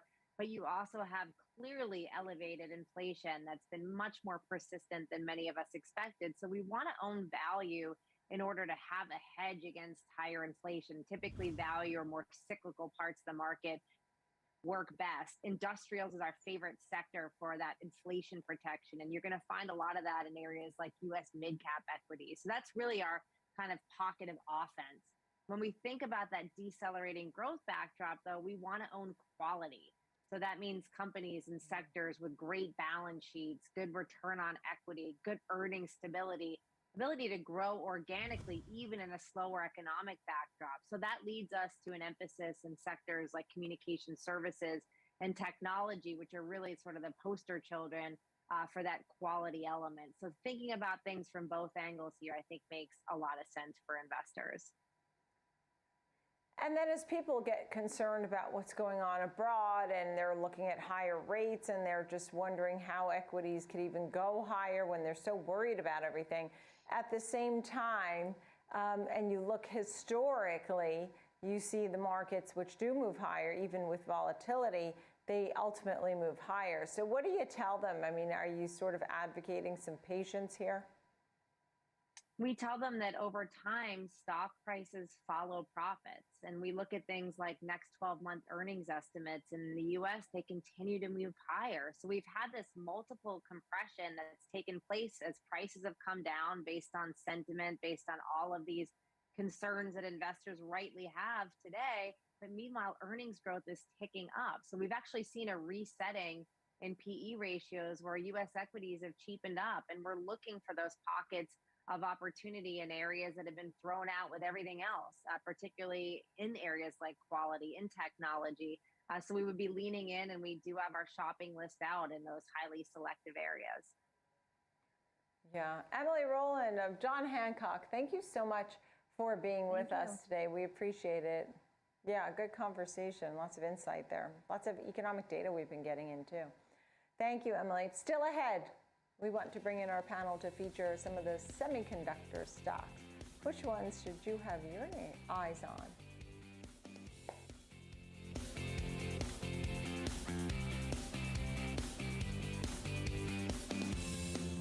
Binge watch the market with TD Ameritrade Network. The dollar, interesting activity. So now I did some deep research into this. People are out of the house and engaging with the U.S. economy. Tune in 24 hours a day, 7 days a week on TDAmeritradeNetwork.com and all your favorite streaming services. You can also take us on the go with our CarPlay-enabled iOS app and our audio-only podcasts. TD Ameritrade Network, available anytime, anywhere, on any device. We empower those who act. Those who see the correlation between things above and things below the surface. Those who navigate risk by meeting every turn with a heightened awareness of what's possible. Constant assessment. Determine the best position. Catch the perfect wave. CME Group, where risk meets opportunity.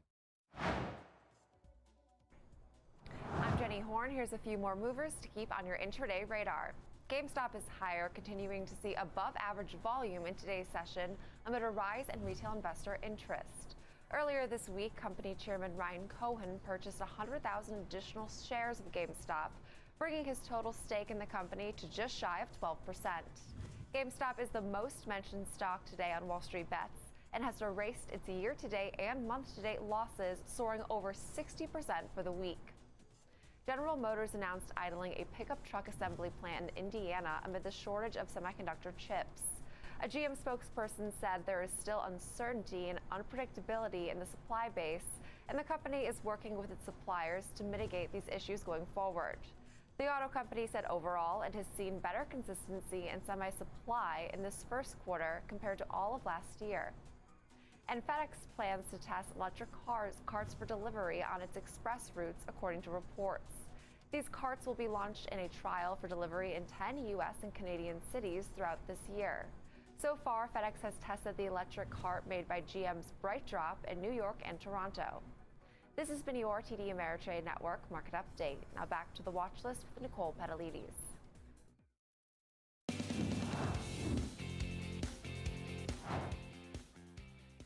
Jenny Horn, thank you so much for that report.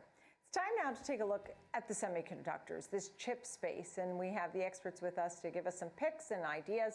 Daniel Newman is with us, founding partner, principal analyst at Futurum Research, and Logan Gilland is with us, analyst at Joule Financial. Thank you both for being with us. So Daniel, I'll start with you. Obviously, there were already concerns about supply chain issues, and now we have Russia, Ukraine sort of spooking folks. How are you feeling about the group investing and getting everything from point A to point B? Well, I mean, the overall market, as we heard actually in the last segment about the GM, is there is some improvement in supply, and we've seen some upticks. We've seen some good results in the past few quarters from the semiconductors, especially the fabless. But the overall situation remains, dire. We need to create some resiliency in the supply chain. We saw Intel CEO Pat Gelsinger head to the Capitol to once again work on that agenda to put more investment here in the U.S. to get more redundancy, more resiliency, especially on the leading edge. Having said that, though, everything runs on chips. And so the tech trade and the deflationary value of tech, I think, is going to be there. And in this economy, I think a lot of people are underestimating how important the semiconductor space is going to be, even if we end up in some type of recession. So I'm very optimistic, and my overall sentiment on the chip space is still very bullish, despite some of the short-term negative sentiment towards growth tech and chip companies. Yeah, understood. I think, Daniel, you really hit it when you said everything runs on tech and all these chips. And Logan, that's your point as well. I know you have a few picks with us, but I saw the themes from 5G to AI, autonomous vehicles, gaming. Tell me a little bit about some of the names that you like, Logan, that you really are featuring today. Yeah, I mean, Daniel mentioned Intel. Intel is one of the ones that we really like here in this space. Intel is 13 times price to earnings. They basically have a really clean and good looking balance sheet. They also are historically compounding book value at about a 20% rate, if not plus that. With this NVIDIA news that's come out, NVIDIA is potentially utilizing Intel to produce some chips domestically. It seems like this might be an opportunity for Intel to finally get back on the radar for some analysts and for investors in general. And then also, we kind of just like Intel because they don't produce semiconductors in Taiwan, and getting away from that foreign risk there, and they're going to focus on domestic production. Right, and I know, Daniel, you had names such as NVIDIA, Qualcomm, and Marvell. Tell us a little bit about those names. Yeah, NVIDIA had their GTC conference this week, and I think they put more distance between the company and the rest of the market that's chasing them in the AI space, AI ML, and their Omniverse, the opportunity to monetize the metaverse. $1,000 a year on 50 million potential developers, 50 plus million potential robots. That's just going to be huge. The others, Qualcomm, the growth of 5G, 65% category growth over the next decade. Plus, they've diversified revenue into automotive, RF front end, IoT, and you got to like all those areas, and those have been big growth areas for the company. And then finally, Matt Murphy at Marvell has just done a tremendous job turning around the ship. The company is now positioned in the right market segments. They're in 5G, in data center, in cloud, and they saw a 68% revenue jump in the fourth quarter. So while these are all fabless, I do think with Intel, with Foundry, with building more foundries here in the US, they can pivot some of their manufacturing if needed, but they've done very well in terms of hitting on all the opportunity and the demand, even though the shortages have persisted. Understood, understood. And Logan, I know another name you had on the list was Wolf, where you see some real good opportunity. There may also be some risk involved. Explain that to us. Yeah, I mean, what we've had a whole theme of this spot is talking about how chips are in every space. Wolf produces mainly a unique chip for the EV vehicle space. So although it's more of a speculative name, we really feel like the analysts are underestimating the amount of growth that this company is going to see. And we see that it's a really good opportunity moving forward. Yeah, I know you have Wolf and Intel there. So Daniel, as we're wrapping this up, what are some of the headwinds that people have to be willing to endure when investing in this space? I think the sentiment towards tech and growth will continue to see resistance based upon the macro headwinds, geopolitics. But I think some of the comments about, for instance, Intel against book value, I think the importance that semiconductors have across all these spaces and the deflationary value, 20% of the BOM of a vehicle by 2030 is going to be semiconductors. So I know I got to be quick, but in short, geopolitics, macroeconomics, negative sentiment. But I think if you place your investments and you're thinking longer term, it's going to be hard to go wrong with some of the names that have been mentioned here. Yeah, thank you both. Daniel Newman of Futurum Research and Logan Gillen of Joule Financial. Thank you. Good to see you both. Appreciate it. And that's going to do it for us here on the watch list. Thank you so much, friends, for being with me every single day at 11 a.m. Eastern Time and 2 p.m. Eastern Time right here on the TD Ameritrade Network. I'm Nicole Petalides. Thanks for watching. Keep it right here because Market on Close is next.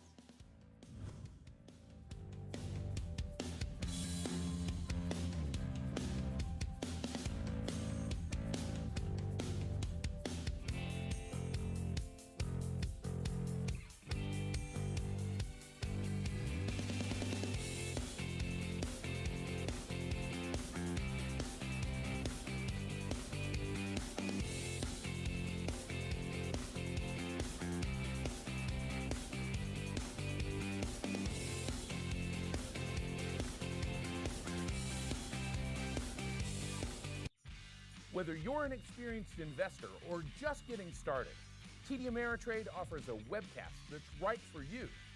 The Platform Demo Webcast Series is designed to help you broaden your knowledge of tools and resources available from TD Ameritrade.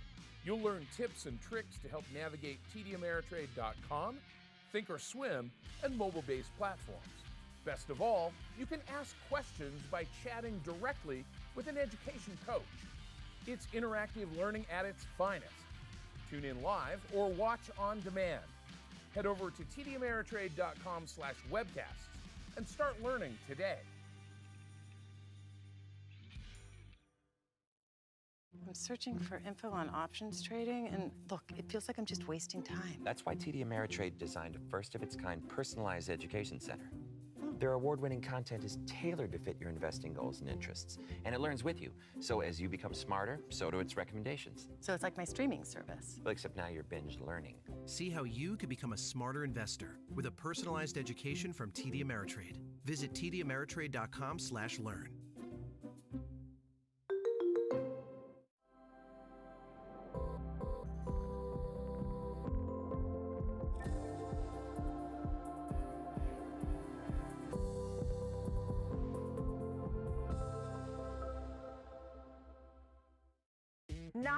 After the dust settles from the opening bell, Trading 360 brings you Wall Street's best traders, analysts, and technicians to give you a 360-degree perspective on markets. We focus on the hottest stocks driving market headlines and spotlight disruptive companies and new technologies exciting today's investors. Watch Trading 360 with Nicole Petalides weekdays at 11 a.m. Eastern on the TD Ameritrade Network.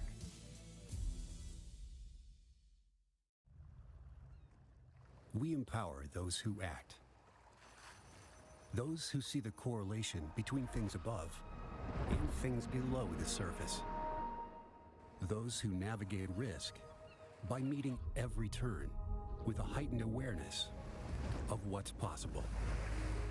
Constant assessment. Determine the best position. Catch the perfect wave. CNE Group, where risk meets opportunity. It's a 13-hour flight. That's not a weekend trip. 15 minutes to wait. Wow, I gotta take off. Now, you downloaded the TD Ameritrade mobile app so you can quickly check the markets? Yeah, actually, I'm taking one last look at my dashboard before we board. Excellent. And you have Thinkorswim mobile? So I can finish analyzing the risk on this position. You two are all set. Have a great flight. Hey, thanks. We'll see ya. Ah, they're getting so smart. Choose the app that fits your investing style.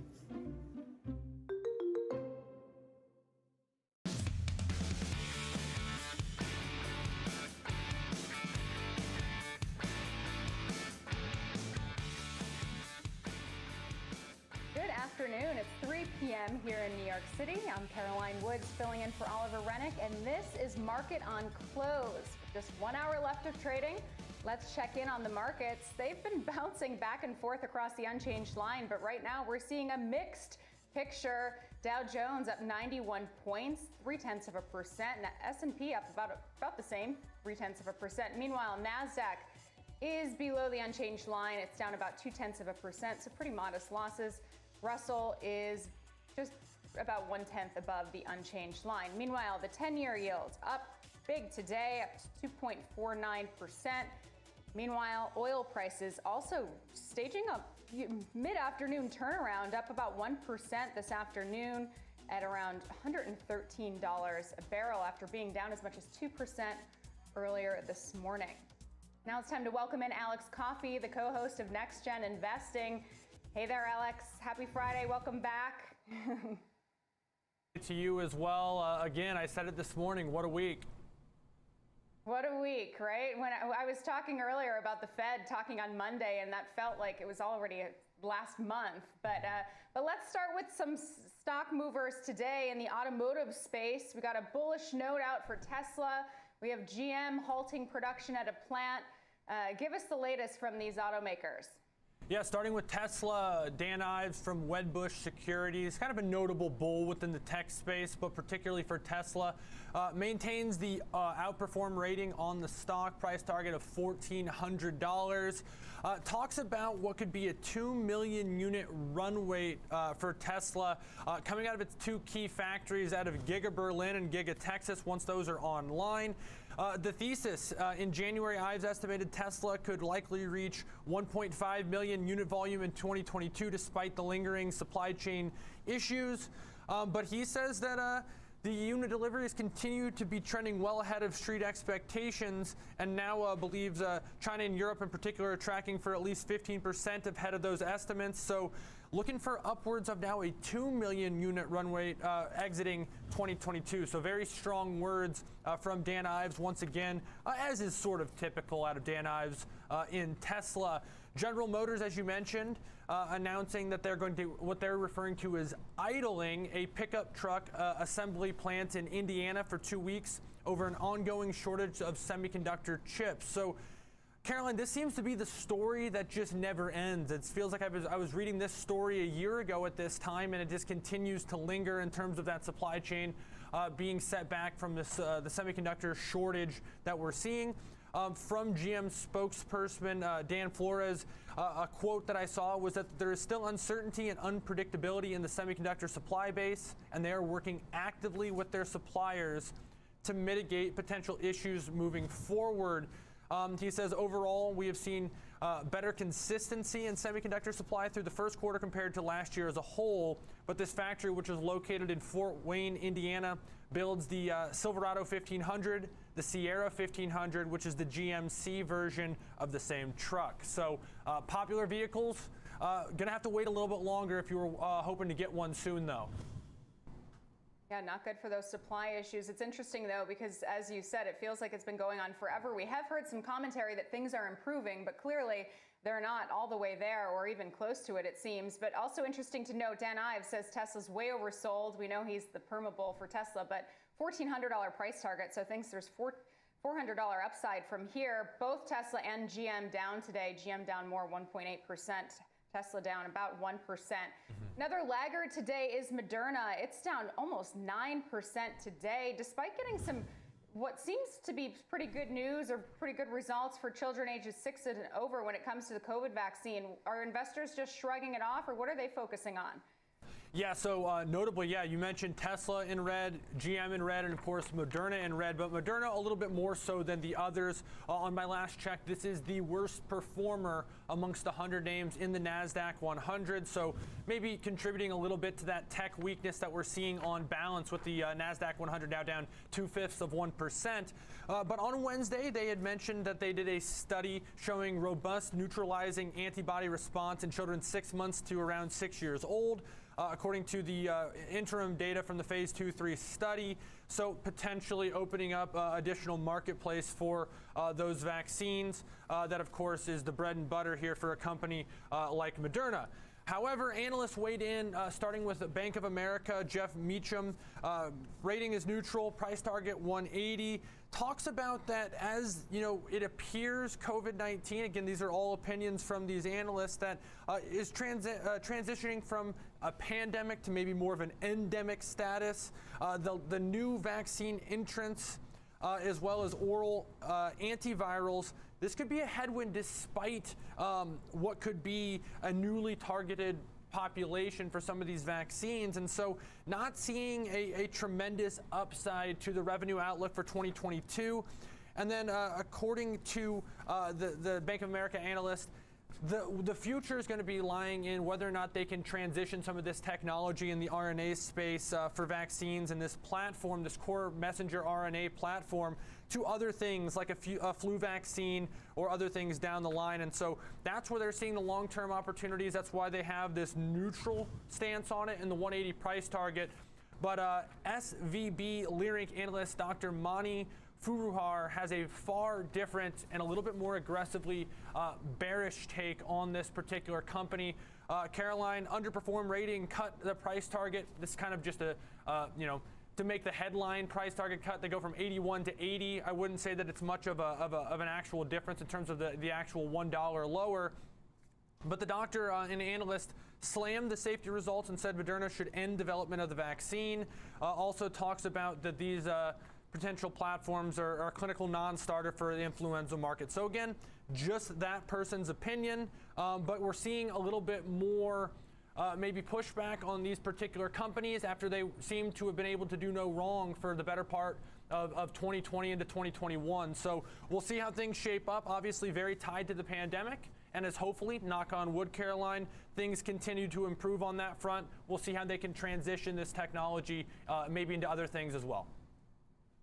I guess the glass half full approach for Moderna is it's still up on the month, about 7%, but if that doctor is right, its stock price will be cut in half. But speaking of gains, Alex, Dow and S&P clinging on to some modest gains this afternoon. Is that a bullish call at all? No, I shouldn't say call, but anything bullish that you can take from that this market seems to be pretty resilient? Yeah, we're sliding a little bit here in this the last 10 minutes or so that I've been on, falling from about 45.30 to 45.15. But the glass half full would be, at one point today, the market was down 15, 20 points and was able to, weather that storm and bounce back before almost retaking the highs. We've had an incredible rally in this market over the last week, Caroline. A little bit of a pullback probably is in the cards at some point in the near future, if not even undergoing right now. So I think the resiliency we've seen, despite the tremendous move that we've seen, has to be, somewhat optimistic for bulls. You see volatility to continue to crater as it pushes down to the low 20s. I think this next hour will be pretty, good at explaining sort of how traders are feeling going into the weekend. We still have so many things on the agenda in terms of geopolitics. Of course, the pandemic that we were just talking about mostly seems to be good news, has been the nature of that as of late, but we never know if there could be a setback. And of course, the Fed continuing to make headlines. So I think the glass half full coming into the week here, Caroline, is we're in green territory for what would be several days in a row, with the exception of the one slight pullback earlier in this week. It's been a big run and it continues. Yeah, and weekly gains, Dow basically flat on the week right now, but S&P and NASDAQ both poised to end the week higher. So we'll leave it there. Alex, thank you for that glass half full view and for breaking down the stocks for us. Really appreciate it. Have a great weekend. Now it's time to bring in our next guest, Rebecca Walzer, president of Walzer Wealth Management. Hey there, Rebecca. Thanks for being here. Hi, thanks for having me, Caroline. So, Rebecca, I was just talking with Alex about this sort of resiliency that we've been seeing in the market this week. Dow, S&P, both clinging on to positive territory. NASDAQ, as I said, lower right now, but poised to end the week higher. In terms of what's your call on this market, and what do you think the biggest risk to some of the strength that we've seen is? Yeah, I mean, I hate to take the opposite approach than Alex took, as the glass is half empty. But I would say, Caroline, the problem is we have so much geopolitical risk. We have so much problems at home in supply chains that you talked about in your previous segment about the Internet of Things and all the chips that we need that we don't have.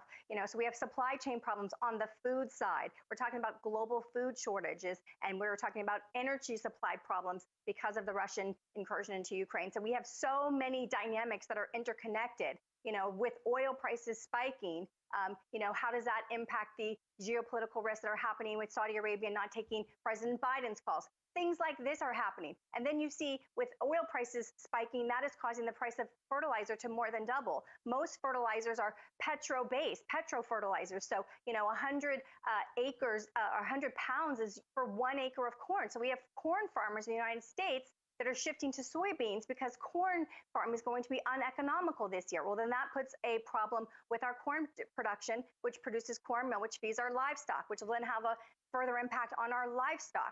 So the energy crisis, the food crisis, the supply chain crisis with Corona still being a factor. And we know that China maintains a zero COVID policy to this day, shutting down factories this month that will again have a further impact on Apple's supply chain, Volkswagen supply chain, among others. So we have all of these dynamics happening while we have the Federal Reserve telling us that we're starting off with 25 basis, but we're expecting 6 more rate hikes this year.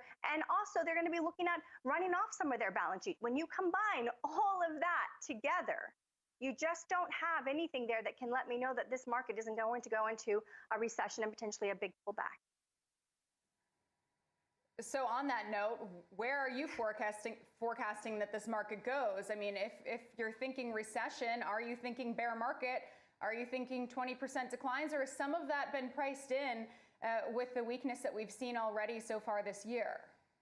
I think so, Caroline. I mean, I was really talking about November, saying I think this is going to be going into a period of time where we might start looking taking profits because the market's going to do this gradual come down. So I agree with Alex's point on the earlier session. We do have some things that make us think we might get a little bit of a reprieve here. And the Federal Reserve hasn't taken as shocking as efforts as we were originally expecting, certainly because of Russia's incursion into Ukraine. They've stepped back maybe the initial, force they were going to use. So we start to seem to feel like we're getting a little bit of a reprieve. We don't see oil prices as high as they initially jumped to when Russia and all of these things happened. So we start to think, okay, maybe we're going to be able to manage this. My concern is as we start to see these food shortages materialize and these commodity shortages materialize through the supply chain changes that have been happening since Russia invaded Ukraine, that we'll then really feel the pain that we just haven't yet quite felt.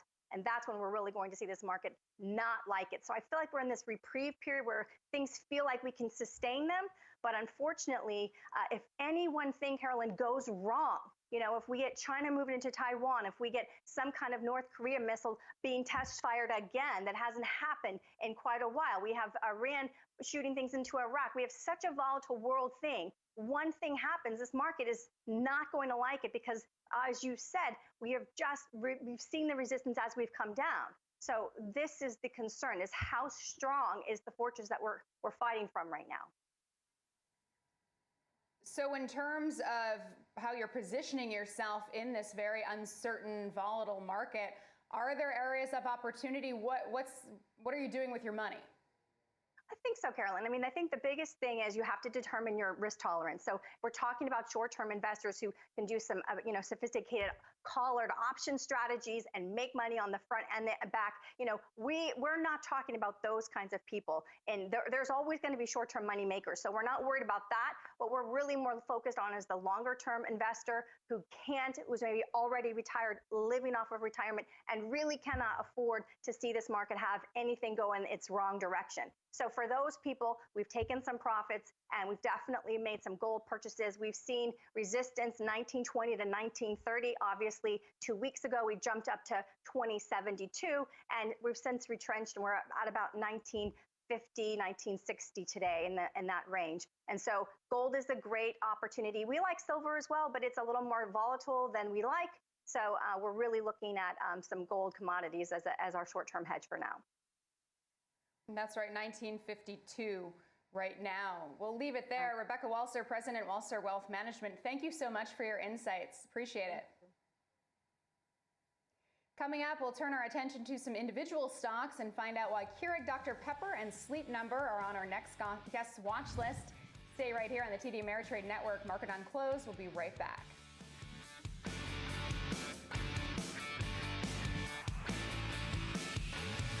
Many option traders tend to focus on price and direction, but implied volatility can also be a big factor in options trades. In the Options for Volatility course, we explore what implied volatility is and how it can potentially affect the price of an option. For example, Let's say an option trader wants to take a bearish position on a stock, but isn't sure whether to buy a put or sell a call. Both strategies are bearish, but looking beyond direction to consider the impact of implied volatility could help the trader choose between them. We also introduce strategies designed to harness changes in implied volatility.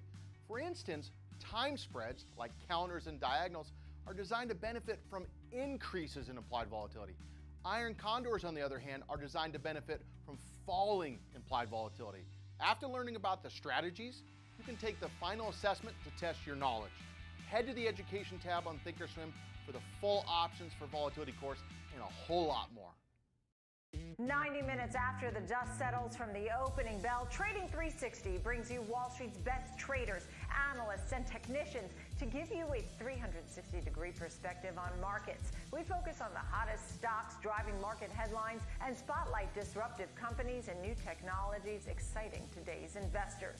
Watch Trading 360 with Nicole Petalides weekdays at 11 a.m. Eastern on the TD Ameritrade Network. Opportunities can be hard to find, like catching lightning in a bottle. In uncertain times, it's tempting to retreat or simply wait and see. At CME Group, we empower those who act. We deliver tools to help manage risk and capture opportunities in every market climate, across every major asset class, to seize each possibility at precisely the right moment. CME Group, opportunity is everywhere.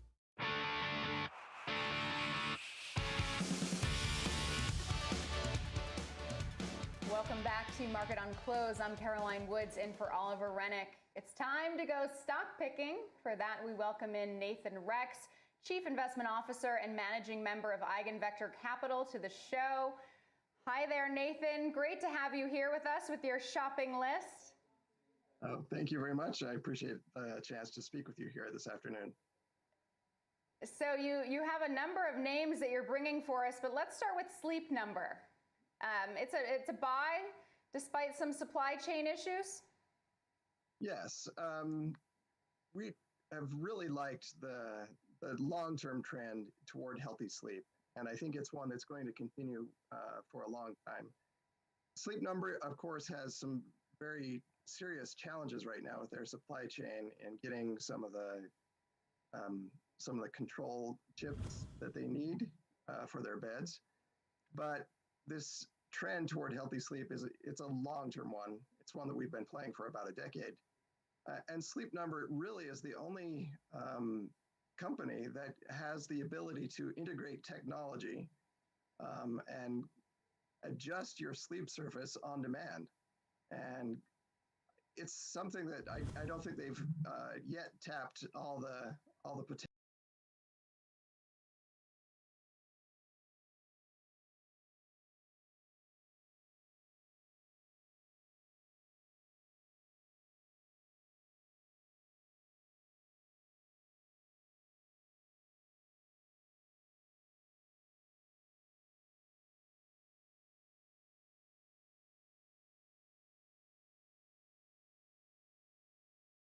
On twice. So I think just thinking about making me tired.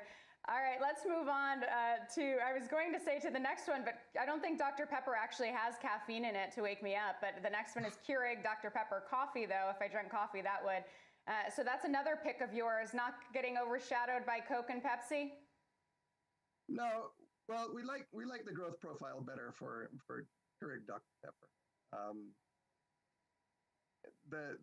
The long-term growth opportunities for them just appear to be better because they're growing from a smaller base. We also like it currently in the environment because being more of a consumer staple, we like that portfolio diversification from a consumer staple product at the time. So this one's up 2% year to date. So you're comfortable buying right now, or do you wait for a dip? No, I'm comfortable buying more here. Okay. This one, it's one that is good for your portfolio for a very long term. And you have an interesting next name, Every Holdings, and it seems like this is a way to have exposure to both gaming and fintech. So you're killing two birds with one stone? Yes. So, they make gaming machines for casinos, slot machines, and also, poker games as well. And so this is definitely a continuing reopening play. But also, I think there's quite a hidden gem here in their fintech business. They have a lot of products and support for kind of off the floor operations for the casinos, and some interesting technology that could even be very useful and attractive outside the casino, moving some digital wallets, outside the casinos as well. So at the valuation here, I think you're getting the gaming business pretty attractively, and not having to pay very much for the fintech option if it were to take off very well. All right. Also, MetaFast, ticker symbol MED. What do you like about that one? MetaFast is nice because it's another consumer staples type company, but also focused on losing weight. They have a lot of weight loss products and healthy foods and snacks for all those who put on a couple of pounds during the pandemic. It's a nice play here in the weight loss business. It's growing at very healthy rates here, and the multiples are very attractive on this. Definitely cheaper than the rest of the market, even though it's growing much faster. And down about 18.5% year to date, down about 0.4% today. So you're expecting, as when the world finally reopens, that we'll have to go on diets, is what you're saying. Yeah, I think there's going to be a little bit more of that. Definitely. And just quickly, I saw you're shedding a few companies or looking to sell a few companies from your portfolio, KBR and Fluor, FLR. Is that just valuations? Yeah, these companies are probably going to be coming out of our portfolio soon. But we do like the entire engineering and construction space. These companies have been on a tear for the past quarter. These are our best performers in our portfolio. We see that the supply chain is just very, it needs a lot of CapEx, and these kinds of firms are very well positioned to have, a multi-year tailwinds. So, with both of these companies up significantly over the past quarter or two, they might be coming out of our portfolio in hopes of finding some more attractive options in the space.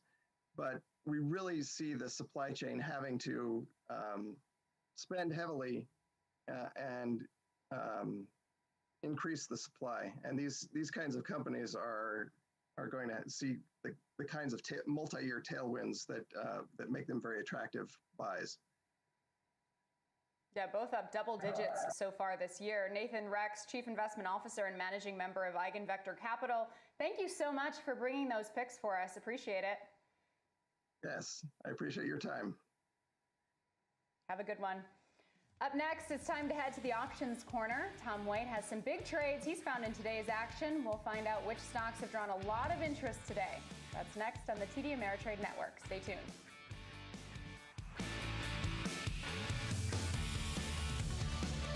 Technical traders, the chart master is in the building. Trends, support and resistance, key patterns, and technical indicators. The chart master has your live technical analysis throughout the trading day, only on the TD Ameritrade Network. Whether you're an experienced investor or just getting started, TD Ameritrade offers a webcast that's right for you. Looking to improve your portfolio management skills? Our Portfolio Management webcast series breaks down key concepts like retirement planning, income generation, ETFs, and more. Best of all, you can ask questions by chatting directly with an education coach. It's interactive learning at its finest. Tune in live or watch on demand. Head over to tdameritrade.com/webcasts and start learning today.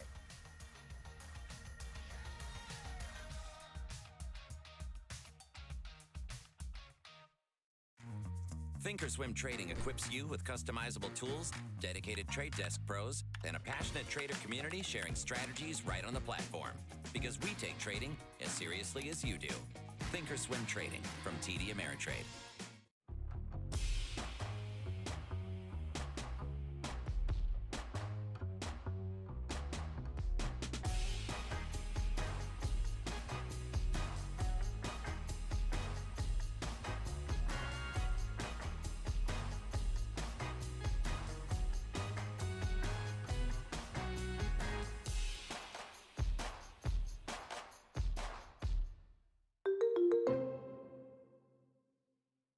Oh, yeah, I gotta take off. Now, you downloaded the TD Ameritrade mobile app? Yeah, actually, I'm taking one last look at my dashboard before we board. And you have Thinkorswim mobile? So I can finish analyzing the risk on this position? You two are all set. Choose the app that fits your investing style. We empower those who act.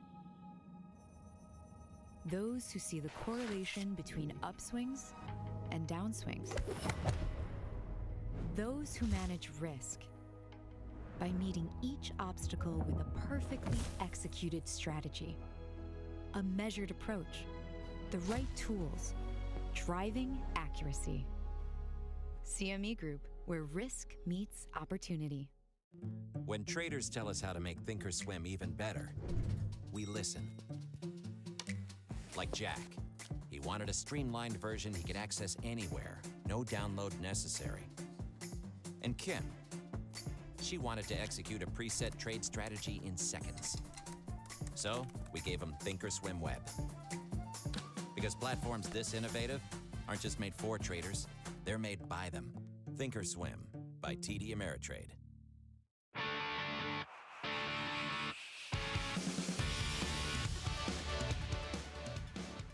Welcome back. It's time for Options Corner. Tom White is joining us from the Chicago newsroom. Hey there, Tom. Happy Friday. Yeah, happy Friday's right.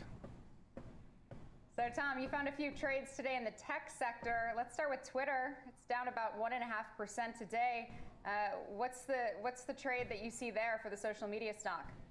Yeah, it's rebounded about 8% so far this month, still down about 11% on the year. 52-week highs from last year, it's down about 48% from those levels that we saw. So we've seen the pullback. The last quarter, monetizable daily active users rose to 217 million from about 192 million from the year prior period. So they're seeing some growth. But I think the big problem for Twitter is the fact that the monetization of their ad platform has been slower than a lot of the other social media stocks, and that's why you've seen the pullback recently. Now, it's been lifted with a lot of the tech stocks over the last month, which is helping a little bit, but we did see some big option flows in the May monthly cycle in here, some pretty big size in the May 44 strike calls. Traders coming in buying more than 24,000 of those for an average debit of about $1.20 on the 44 strike calls. So that takes that break even for this position, this open interest position, up to 45.20 over the next 56 days. That's about 18% above the current share price. So you've got a ways to go, but I think the key on this type of positioning by these traders is the fact that you're giving them yourself 2 months in this trade. Call volume is about 4 times normal daily average volume that we've seen over the last 5 trading sessions. So it started out slow on this strike as far as the volume, but started ramping up throughout the day. Now over 27,000 have traded on that strike. So somebody positioning over the next 2 months that Twitter's going to see a nice bounce. Well, it has seen a nice bounce, as you said, this month. So TBD on that. But another tech stock on semiconductor. What's the trade you're seeing there? Yeah, there was a note out of B of A today on chip names. And we've got that acronym FANG, right? Facebook, Apple, Amazon, the Netflix and Google Alphabet. But now that he's bringing up another acronym based on tech chip names. And this is Mango he's got in there. And this is anywhere from Broadcom, which is AVGO, AMD, Micron, and some others that make up this acronym. And one of them is on semiconductor. He says a lot of these semiconductor stocks have more room to run. The shares are down slightly today and off only about 7% so far this year, so it's outperformed the overall market. Hit all-time highs of over 71 bucks a share in early January. But that being said, somebody's taken a position to the bearish side here on semiconductor. They were out there buying the October 50 strike puts, only about 2,000 on this strike, but that's pretty big size in this name that doesn't get a lot of option volume. They paid an average debit of $3.70 on 2,000 of those. That break even to the downside of 46.30 over the next 210 days is still about 26% below the current share price. So you need a massive sell-off in here. This could be a trader, institutional trader, that might be hedging some long stock position, but definitely taking a bearish stance. That break even of 46.30, 26% below the current share price. Put volume is about 3 times normal daily average that we see in there on a daily basis. Only about 7,500 puts have traded in whole across all the option series and strikes that we have, but 2,000 of them were on just this strike. So you can see we typically don't see a lot of option flows in here, but this trader's setting up for some bearish sentiment over the next 200 days or so. So on Semi is the O in Mango. Now we just have to hope that none of them change their names like the FANG stocks did, so that it doesn't ruin that nickname. All right, moving outside of tech, we have a reopening play here. American Airlines, it's up today actually, despite the turnaround we've seen in oil prices, oil ticking higher, and American Airlines up 0.7%. What's the trade here? Yeah, so it's breaking through a key resistance level that it's broken a few times. You see the downtrend there on the chart over the last year, but it broke through its 50-day moving average to the upside today, which is pretty surprising. Now, demand is still rampant, but jet fuel prices, wages are really increasing. So the airlines, while the flights might be in demand, they're cutting capacity, they're raising ticket prices, which is crimping some of their metrics that they use as far as percentages of seats filled. But that being said, we're seeing a bounce this week in a lot of these stocks, but it's still down about 5% so far this year and still in a downtrend. But somebody out in the August monthly cycle buying some upside calls, trader came in and bought 4,000 of the August 20 strike calls. Average debit of about $1.37 on those. That break even of 21.37 over the next 147 days is still 26% above the current share price. While it might not be a big dollar amount that this stock needs to go up from about 17 to 21.37 on a percentage basis, it's about 26% higher. We've seen fits and starts in a lot of the travel industry stocks, whether it's cruise lines, hotels, and airlines, but it seems like every time we get a bump up in these stocks, they start hitting lower lows, and that's why you're seeing that descending triangle to the downside on a lot of these stocks. But that being said, we're going into full tilt on travel season, and demand is out there. And I don't know about you, Caroline, but I've tried to book a flight a few times over the last few days, and prices are about triple what they were in 2019, beginning of 2020, prior to the pandemic. So costs might be prohibitive to a lot of people over the next year or so. I booked a flight to the same place that I flew in December, and it was triple, December of 2021. So it's absolutely nuts. Yeah, it's getting ridiculous. Very much prohibitive for me, I can tell you that much. Tom White, really appreciate it. Thanks so much. Have a great weekend. You too. Coming up, we'll turn our attention to this week's movers in the Treasury and bond markets and what it all means for the now hawkish-sounding Fed. Stay right here on the TD Ameritrade Network. Market on close. We'll be right back.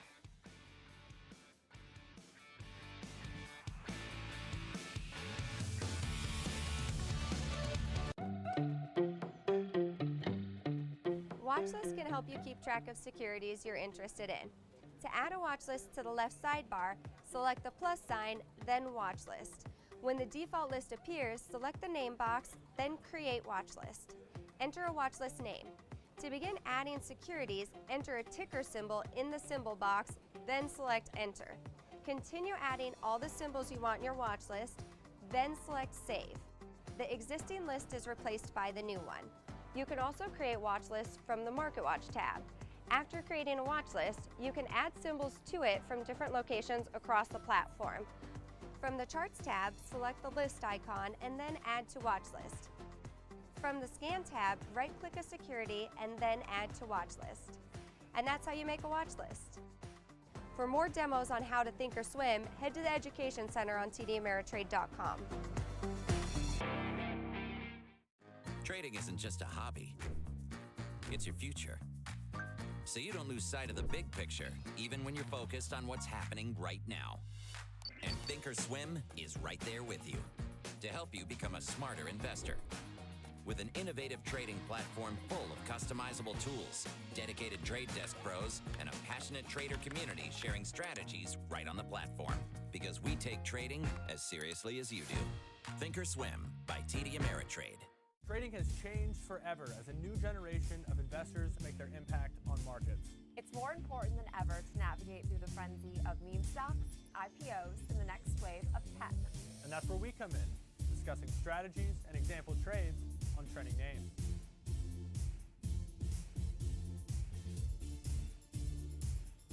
Take control of your financial future. Next Gen Investing, weekdays at 1 p.m. Eastern, only on the TD Ameritrade Network.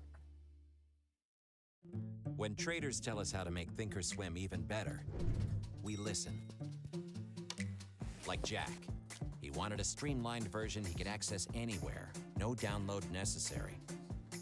And Kim.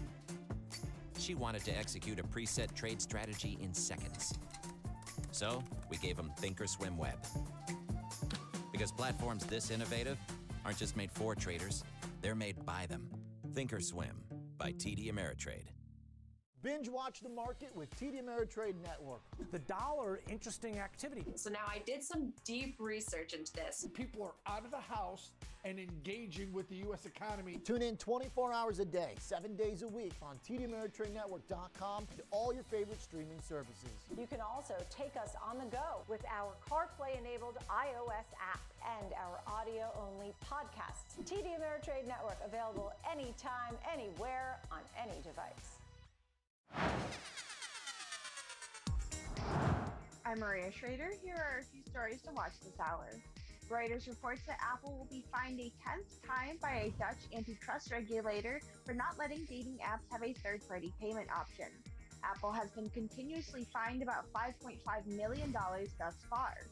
Apple has submitted a proposal to the regulator to comply with the law, but the regulator said it did not comply. Take-Two Interactive's Rockstar Games is launching a new revenue stream for its popular game Grand Theft Auto Online called GTA+. The membership will launch on March 29th and come with exclusive player perks, including in-game money, special upgrades, and other discounts. The service will cost about $6 a month. The next installment in the game franchise is also in development. And Citi cut Roku's price target to $225 from $250, which still implies over 80% upside to the stock. The analyst cites Roku's 2022 revenue growth expectations of 35% and revised his overall forecast. He expects 2024 Roku revenue to hit $5.19 billion, 79 million active accounts, and average revenue per user of about $64. This has been your TD Ameritrade Network Market Update. Now back to Market on Close with Caroline Woods.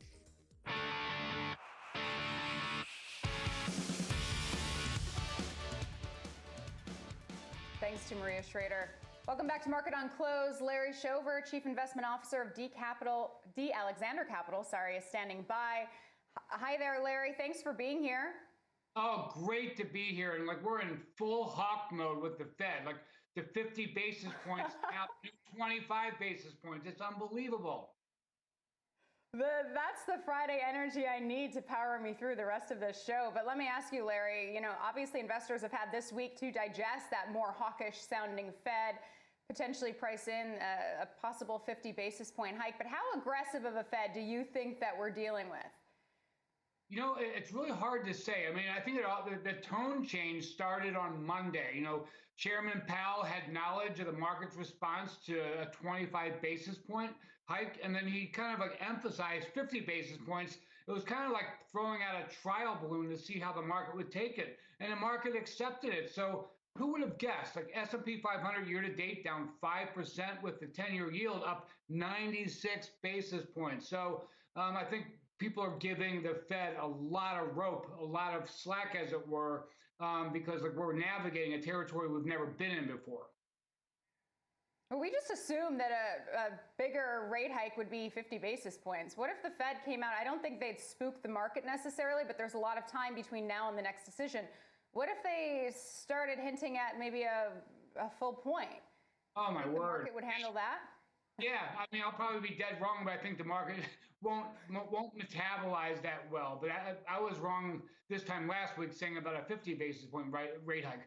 But to me, the whole thing, it's just shocking to me how elevated the uncertainty is of the Fed's response function to inflation. But not only that, it's really almost like a net positive. Like the market's almost like saying, oh, it's okay. We know that you don't produce oil. You don't grow wheat. You're just trying to contain inflation and doing the best job you can. And so the market's taken it in stride. And I just can't believe how risk assets have behaved this past week, given the change in mantra from Monday to today.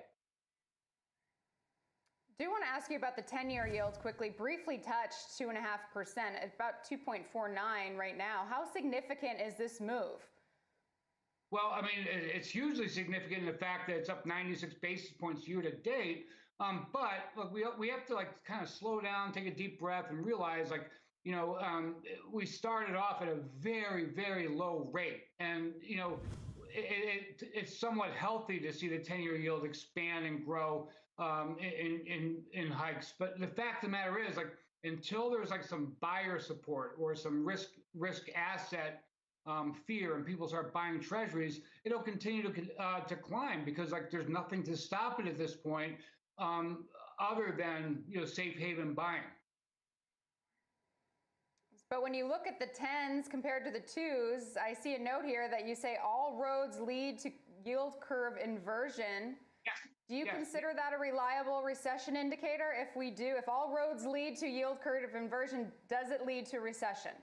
No. And I think that's where the textbooks get it wrong. I mean, historically, you can point to places where, yeah, the 210 to 530, if they're inverted, then yeah, certainly it leads to recession. But every time is different, and we have to remember that. And I think it would be way better for people to look at like the 3-month bill versus the 10, which last I looked was like 185 basis points, a long way from inversion. You know, 210, I expect it to invert sometime soon this year. That's my bet. And I don't think that ultimately begets a recession. All right, so no recession bells ringing for you right now. No. I mean, household savings through the roof, corporate balance sheets are sturdy. Monetary policy is still accommodative, even though they're raising rates. And so that said, it's hard to make a case where we're going to have a steep recession. Yeah, we have a war going on with Ukraine and Russia. That's horrible. But, you know, that's affecting Europe a lot more than it's affecting us. So with our measures in place, I don't see a recession this year. It is affecting us in terms of higher oil prices, which lead to higher gas prices, and of course, those higher commodity prices leading to food inflation. And we're being pressed at every level in terms of higher prices. So I guess how concerning is that to you? And are you confident that the Fed is going to be able to tame inflation regardless of how, I guess, aggressive they're going to be? I love that.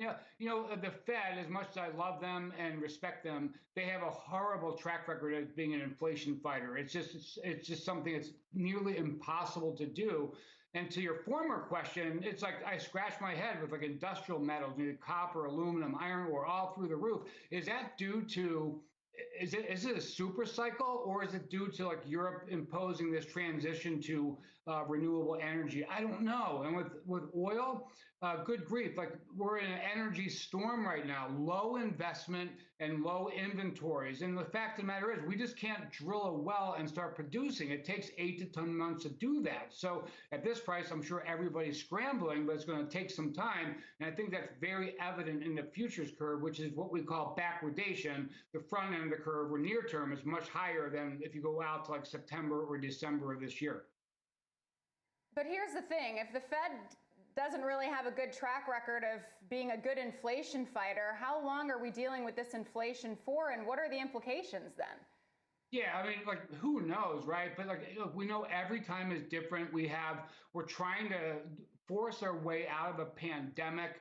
We have a war in Ukraine, Russia. I mean, these things are, everything is, we have this notion of randomness surrounding us. And so, like, it's hard to say, but we do know that the market so far, when you look at credit spreads, you look at the stock market, it's accepting the fact that the Fed really doesn't have a great handle on it, but is going to do whatever is possible to get us to the terminal rate and without disrupting risk assets.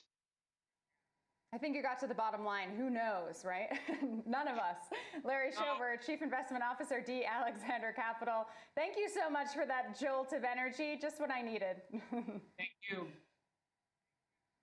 Up next, we'll close out the trading day with a look at a few other stocks that are tied to reopening and the recent rise in yields, M&T Bank and Las Vegas Sands. We'll get the details, more market on close after this quick break.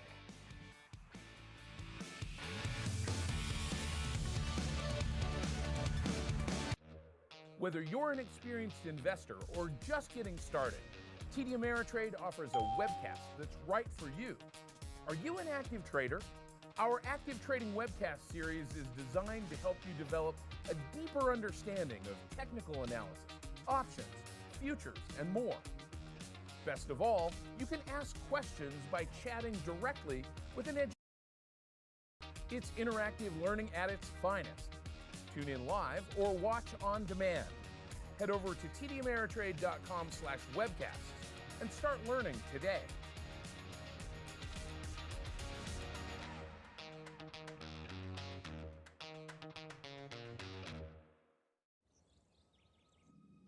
We empower those who act. Those who see the correlation between upswings and downswings.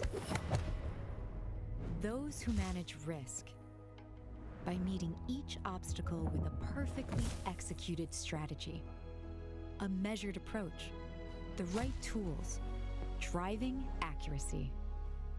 CME Group, where risk meets opportunity.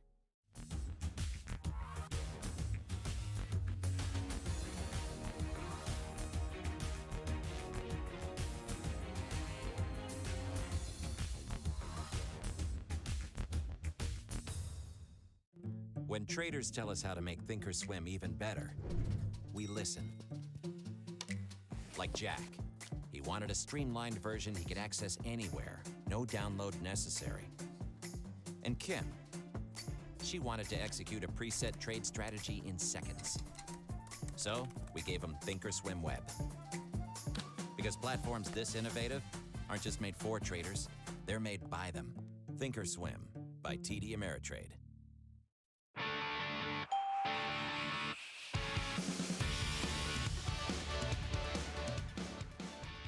Welcome back to Market on Close. I'm Caroline Woods in for Oliver Rennick. Let's get right to our next guest, Mark Giambrone, head of U.S. equities at Barrow Hanley Global Investors. Mark, want to begin with first of all, thanks so much for being here. Want to begin with your market outlook amid heightened volatility and uncertainty, of course, also inflation. As for where this market is closing today, it's anyone's guess. Back to Dow and S&P back above the unchanged line, but a little bit further out. Where's this market headed? Well, first, good afternoon. Thank you for having me. It's a very good question. I listened to your last guest, and in some ways, I agree. So before we even had the Ukraine-Russia conflict going on, we clearly were going to deal with this year much higher inflation rates, a Fed that had to catch up, and those are generally not good things for the market. If you add on to the supply chain issues we have, the Russian-Ukraine crisis, basically everything that is wrong with projecting or having certainty around the future is being exacerbated by that. And so I think volatility is here to stay. I think the likelihood of a Fed mistake, as you've already discussed, is high. And I think that, the market's going to have to deal with much higher interest rates, rates of inflation, et cetera, as we move forward. It's generally not good for stocks broadly. It's generally not good for the highest flying stocks like the growth names. And it brings back a real necessity for individual stock selection and maybe even a focus on more value type areas of the market. But some of this has already been priced in, right? Because we've seen a pretty weak market, especially on the growth side since late November. So I guess at what point it's the same, aside from the Ukraine crisis, which has escalated, it seems like we should be pricing that in at some point, right? I agree that the average stock is down quite a bit. The indices aren't down really all that much yet. I do think the market is pricing in some of it. However, it's also playing catch up, and the likelihood of these things being elongated. So we're starting to see rates now really move up, I think faster than people expected. I think the Fed came out and was more aggressive initially than the market was pricing in. I think we see inflation rates accelerating here instead of deaccelerating, which was the sort of common theme not too long ago. I think you're going to see supply chains and deglobalization continue to push inflation higher for longer. And that's really where the uncertainty comes in. So focusing on parts of the market that can deal with that, focusing on parts of the market that are already, as you're suggesting, pricing in a fairly dire outlook, but that can offset some of those issues that we're discussing, is really the place to focus in the market now. You can, let me be clear, you can still outperform and do well in this environment. The economy is still very strong. Companies' earnings are still going to be strong, but there is some significant risks now, and those risks are not temporary. So you say it's a stock picker's market, and you just so happen to have two of your picks with you today. Let's start with M&T Bank, ticker symbol MTB, headquartered in my hometown of Buffalo, New York. Is this a rate hike play? Let me start off by saying I didn't know your hometown was Buffalo, New York, as is mine. Go Bills. I'm from Lockport. Well, then in that case, I have to say I'm from Lockport because I'm not it's close enough. Well, I grew up in the town of Tonawanda, so similar. But our rivals. So let me say that M&T Bank is going to benefit from higher rates. It's not the only reason to own this name. Again, you want to find things that are going to benefit from general trends. So rising rates is a way to make money in this market if you can find companies that can benefit from that, and if you can avoid companies with high debt or high variability or other things that would be hurt by it.